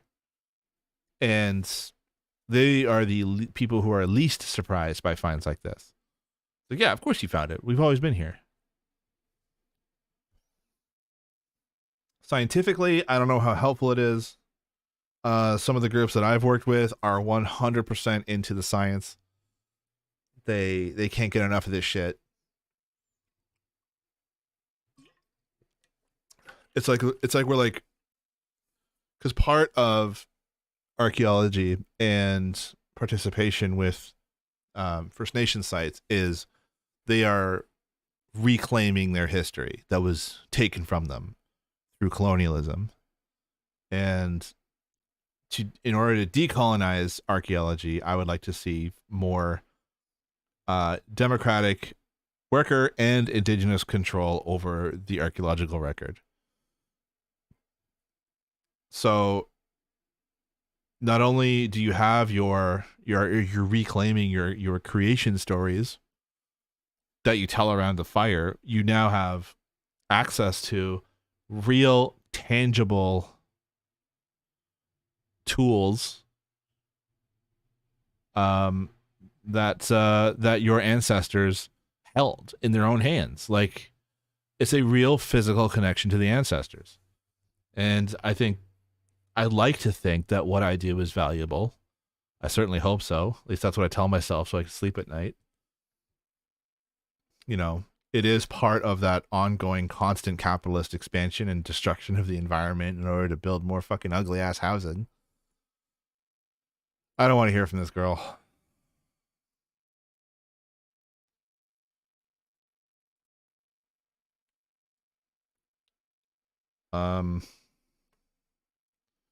But you know, opinions on what I do are you know, just like every you know, indigenous people are not a monolith, right? Just like how the Democratic Party treats black voters as this giant monolith, indigenous people are just as varied in their opinions on every topic under the sun.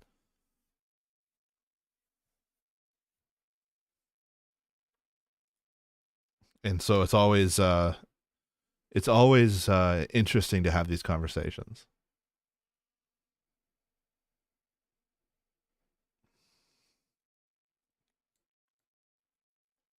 Anyway, definitely looking forward to watching more of this kid's work.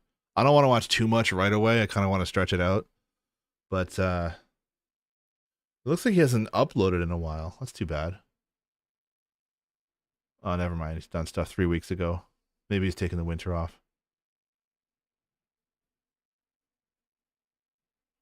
Anyway, yep, he's doing good work. Good for him.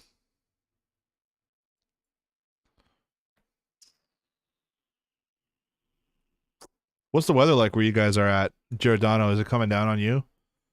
We're getting hammered pretty hard with the snow here.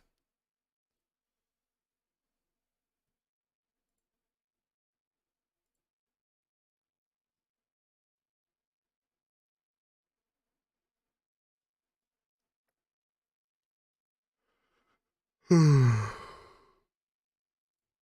windy. Yeah.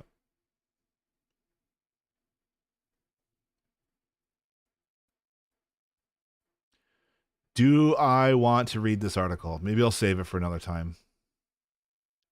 Nothing yet, eh? Wow. Yeah, we're super hammered here.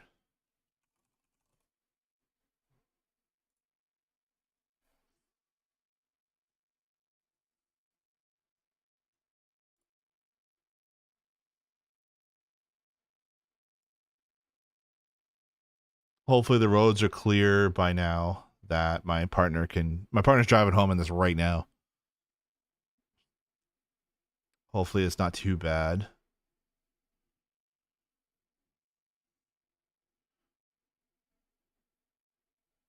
She's driving a rental.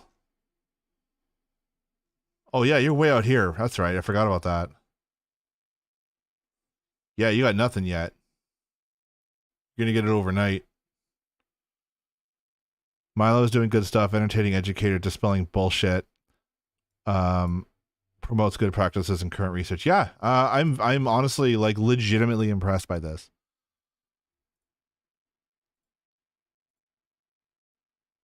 He does it. He's entertaining, which is very important. I am not entertaining. And he's watching all this bullshit. He is years ahead. Basically, this is almost like where I was going to take this Twitch channel.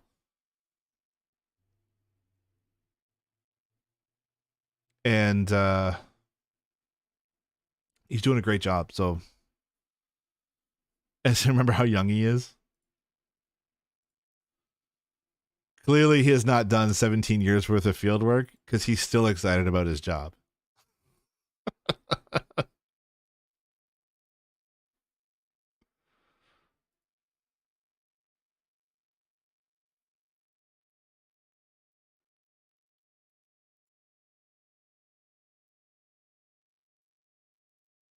All right, morality of resistance. Let's watch this. This is by Denver Communists. You now know as much as I do. Trotsky. I think like any good piece of like Marxist literature, you could talk about a bajillion things with this, and it's really difficult to like kind of narrow things down. So I've been kind of like trying to do that for the past couple of days. The world stage, yes, thank you, Catherine. um, so yeah, that's something. Let me pull up my little sheet real quick. And in this talk, I'd like to do kind of like two distinct things. One is hopefully establish a general framework for what we mean by morality, both in the liberal sense or the general sense, as well as morality as it's applied to resistance. And then two, I'd like to talk about specific points made on the left in regards to Palestinian resistance to the Israeli genocide, the ongoing genocide. I'm going to be using Trotsky's Their Morals and Ours as a general guide to this talk, although I may not specifically quote Trotsky. A lot of the concepts I'll be using are from that writing. In this essay, Their Morals and Ours, Trotsky is accomplishing two major goals. The first one is that he's defending the actions of the Russian Revolution from those who have become disillusioned with revolutionary politics, kind of in general, as well as establishing a standard for a morality of revolution. The main critique of the Russian Revolution was around the moral quality of Leninism, claiming that it was Lenin, through his lack of moral compass, which gave rise to the oppressive, bloody era of Stalinism, claiming with obtuse clarity that Stalinism is the natural offspring of Leninism.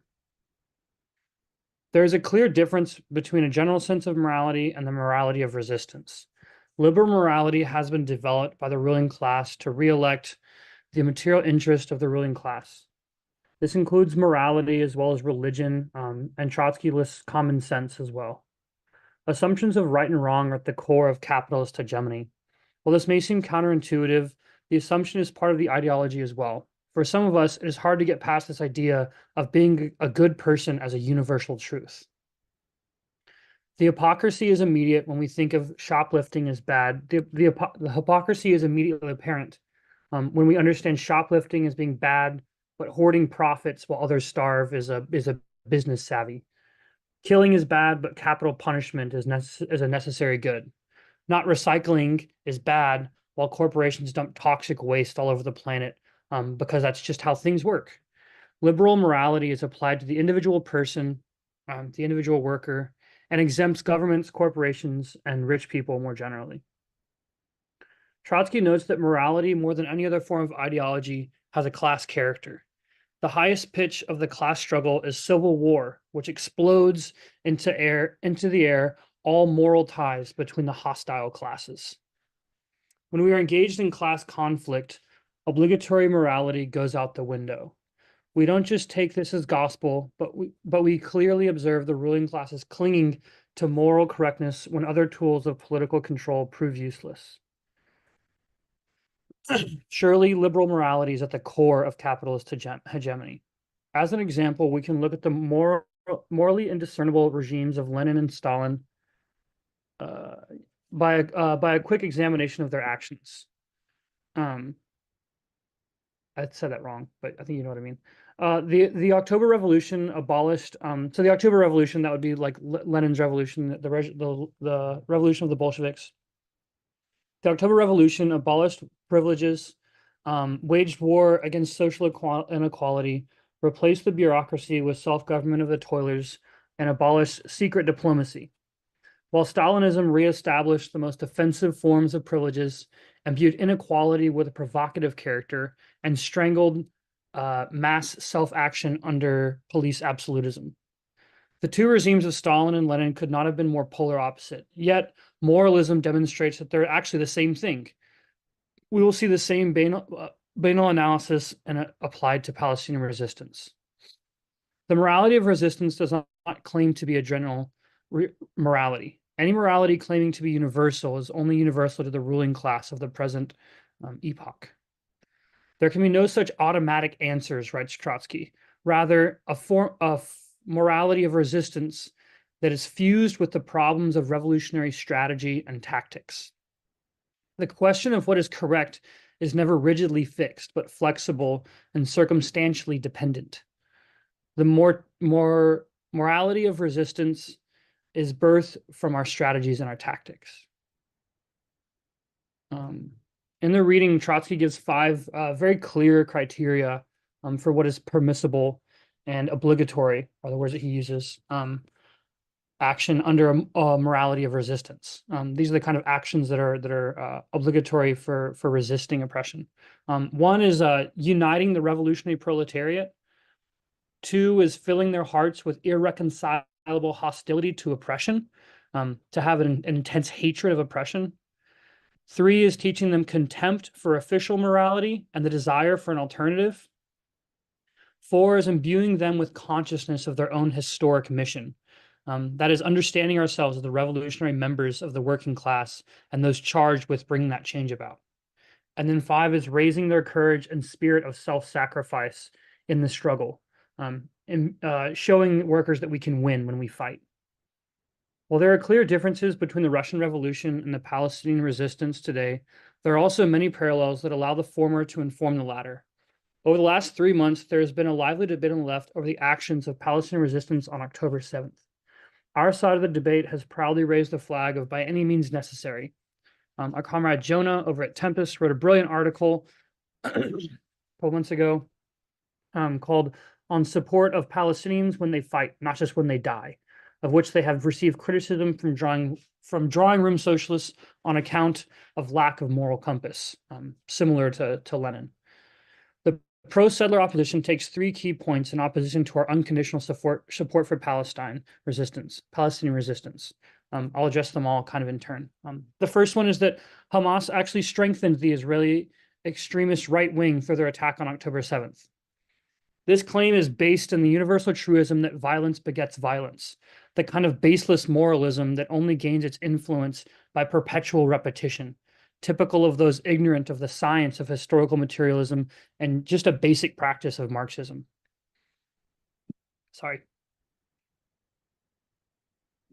From this perspective, the acts of resistance that use violence are not only morally wrong, but by extension lead to more violence on the side of the oppressor. Flattening the material circumstances into moral equivalency is the project of the reformist police embedded in working class ranks who would find their moral superiority satisfied over the liberation for Palestine.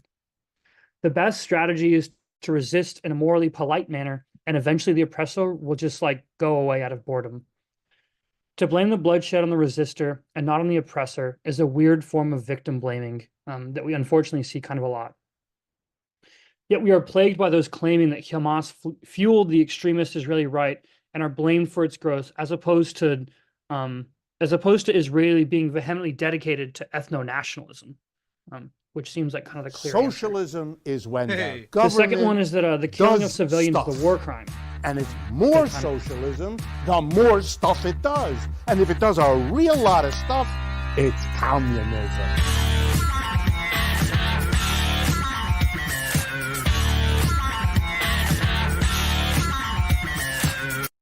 Man, I gotta shorten that raid notice. Kyle Communist and everyone, thank you so much. Conscript reporting. I might shorten my raid notice to this one. How does the moon work? And why can we eat salad but not grass? Anyway, just wise words from Taylor Swift. How's it going? It's going really, really well. It's so good. We caught up on the stalemate in Ukraine, where we're tracking the storm right now that I am currently under. We're watching a video right now on morality of resistance. It's not bad. It's by Denver Communists. They're okay. They do some decent stuff.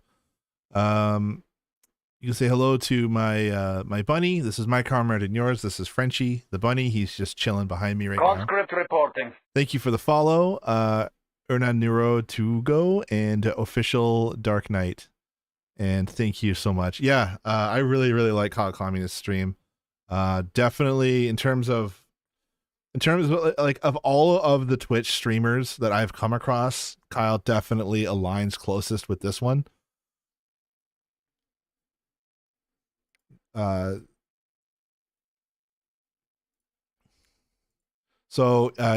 welcome, and I hope you enjoy. Hope you like what you see. No, you do really Look good at stuff. my African American over here. Look at him. Are you the greatest? You know what I'm talking about? Okay. I forgot about that one.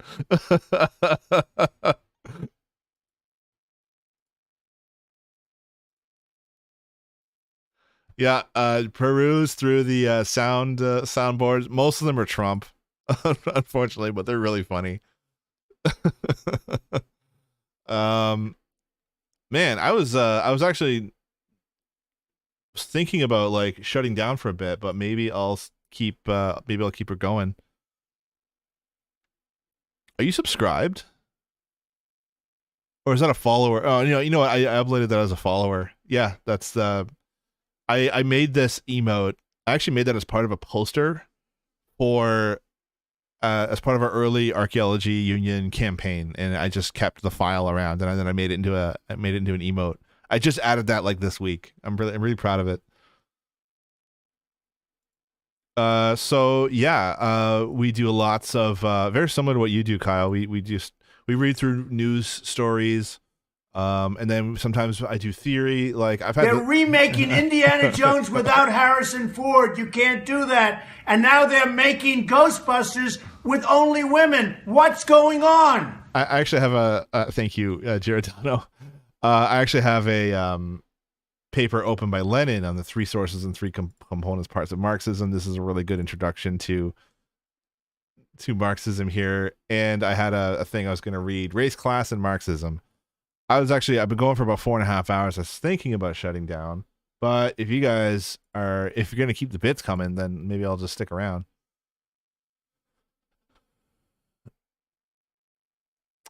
What else did I have open? Right, I'm putting together. I actually got permission as part of our winter initiatives for work. They're letting me do a 10-minute talk on Marxist archaeology. I don't know how I'm going to do that, but I'm going to draw a lot of from this book. And this is the professor I think I was telling you about that.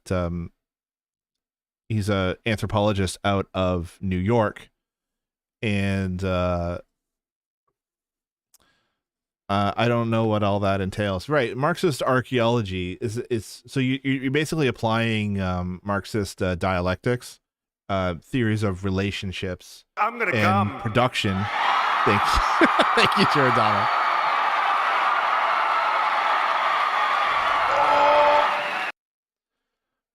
So it's taking the notion that we understand how the world works through our relationship to the means of production, through our ability to produce, and applying that to archaeology. So we take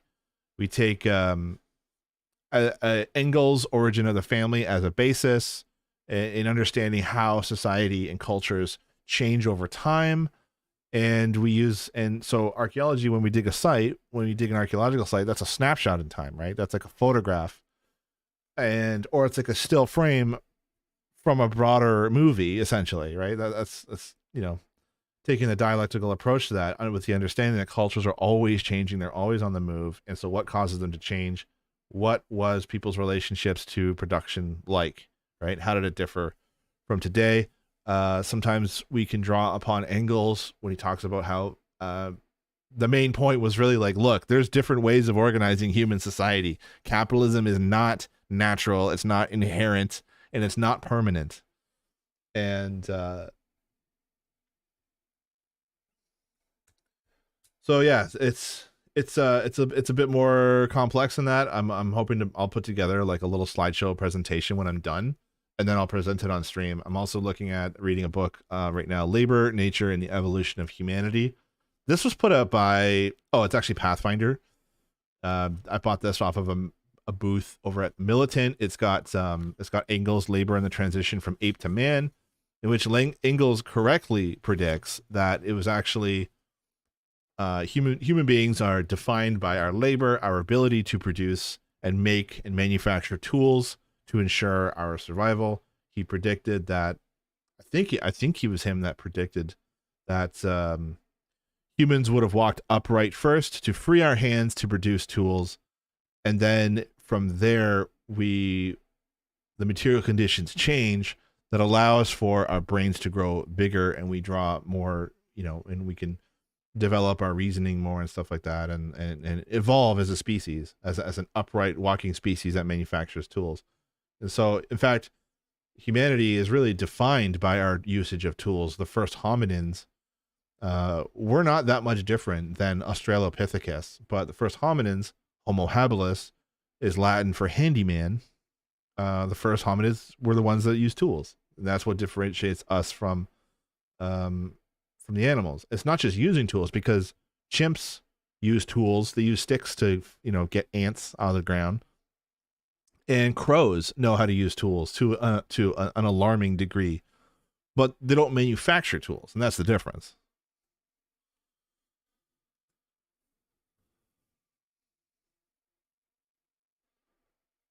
So yeah, I don't know where to go from here now. So a part of my rebranding of the channel is really mastering historical materialism. And unfortunately, there's not a lot of great material on historical materialism. Most Marxist history and archaeology, it's written by, this is the weakness on our part, it's written by Marxists who like history. There's very few historians who are also Marxists, right? You know what I mean? There's a few professional historians who are Marxists. I actually had one on a couple weeks ago, Doug Green. I don't have his book. It's actually up on my shelf. Doug Green, author of The Dialectics of Saturn, Stalinism, Anti-Communism, and how does the rest of the title go? Guys, come on, help me out. Y'all know Doug. We had him on. We made fun of, we talked about his spat that he had with Caleb Maupin and how he ended up getting blocked by Caleb. only for vibing with iced coffee. Thank you for the follow. Only for Caleb Maupin to unblock him and be like, and another thing, and then he blocked him again. It was such a fucking good time. Hey, Giordano, thank you for this video. Your friend is sharing with you a better understanding of who the Freemasons are, what they believe in, and what they do. Giordano with the tier 1 gifted sub to Kyle Communist. Thank you so much. You've gifted 9 subs in the channel so far. I really, really appreciate it. No, we did pretty good tonight. One of the most lasting and best contributions from Engels' origin of the family, private property, and the state is, of course, the roots of modern feminism. Really owes a lot of it to Engels and his tracing back of the origin of private property and its connection to marriage. Great stuff. I kind of ran out of material that I was going to talk about tonight. I was going to read through this article, Race, Class, and Marxism. This comes to us from socialistworker.org, publication of the now defunct International Socialist Organization. Marxism is accused. Yeah, fuck it. Let's read it. Hopefully, I have not heard from my partner yet. She's driving home, and I'm waiting for her to get home safe. I might read this article and drop the stream if she gets home. Spend some time with her. I'll come back on later tonight. I think. I don't know. We'll see how I'm feeling. But for now, let's start this article. Marxism has been accused by its critics of misunderstanding race and downplaying the struggle against racism. For revolutionary Marxists, there's an inextricable link between racism and capitalism. Capitalism is dependent on racism as both a source of profiteering, but more importantly as a means to divide and rule. Racism is necessary to drive a wedge between workers who otherwise have everything in common and every reason to ally and organize together, but who are perpetually driven apart to the benefit of the ruling class. Thus, any serious discussion about black liberation has to take up not only a critique of capitalism, but also as a credible strategy for ending it. For Marxists, that strategy hinges on the revolutionary potential of a unified, multiracial, and multi-ethnic working class upheaval against capitalism. Marxists believe that the potential for that kind of unity is dependent on battles and struggles against racism today. Without a commitment by revolutionary organizations in the here and now, the fight against racism, working class unity will never be achieved, and the revolutionary potential of the working class will never be realized.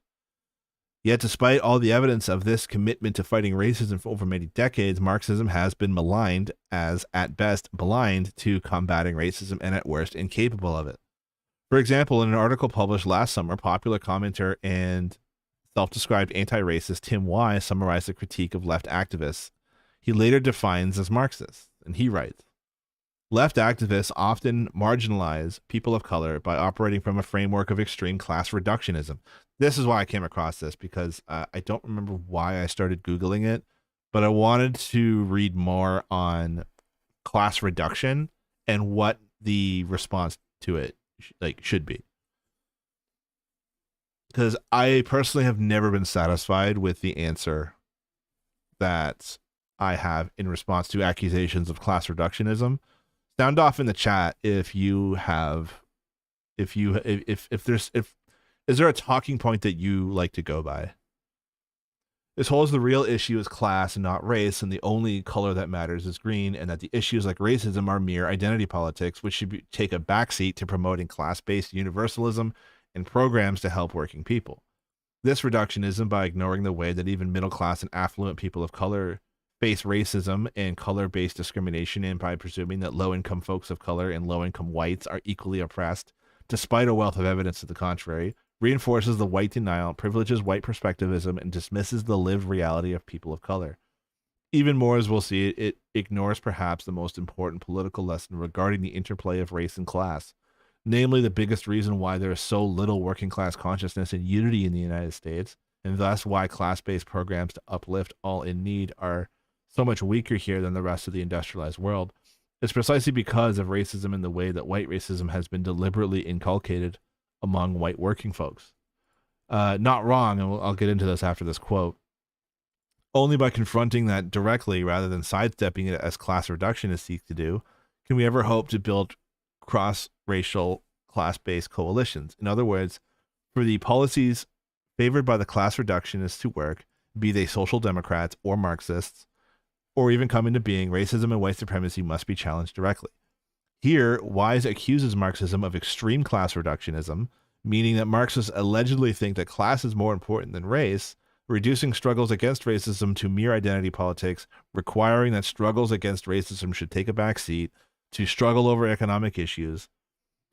Wise also accuses so-called left activists of reinforcing white denial and dismissing the lived reality of people of color, which of course presumes left activists and Marxists to all be white.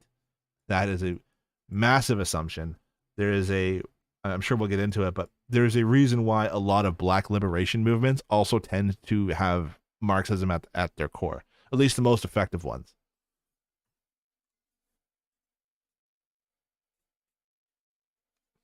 I have my phone on a tripod, and that way you'll see me like swivel it just to keep an eye on the bunny because he moves around a lot.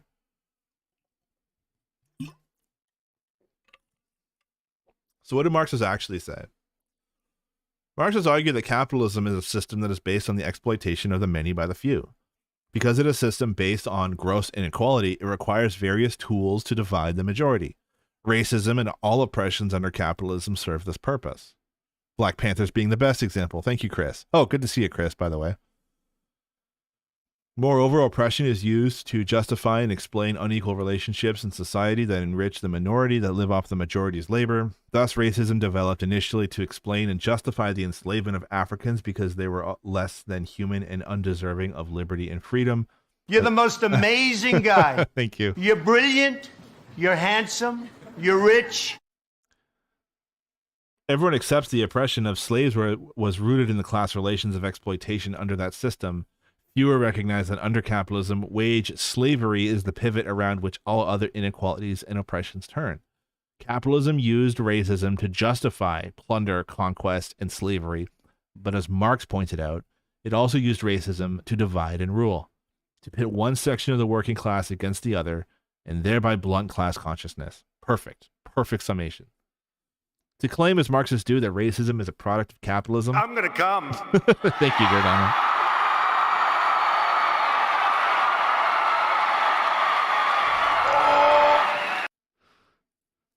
Thank you so much for that.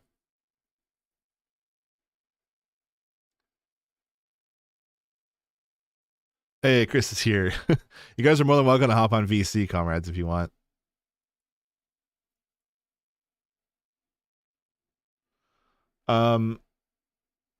To claim, as Marxists do, that racism is a product of capitalism is not to deny or diminish its importance or impact in American society.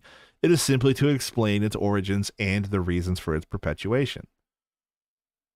Many on the left today talk about class as if it is one of many oppressions, often describing it as classism. What people are really referring to as classism is elitism or snobbery, and not the fundamental organization of society under capitalism. See, this is the difference. It's like people want to throw class in as like another identity through which people experience oppression. But when we talk about restructuring the fundamental foundation of society, we are talking about the dominant mode of production, which is capitalism. And so, how do you fight capitalism? Through class struggle.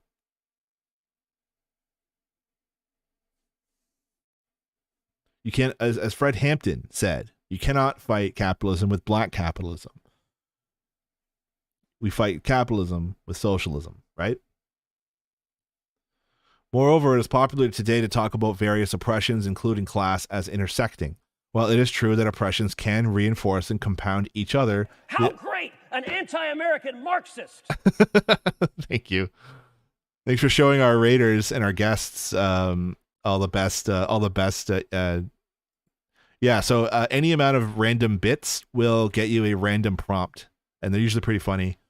If we get a bad faith right-wing chatter, and by bad faith I mean like they're not actually here to learn and they're not interested, then 1,000 bits will have me ban that right-wing chatter. And then for 1,000 bits, you get a really funny video by Trump of him being like, "Get that son of a bitch out of here." You're fired, he goes.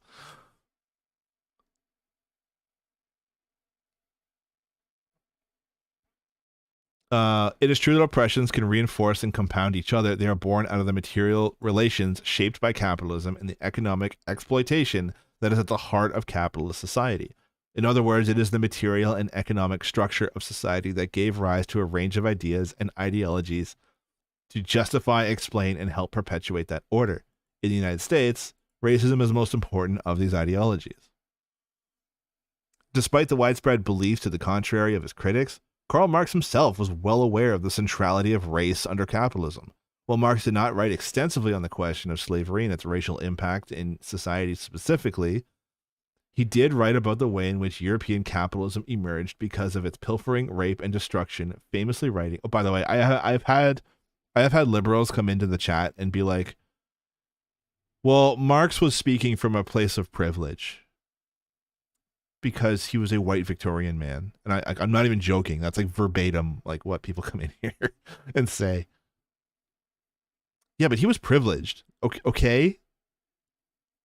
Hey, no, he wasn't, because like he constantly bummed money off of Engels to pay his rent because he couldn't work because he was covered in boils.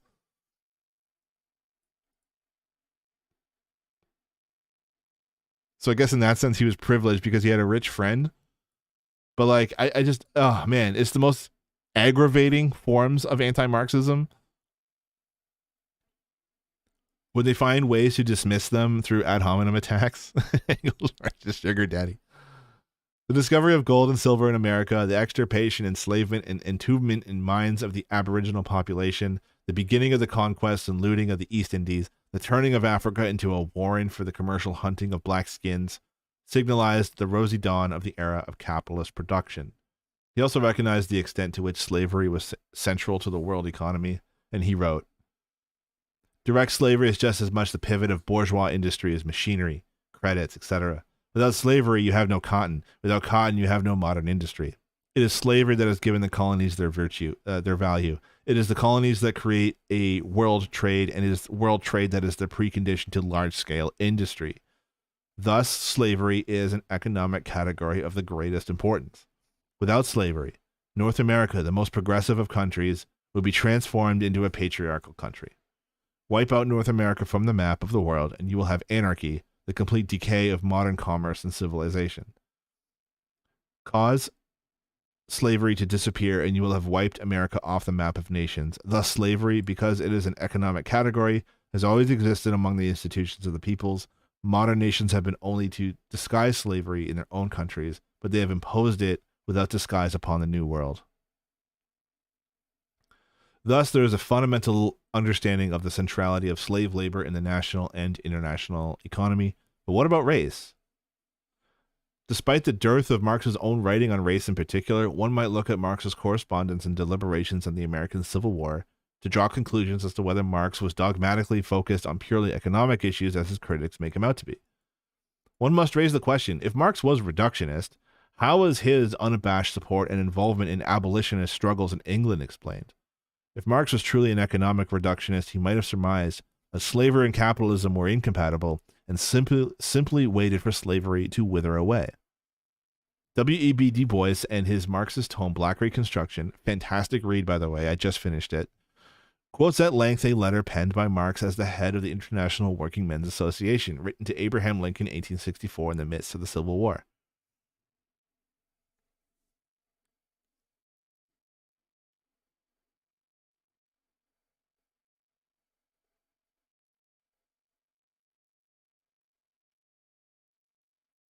Not only was I'm just gonna skip the letter. I've talked too much.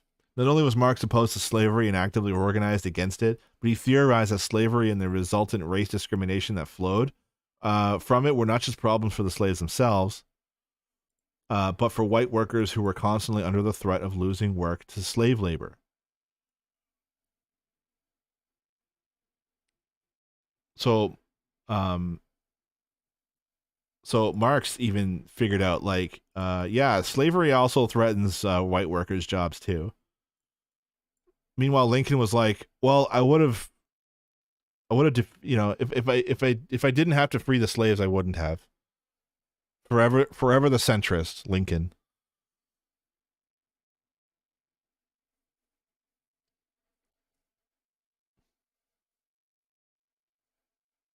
This did not mean white workers were necessarily sympathetic to the cause of slaves, and most of them were not. But Marx was not addressing the issue of consciousness, but objective factors when he wrote in Capital. In the United States of America, every independent movement of the workers was paralyzed as long as slavery disfigured a part of the republic. Labor cannot emancipate itself in the white skin, where in the black skin it is branded. Oh, that's such a good quote. And one thing I realized while reading Black Reconstruction is that even though workers' unions, the earliest ones date back to like the early 19th century, unions in the United States really could not take off until slavery was abolished.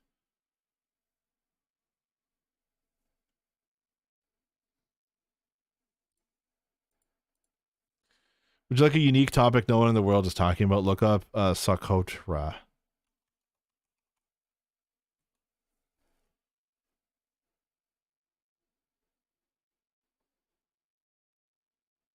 Looks like an island in Yemen. Are Houthi rebels launching attacks from this island? The trees look pretty cool.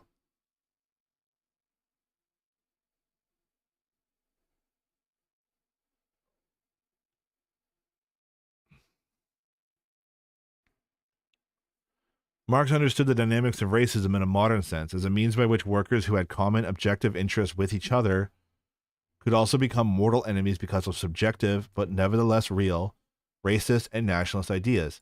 This is also a really interesting difference. Liberals like to point out, well, race is a social construct, so we don't have to worry about it.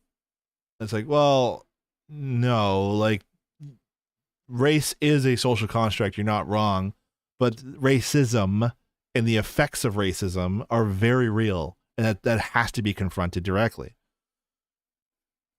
Looking at the tensions between Irish and English workers with a nod toward the American situation between black and white, Marx wrote, every industrial and commercial center in England possesses a working class divided into two hostile camps, English proletarians and Irish proletarians. The ordinary English worker hates the Irish worker as a competitor who lowers his standard of life.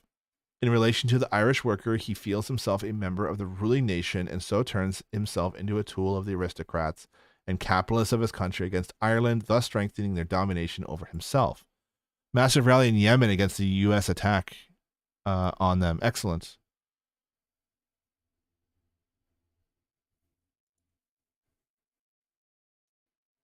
We do not care. Make it a world war. Holy shit. I'm not fucking around.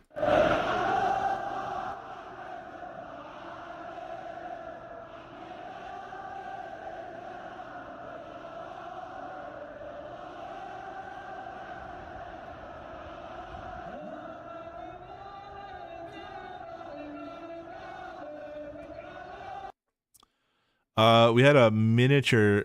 Oh fuck! Now I lost my page. Dang it. We had a miniature debate earlier tonight, guys, about the Houthis. There was some question about the Houthis in one of their calls to action is death to Jews, which I think we settled on the idea that they were specifically meant Israel, but even if that were the case of the original meaning of that's literal, our position still stands that we side with the oppressed nations at all times. We do not side with the oppressor. We side with the oppressed, even if they carry some backwards and reactionary ideas. Because we oppose the threat and expansion of imperialism.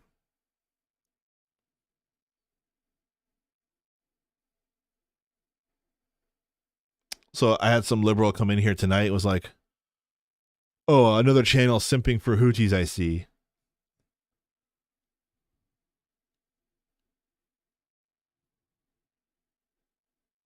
Not sure which group is saying this, but it looks like they want to unite with the Houthis to save Gaza. Oh, wow. Very inappropriate use of the sound of the slide whistle, but thank you. Man, I really don't regret getting rid of the mummy scream because, man, my streams are so much smoother without it now.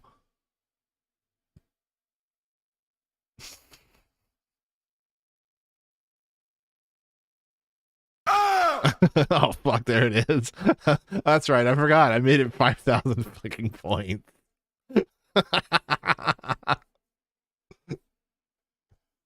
There's one viewer in particular that she just used it. She waited till her channel points hit like 100 and then she would use the mummy scream. Do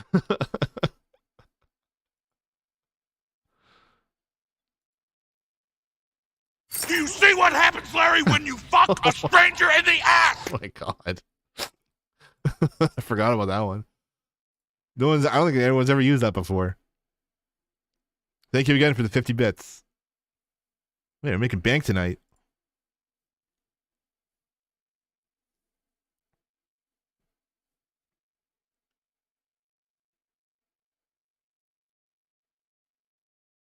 So over here for 1,500 bits, not that I'm asking, but there is the 3-minute audio clip of Trump talking about big guys. That's one of the best ones. It is so fucking long.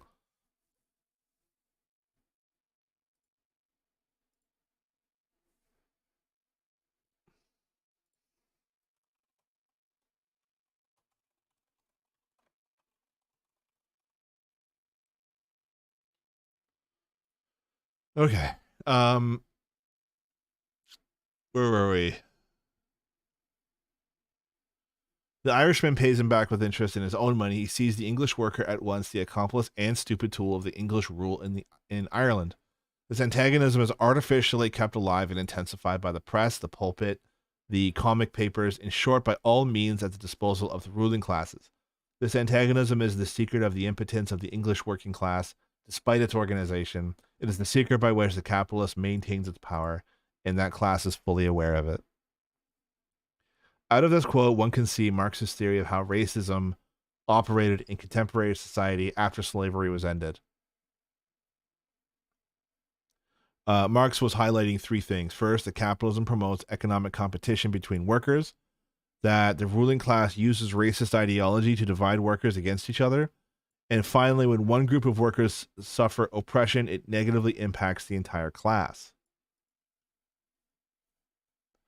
These questions get to the heart of Marxism and really begin to address whether Marxism subsumes political questions to economic ones. You know, I think it was Jimmy Dore that fucking said, like, the riot on Capitol Hill wouldn't have happened if everyone got their $2,000 checks. Here's how Marx described the issues of ideas themselves.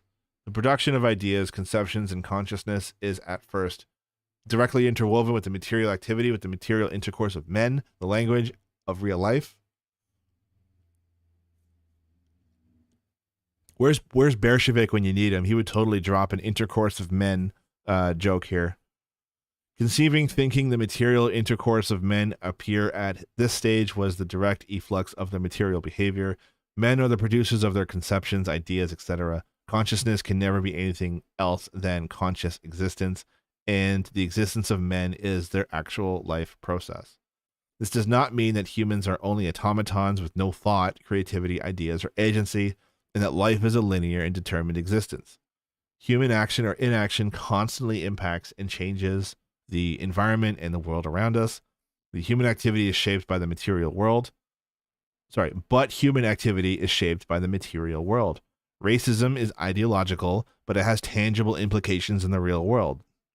Stating that racism is ideological does not somehow then render it less important, but distinguishes the difference between the question of material conditions and consciousness. That's basically what I just said. Just better. It is undeniable that some in the socialist and Marxist traditions, primarily in the 19th and early 20th centuries, assumed that because African Americans were overrepresented as workers, simply focusing on the class struggle would by itself liberate black workers and the poor from their oppression. But Marxist theory on the black question has certainly evolved since then. Marxism should not be conceived of as an unchanging dogma. It is a guide to social revolution and political action and has been built upon by successive generations of Marxists. But theory doesn't precede material and social conditions, it flows from them. In the mid-1920s, when hundreds of thousands of African Americans made their way to the urban north, socialists and communists were forced to theorize how they would relate to black workers on a mass scale.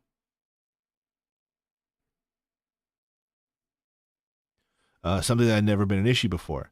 Black revolutionary Claude McKay reported as a delegate to the Communist International in 1922. In associating with the Comrades of America, I have found demonstrations of prejudice on the various occasions when the white and black comrades had to get together. This is the greatest obstacle that the Communists of America have got to overcome. The fact that they have got to emancipate themselves from the ideas they entertained towards Negroes before they can be able to reach the Negroes with any kind of radical propaganda. The Russian revolutionary Lenin directly intervened in the American Communist Party and directed it to immediately begin political agitation among African Americans. Based fucking Lenin. Let's go.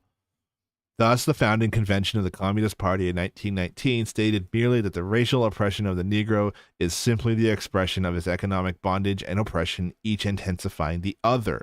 By 1921, after Lenin's involvement on the question, the stated approach of the CP had shifted, with its program stating, the Negro workers in America are exploited and oppressed more ruthlessly than any other group. The history of the Southern Negro is the history of a reign of terror, of persecution, rape, and murder. And because of the anti-Negro policies of organized labor, Negro has despaired of aid from this source, and he has neither been driven into the camp of labor's enemies or has been compelled to develop purely racial organizations which seek purely racial aims. The Workers' Party will support the Negroes in their struggle for liberation. It will help them in their fight for economic and political social equality.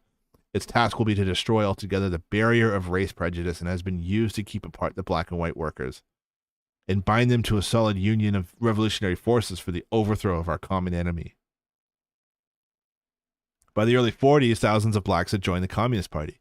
The politics of communism had become the dominant political framework for most of the non-white world, as hundreds of millions of people of color across the globe were inspired by the writings of Lenin on the rights of the oppressed nations and to fight for their own freedom. Lenin wrote, the proletariat must struggle against the enforced retention of oppressed nations within the bounds of the given state. The proletariat must demand freedom of political separation for the colonies and nations oppressed by their own nation. Otherwise, the internationalism of the proletariat would be nothing but empty words. Neither confidence nor class solidarity would be possible between the workers of the oppressed and the oppressor nations.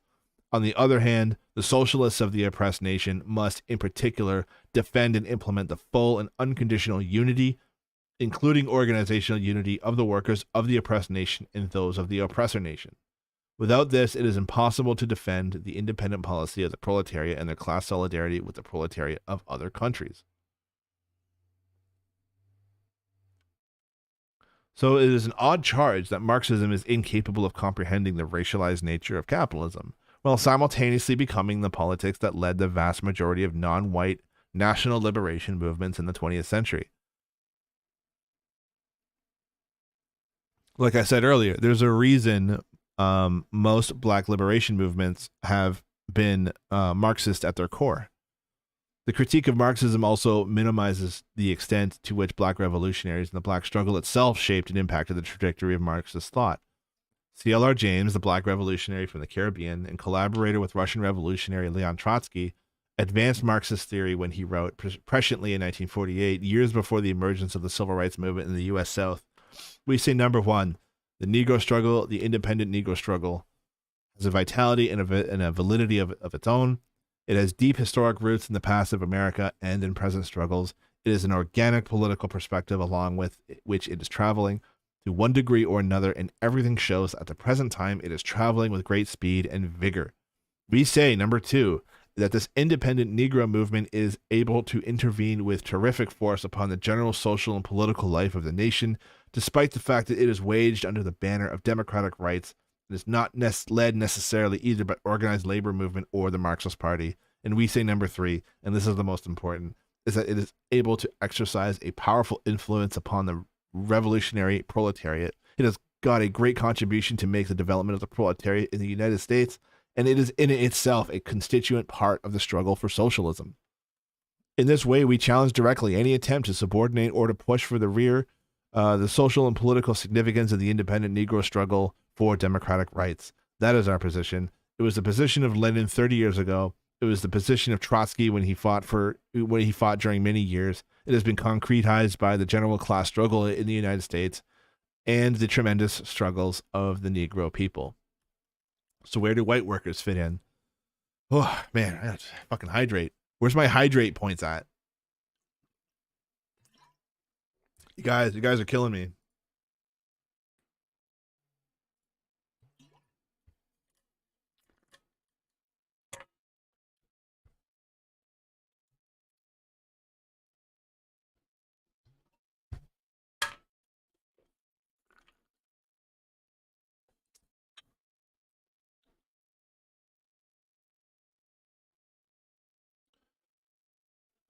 Much of the controversy about Marxism and race is over whether Marxist theory appropriately comprehends the centrality of race in U.S. society and beyond.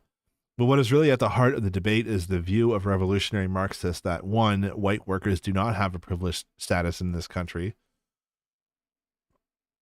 and two, white workers can gain revolutionary consciousness, and three, therefore, a multiracial, united working class revolution is possible. Marxists start with the premise that all workers under capitalism,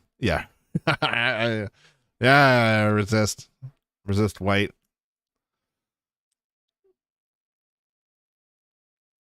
Marxists start with the premise that all workers under capitalism are oppressed, but some workers face further oppression because of additional discrimination like racism, sexism, homophobia, anti-immigrant ideas, religious oppression, etc. Thus, in the United States, white workers are oppressed, but not to the same degree as non-white workers. Oppression is not just an ideological tool to divide groups of workers, but has real material consequences as well. Because of racism, for example, the median household income for white families as of 2006, must be an older article. Oh, this article's from 2011. Was over 50 grand a year. For blacks, it was just under 32 grand. By every measure, the quality of life in the U.S., whites are on top and blacks are on the bottom. You would have to be completely blind to deny that this shit exists. Marxists do not deny that these differences exist, nor do we deny that oppression means the lives of some workers are actually worse than others. For Marxists, the question is the cause of the differences. Are the disparities the result of white workers benefiting directly from the oppression of black workers? That is, do white workers make more on average because black workers make less? We're still using the term blacks in 2011? I mean, I don't know. I didn't write this.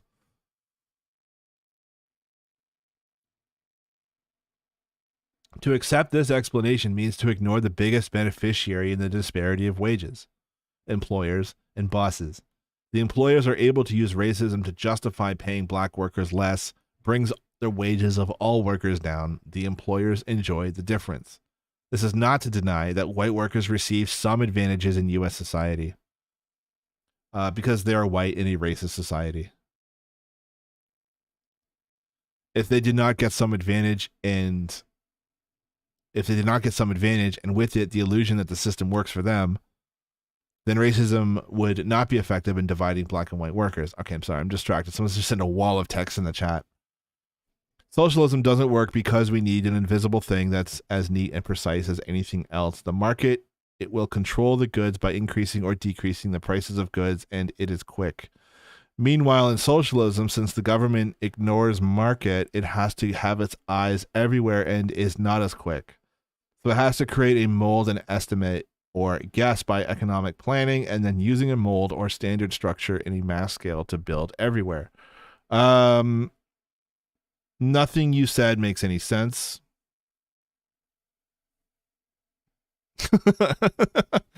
Nothing here. There is not a coherent argument to be made. So you're talking about the invisible hand of the free market, right? Is what delivers the goods to everybody. It's the most efficient form of commodity redistribution.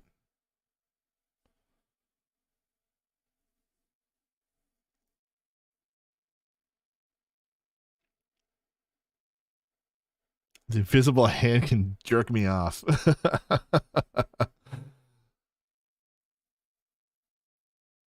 So what if I told you there's 27 empty houses for every one homeless person, and yet there's 500,000 homeless people in the United States right now? Does that make sense to you?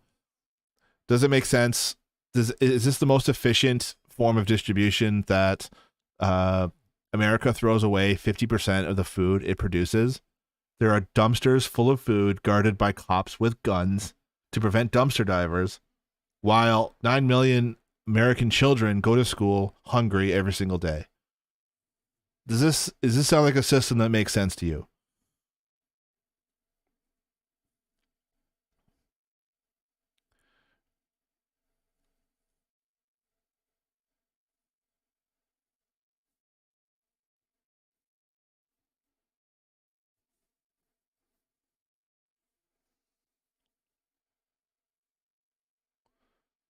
Meanwhile, Venezuela just passed their like 5 millionth home that the government is providing for people. So, because the government has to guess it's deliver through the planning, no, it doesn't. That's not how planning works. It can cause allocation errors. Say there's a region in a place where people are lacking a certain thing that in other regions, but the government misallocates by over providing for a certain area, causing waste while under providing for the one that actually needs it. No, dude, you're talking about fucking artificial scarcity under capitalism, okay? Because that's exactly what fucking capitalism does.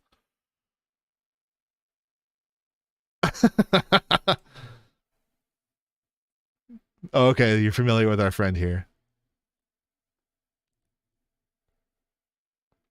Eduardo, have you ever heard of the term the crisis of overproduction?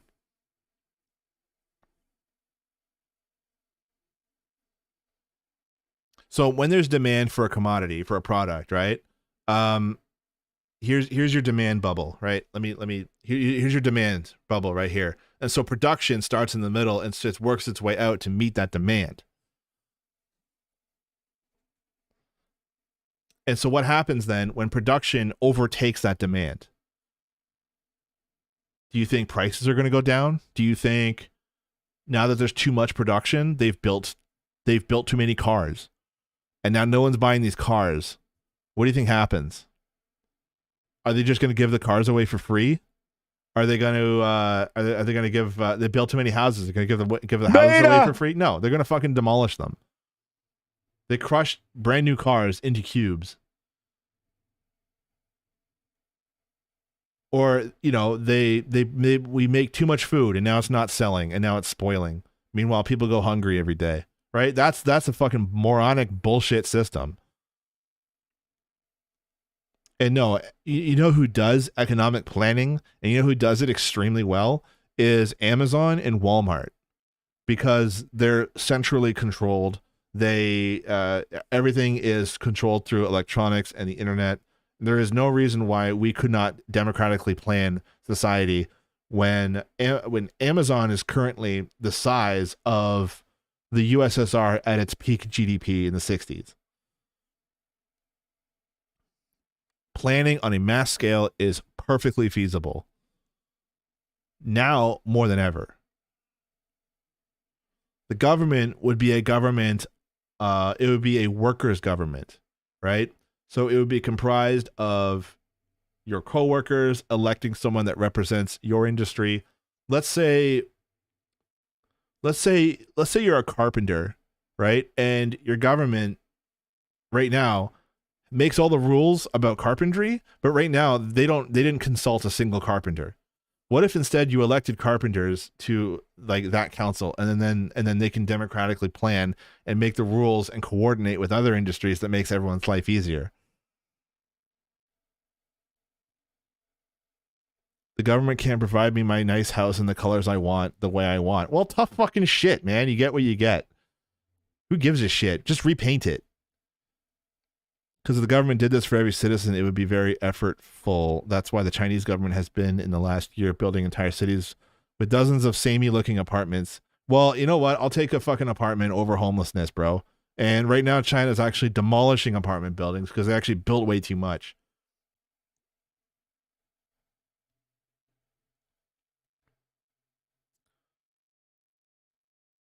It's much easier to put a mold and deliver it to massive people. Okay, here's another challenge I have for you. I need you to find people who used to live in Soviet cities and ask them if their life is better under capitalism. Because poll after poll shows 70% of people who used to live in the Eastern Bloc or in Russia say their life was better under socialism. Life was better when the USSR was around. Now, I personally don't call it socialism, but, you know, as bad as it was, people had jobs and they had homes, and they lost both of those things when the USSR collapsed. Child prostitution skyrocketed. That's the one industry that went up in Russia when the USSR collapsed. Capitalism gives us options to die in a gutter or die in a fucking dumpster. Take your pick. I'd rather have a flawed USSR than yeah, same here actually. As someone who you are well aware of my criticisms, Cupcake Star, of the USSR, I'd still take that over Russia today. Austria's public housing was implemented by socialists, and their apartments are beautiful. Yeah. Capitalism gives us the options to choose a house wherever we want with the desired customization. It's beautiful. I do not get to choose my house. I was completely limited by my economic situation to find the cheapest apartment I could get my hands on. And I guarantee every person in this chat also did not get a choice. Sorry, we're going to take a quick pause because my partner just got home.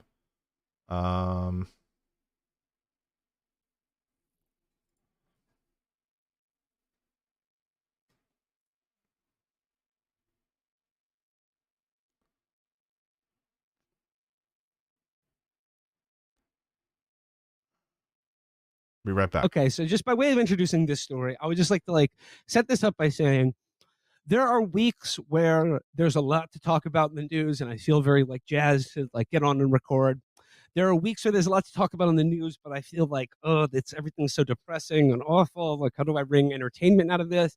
Then there are weeks where there's really nothing going on, and I'm like, okay, gotta fill an hour. What are we going to talk about? Then there are days where one news story happens, and I am chomping at the bit to get on the mic because this is just pure fucking gold. And I'm talking about the Chabad tunnels, folks. The folks, they're digging tunnels in Crown Heights. A schismatic group of Lubavitchers in Crown Heights, mere blocks away from the apartment I lived in when this show started many years ago, have basically been recreating the Great Escape. And I don't know, Felix. Okay, so we've all seen the video of that dude popping out from the sidewalk like a Koopa Trooper. Felix, when I saw this video, someone replied to me with like an image that's been stuck with me, and like I'd like to share it with you. It said, as soon as I saw that video of that guy popping out of the sidewalk, they just got like a sense that like across the country in Los Angeles, Felix was bolt awake in his bed, eyes the size of dinner plates, like Scatman Crothers in The Shining, just because the Dybbuk soul has been activated, and you just sense that you sense trouble on the East Coast, and then lo and behold, they're going up. They're digging a secret tunnel to be closer to Mosaic. So I saw that Hasid exiting the sewer, the grate. Yes. It was just a grate on the sidewalk. The grate. That was Mosaic. They were right. They didn't say how he'd come back. He crawls out of Jews crawling out of the sewer. It's so bad. So for the Jews. I got sent that video when it had like 200 likes on it. Brace sent it to me, and I had to I sat in total silence for like 2 hours because I was like, this has to have really happened. I have to let it sink in. I have to process this and sit on this for a little while, because if I reference this event and it's this is just a quantum event, this didn't happen in our reality, I am gonna sound horrible. Yes. If I think I'm quote tweeting what I perceive to be a video of a Jewish man exiting a sewer grate and running away, and I'm like, I describe it. And I quote tweet it, and it's really it's like Samsung advertising a new phone. Some quantum event happened. People are going to go, what the fuck are you talking about? That's the most bigoted thing I've ever heard. So I really had to sit with it. And once I did, and I examined the full thread, so I think everyone's attention got captured by the guy exiting the sewer. But to me, the best part is when the situation before that, when it devolves and the guy, 20 guys go in the hole. 20 guys go in the tunnel, because it started off there were no arrests. There was just pushing and shoving. And the cops were like, you can't, what the fuck are you doing? You can't build a tunnel that goes into other people's backyards. You can't have someone who owns a brownstone and they go downstairs to cook breakfast, and they're wiping the sleep off their eyes, and they're making drip coffee, and they see just that cat poking out of a little hole in their backyard. That's the scariest thing I could ever imagine. They're like, you can't do that, and they're like, oh yeah. And they start fucking walling. They all go in these holes that you didn't see before. They all go wall hacking. They're no clipping. They're moving throughout the fucking building, and the cops, these were all Italian, Guido cops.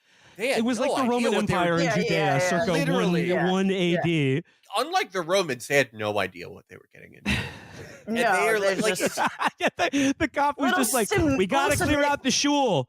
Can we get everyone out of the shul, please? Little Semitic prairie dogs just popping up has to have been the most confusing thing. You would have to, and again, Felix is right. This is if Der Stürmer had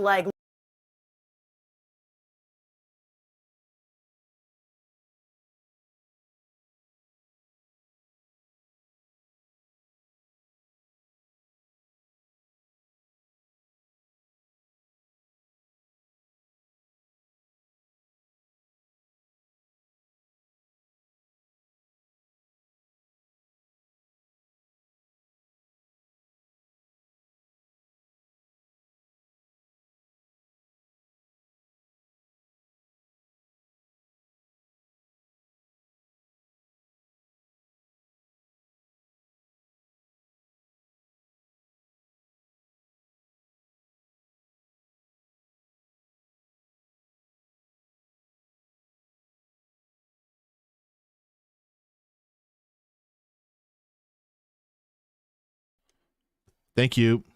Sorry. I was gonna say, I'm not reading all that. You guys, I'm tired of debating Cuba, and you guys know Cuba better than I do. Feel free to take it away if you want to get rid of the right wing clown. You guys, you know what to do. What the hell happened to all my Nightbot stuff? It must have changed when I switched names.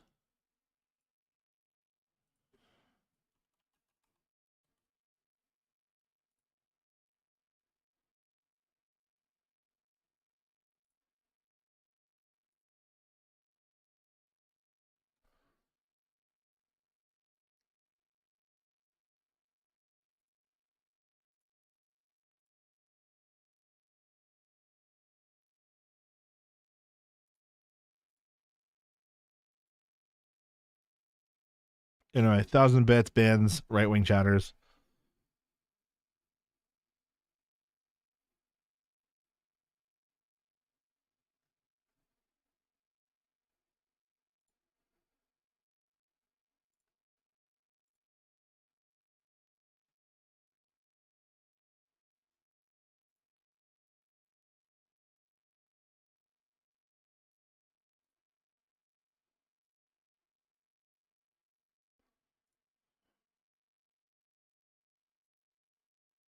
Sorry, one sec. I'm just checking Nightbot.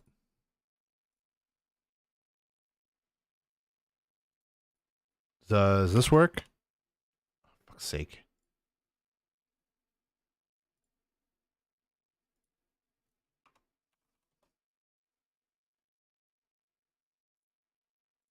Nope, not working.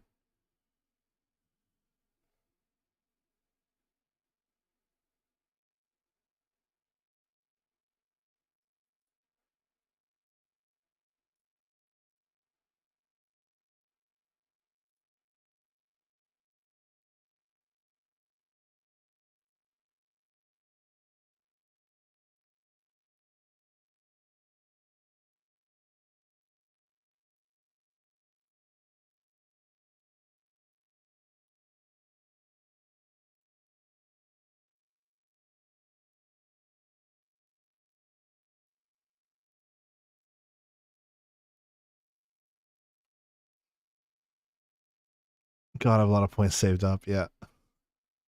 Most Cubans are moving to the land of the free and home of the brave. Yeah, where might that be?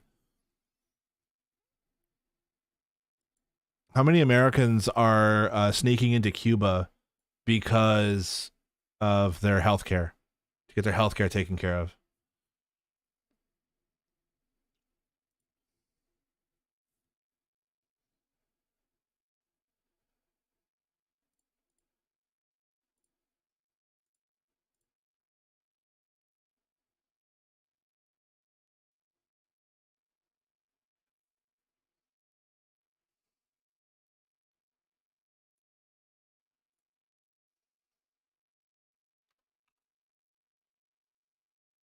Damn it. Where's Nightbot?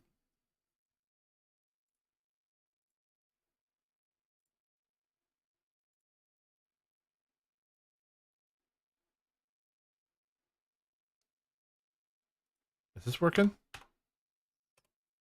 Nope. Fucking OBS logged me out. That's good.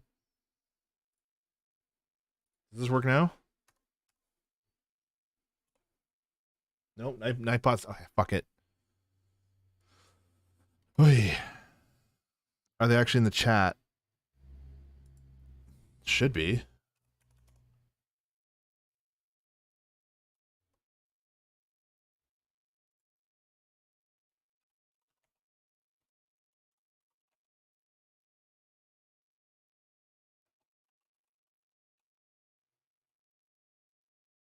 Oh, yeah. Nightbot's already a moderator. Yeah, whatever.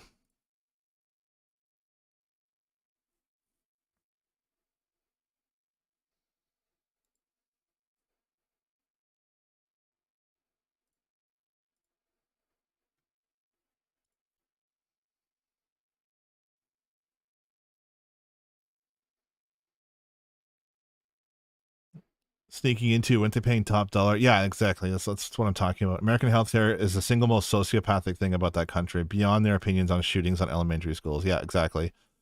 Yeah, the Americans are number one at impoverishing people in over medical debt, which we love capitalism. Don't we love it, folks? And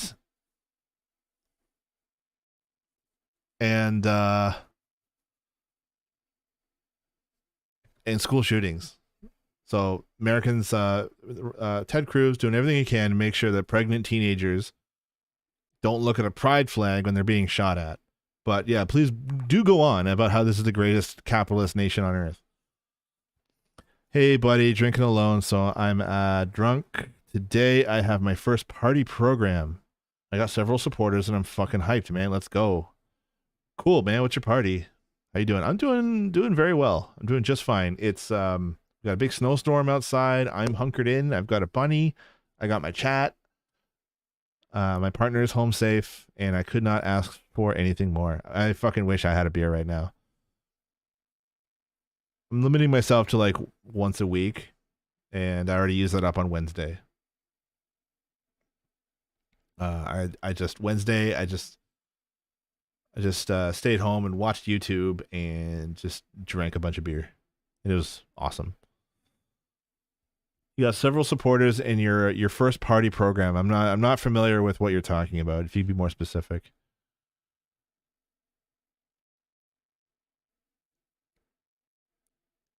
If you change your username, you must log out of the control panel and log in again, then part and rejoin the bot to your chat. This will update your name in our systems.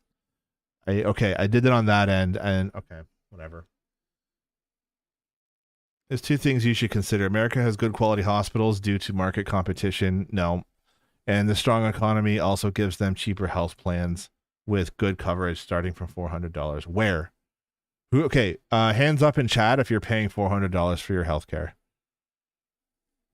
Most jobs in America cover a health care plan for the employers. Do you know how much? Okay, I've been to the hospital multiple times this year. I live in Canada. Do you want to guess how much money I've paid to see a doctor?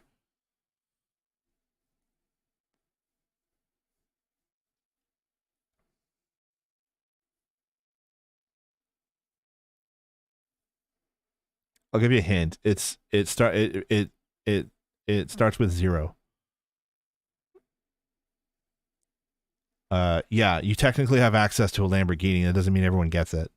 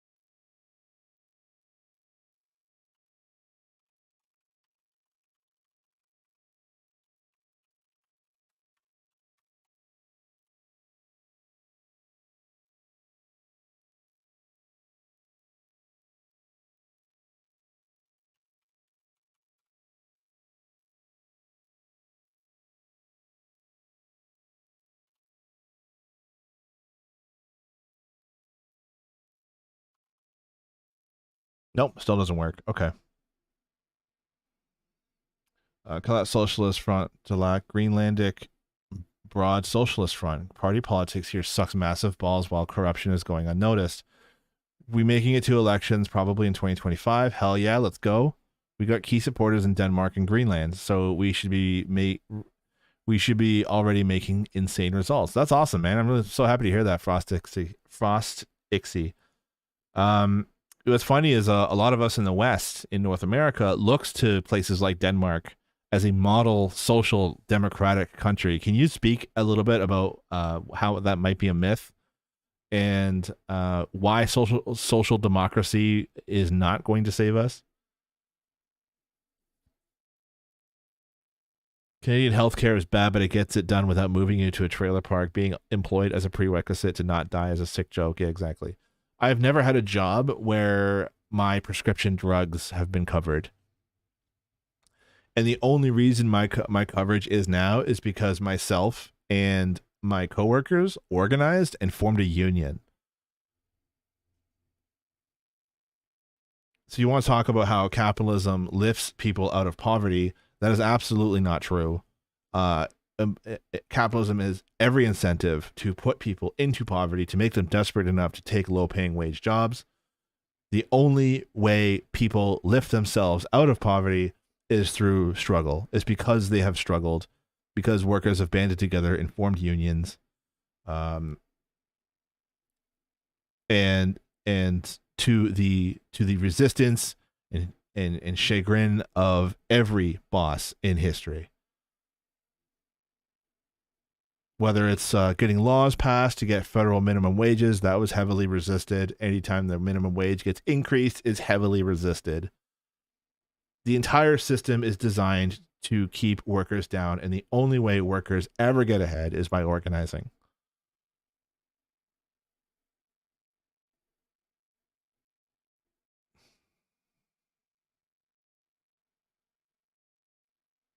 McDonald's worker would earn $2,500. Where is a McDonald's worker earning $2,500?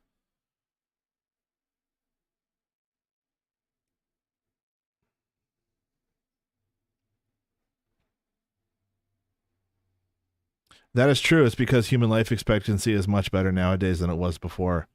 All over the world, progresses over quality of life, literacy, education, infrastructure, healthcare, and income have moved. Capitalism only makes us move and progress, innovate in technology. Before that, we were society. It's a good argument. Yeah, all that shit is built because the capitalists need to make profits.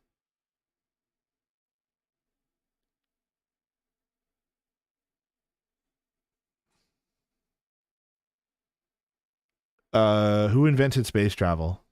And where was the incentive for that? Where was the financial incentive inventing, wireless technology? Yes. Also, U.S. life expectancy did go down recently. Oh, it was teetering on the edge, so I grabbed it.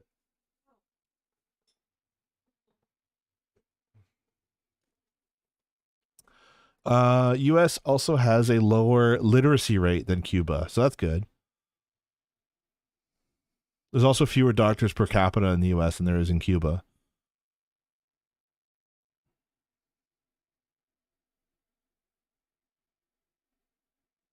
This is why fascism works. Yes, people need to be proud of their nation and family and Christian values.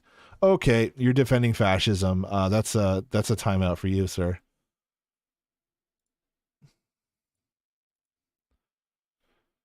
Oh, fucking Christ. The rules clearly say no fascism, and I can't believe I can't believe that's the one rule that got broken tonight.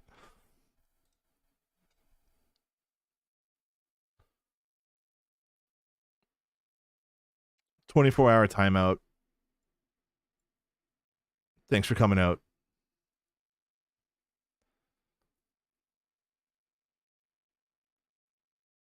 Imagine illiteracy is much higher in the U.S. if you count functional literacy, people who can technically read and write but can't do anything meaningful with it. Yeah. Yeah, exactly. Like critically think about what they're reading.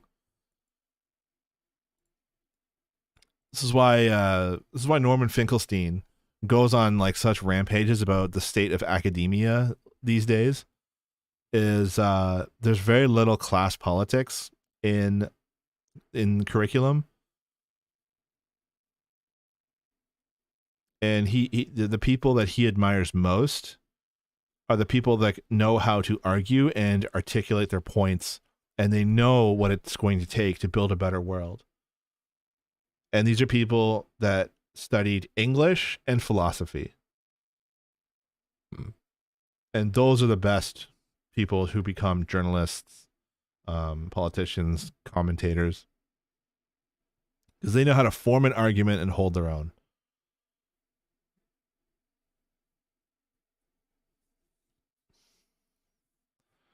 Also say something alarming on TikTok. There are a lot of American kids getting ready to go into middle school that can't spell. Jesus. Have we just given up trying to teach kids anything?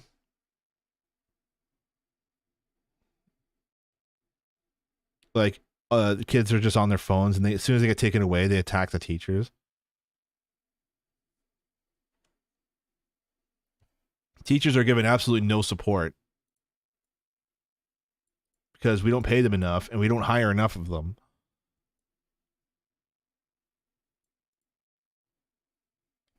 And then their unions under constant attack. Is the alphabet woke now?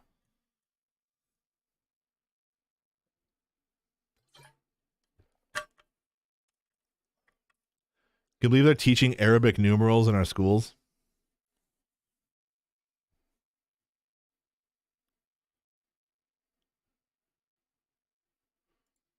My daughter learned to do with voice commands on phone computer before learning to write. I'm probably a bad parent.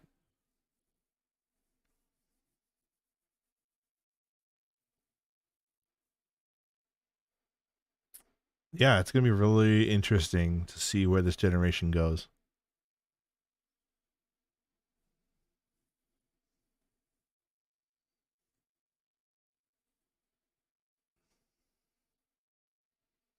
Maybe the anarchists are ideas are taking hold.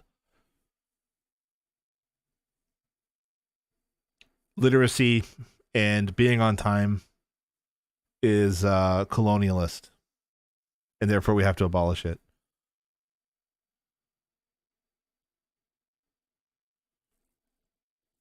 Allowing an entire generation of children to be iPad kids will have lasting damage. Well, maybe. I'm sure they said the same thing about television.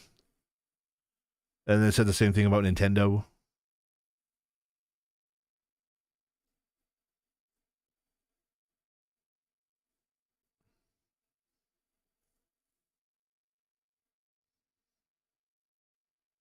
People would rather pull up Cocomelon than actually parent their kids. Man, I know parents my age, and let me tell you, fucking parenting is not easy. I can't even fathom the energy it takes to have a kid, especially under these conditions of capitalism. When both parents need to work in order to survive, and then you can only spend so many hours a day with your kid. Did you guys see the picture of the fast food worker? She's got her baby like in a harness on her chest, and she's ringing out orders. Because maternity leave doesn't exist. Apparently, that's an innovation that America has not figured out yet. COVID distance learning forced us to give tablets to kids. True.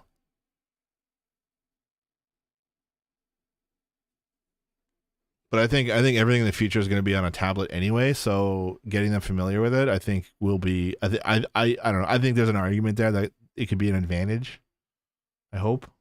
I don't know. I'm just trying to see the silver lining.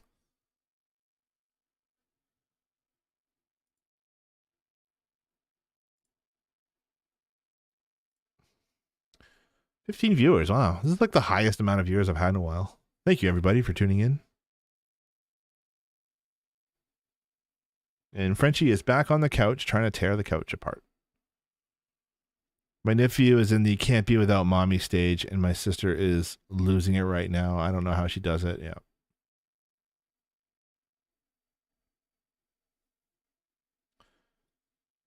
My friends got their 3-4 month old, and trying to put this thing to bed is just incredible, especially when they're both so tired.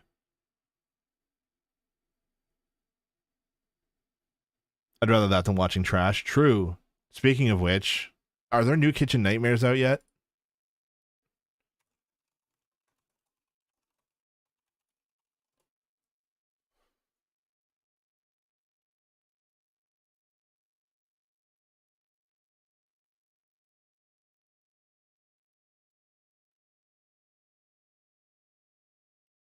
Oh, I think it came out last year.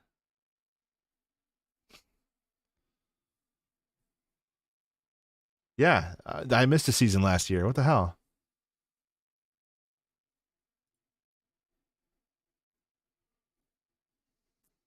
Sign in to watch. What is this bullshit?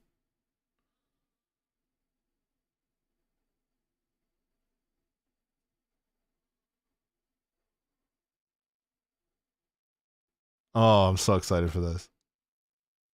Oh my god. You guys have any idea how drunk I'm gonna get watching these?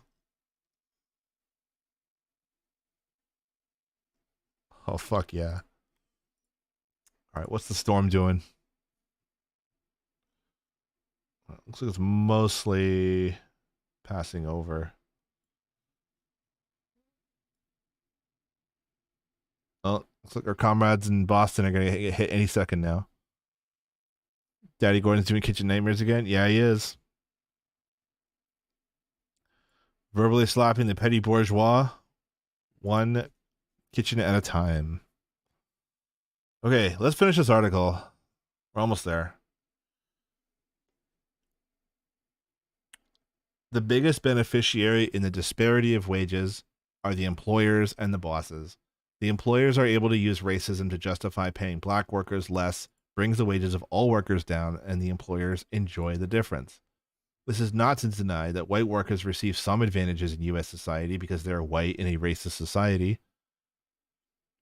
If they do not get some advantage with it the illusion that the system works for them, then racism would not be effective in dividing black and white workers.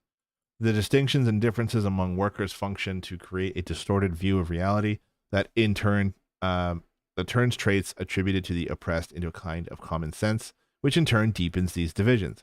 African Americans are poorer, they have worse housing, they go to worse schools, they have a shorter lifespan, and generally live in worse conditions, which helps to perpetuate the image in the minds of white workers that African Americans are inferior. But the so-called common sense problem with common sense is that it's based on surface appearances and information, does not reach deeper and to give a systemic explanation for the disparities that exist in society. Instead, it creates what Frederick Engels was the first to call a false consciousness. False consciousness simply is ruling class ideology that is used to explain away or cover up material reality. The point is that white workers, to the extent that they accept white supremacy, contribute to capitalism's ability to exploit them more effectively. The purely psychological advantage obscures the very real material deficit that racist oppression helps reinforce. Du Bois explained how false consciousness worked in the South and why a labor movement never developed there in the aftermath of slavery. The race element was emphasized in order that property holders could get the support of the majority of white laborers and make it more possible to exploit Negro labor. But the race philosophy came as a new and terrible thing to make labor unity or labor class consciousness impossible. So long as the Southern white laborers could be induced to prefer poverty to equality with the Negro, just so long as a labor movement in the South was made impossible.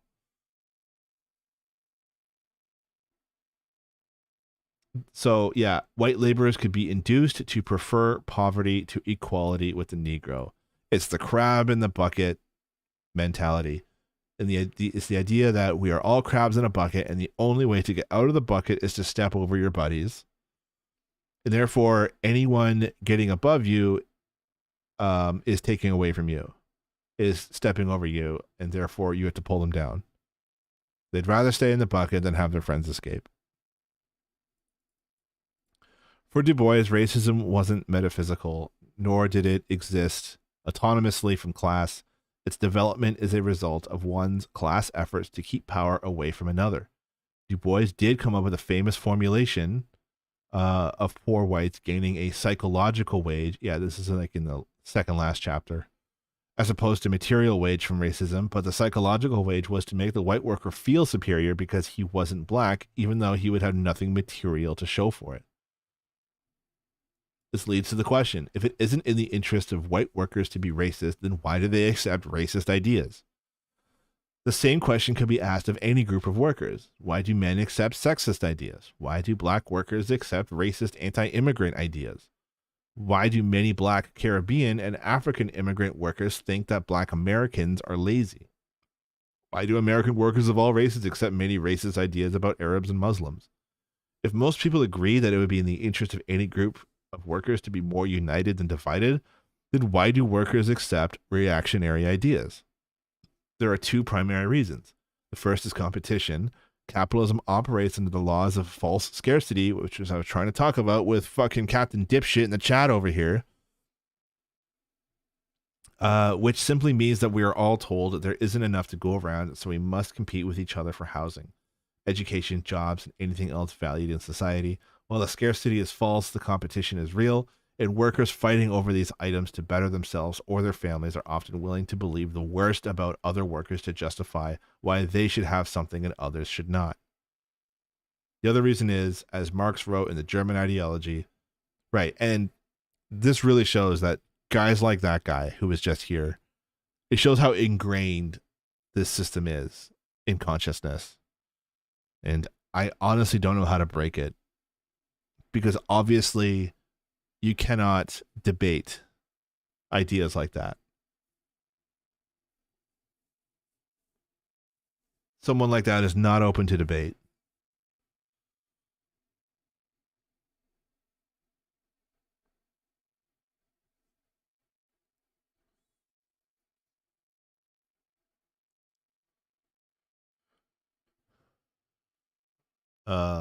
What the fuck was I? Competition, capitalism operates under the laws of false scarcity. Oh yeah, I read that one. The other reason is, as Marx wrote in German Ideology, that the ruling class, the ruling ideas of any society are the ideas of the ruling class. We live in a racist society, and therefore people hold racist ideas.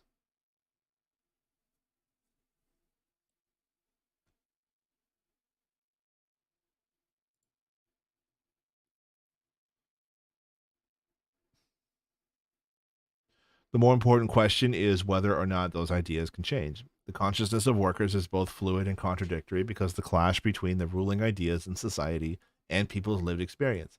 So, for example, while the media inundates people with constant images of blacks as criminals or on welfare, people's experience with blacks at work completely contradicts the stereotype. The Italian Marxist Gramsci explained the phenomenon of mixed consciousness this way. The active man in the mass has a practical activity but has no clear theoretical consciousness of his practical activity, which nonetheless involves understanding the world insofar as it transforms it. His theoretical consciousness can be historically in opposition to his activity. One might also say that he has two theoretical consciousnesses, or one contradictory conscious, that one which is implicit in his activity and which in reality unites him with all fellow workers in the practical transformation of the real world, and one superficially explicit or verbal, which he has inherited from the past and uncritically absorbed. The person is strangely composite. It contains Stone Age elements and principles of a more advanced science, prejudices of all phases of history at the local level, and intuitions of a future philosophy which will be that of a human race united the world over. Whether or not a group of workers has reactionary, mixed, or even revolutionary consciousness does not change their objective and real function as exploited and oppressed labor. The question of consciousness affects whether or not workers are in a position to fundamentally alter that function through collective action. Just because white workers, to take a specific example, may at different times fully accept reactionary ideas about African Americans, does not change the objective fact that the majority of the poor in the U.S. are white, the majority of people without health insurance are white, and the majority of the homeless are white. While blacks and Latinos are disproportionately affected by the economic reality of the U.S. today, in a country that is more than 65% white, it is a reality they share with the majority of white workers. This shared reality shows the potential for a united struggle to better the conditions of all workers. But by the same token, losing the battle against racism undermines the overall project of working class revolution. As Du Bois explained in Black Reconstruction about the defeat of the post-Civil War Reconstruction policies that briefly put the power of the federal government behind equal rights for the freed slaves, the political success of the doctrine of racial separation, which overthrew Reconstruction by uniting the planter and the poor white, was far exceeded by its astonishing economic results. The theory of laboring classes unity rests upon the assumption that laborers, despite internal jealousies, will unite because of their opposition to exploitation by the capitalists.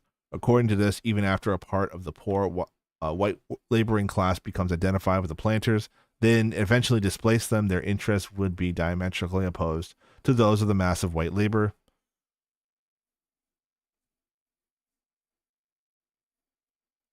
And, of course, to those of the black laborers. This would throw white and black labor into one class and precipitate a united fight for higher wage and better working conditions. Most persons do not realize how far this failed to work in the South, and it failed to work because the theory of race was supplemented by a carefully planned and slowly evolved method, which drove such a wedge between the white and black workers that are probably not today in the world. Two groups of workers, practically identical interests, who hate and fear each other so deeply and persistently, who are kept so far apart that neither sees anything of common interest.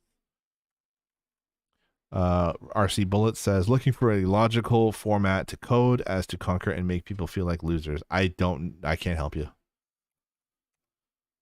Today, the need for a revolutionary alternative to the failures of capitalism has never been greater. The election of Barack Obama came 40 years after the passage of the 1968 Civil Rights Act, the last piece of civil rights legislation from the civil rights era of the 1960s. Despite the enormous shift in racial attitudes symbolized by the election of a black president in a country built in large part on the enslavement of black people, the condition of the vast majority of African Americans today is perilous. If we get a chance, maybe I'll play some Norman Finkelstein clips for you guys, because listening to Finkelstein talk about Obama is so fucking funny. And I think I'm inclined to agree with him that he actually considers Obama to be not a very smart person. Obama's transcripts were kept hidden from the public, but we know what classes he took, and he was basically like a blank slate when he got elected. He did like 2 years in the state senate in a position that he was basically ran unopposed, and then he just got launched into fame, and now he's like a billionaire sipping wine in Martha's Vineyard.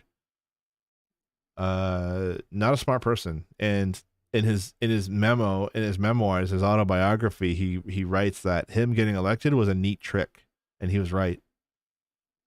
It was absolutely a neat trick that he got elected, because people imbued their own ideas and fantasies about what they thought Barack Obama was about. They thought he'd be like a social democrat, right? They thought he'd be something. This was, people were thirsty for change. It was the Iraq War was a complete disaster. The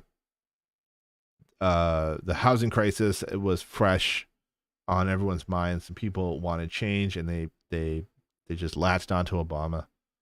And if you really think about it, his campaign and his presidency really is fucking brain, completely devoid of content. Nothing interesting going on up there. Just that we have a blank slate that controlled by the ruling class who will do whatever we tell him. His mom helping the CIA murder people in Jakarta didn't hurt his chances. Jesus.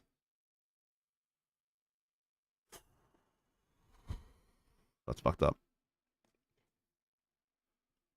Anyway, Finkelstein has zero respect for Barack Obama.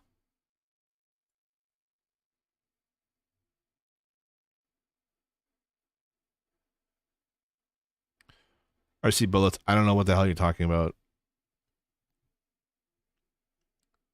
For almost 2 years, black unemployment has fluctuated between 15 and 17%. Almost 20% of African Americans under the age of 65 are without health insurance, compared to 15% for the rest of the population. According to the Center for Responsible Lending, a home owned by an African American or Latino family is 76% more likely to be foreclosed upon than a white-owned home. The wipeout of home ownership among African Americans threatens to widen even more of the gap in the median family net worth. In 2007, the average white family had a net worth of more than $171,000, compared to less than $29,000 for African American and Latino families. More than 25% of blacks and Latinos languish below the official poverty line, and more than a third of black and Latino children live in poverty. The distressing numbers that documents the full impact of racism and discrimination in the United States have no end, but while conditions across black America threaten to wipe out the economic gains made possible by the civil rights movement, millions of white workers are meeting their black brothers and sisters on the way down. Tens of millions of white workers are stuck in long-term joblessness without health insurance, waiting for their homes to be foreclosed upon. Thus, the question of black, Latino, and white unity is not abstract or academic, but it must be a concrete discussion on how to collectively go forward. For most of the 20th century, legal racism, both North and South, created a tension-filled cross-class alliance in the African American community that was focused on freedom and equal treatment, The legislative fruition of that in the form of legal civil rights removed the barriers to advance for a small section of Black America. To be sure, the Black middle class is tenuous, fragile, and for many, a paycheck or two away from oblivion. But a more stable and ambitious Black elite most definitely exists, and their objectives and aspirations are an anathema to the future of the mass of Black people.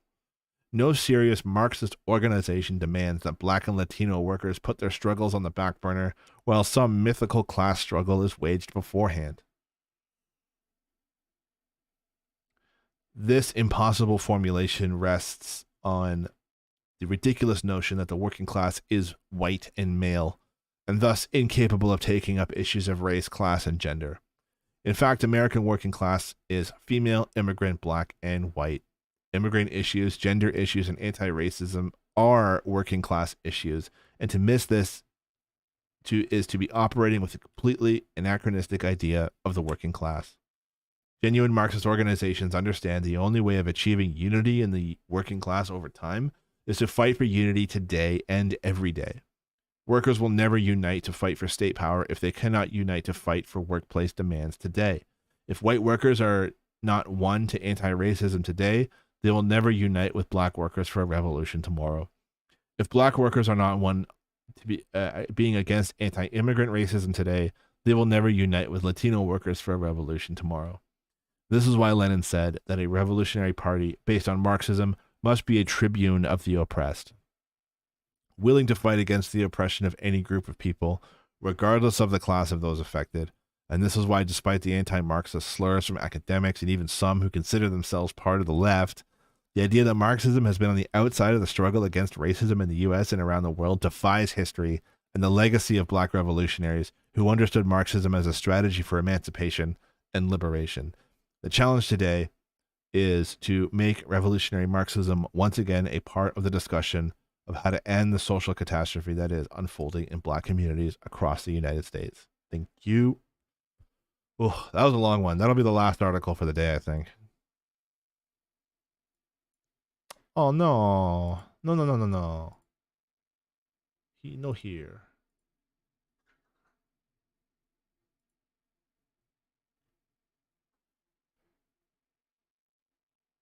Different folks. This word genocide is getting thrown around in a pretty inappropriate way by lots of different folks. Israel is not trying to wipe the Palestinian people off the map. זכור את אשר עשה לך עמלק, נצטווינו. אנו זוכרים ואנו נלחמים.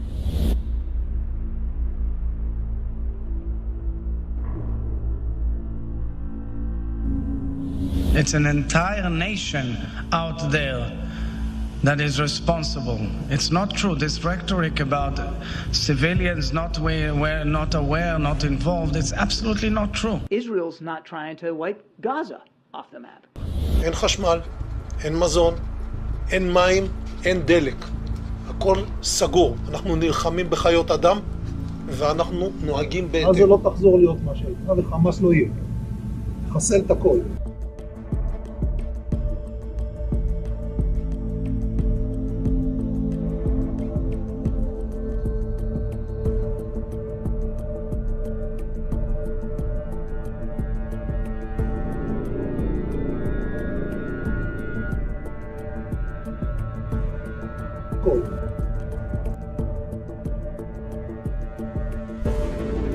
תשמיד את עזה עכשיו, עכשיו. עזה הופכת לדרזדן, כן. Israel's trying to defend itself against a genocidal terrorist threat. So when we're going to start, if we're going to start using that word, fine, let's use it appropriately. Yeah, no shit, eh? Fuck. The world is a fuck right now.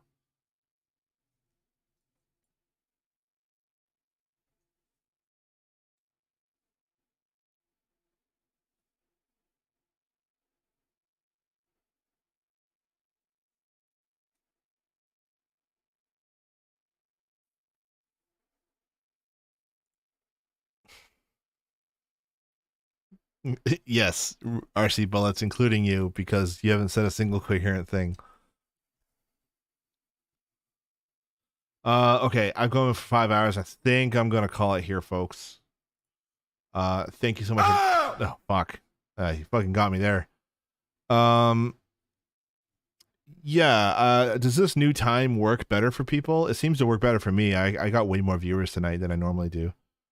6 hours, yeah, not bad, eh? And it's only 10. It's only 10:15.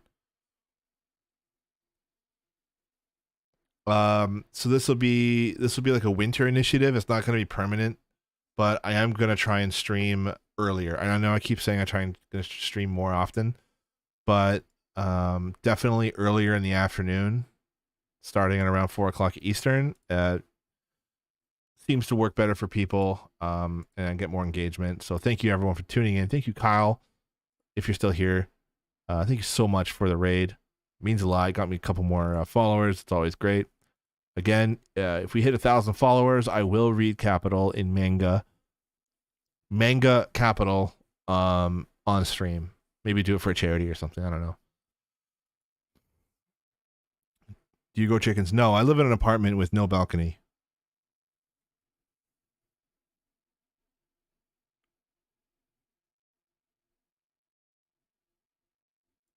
What's Skadator doing? He was really great when he was watching Star Trek. Doesn't give two shits about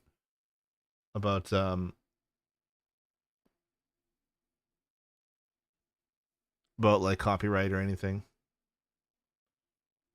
Dylan Burns is live. We should go raid Dylan.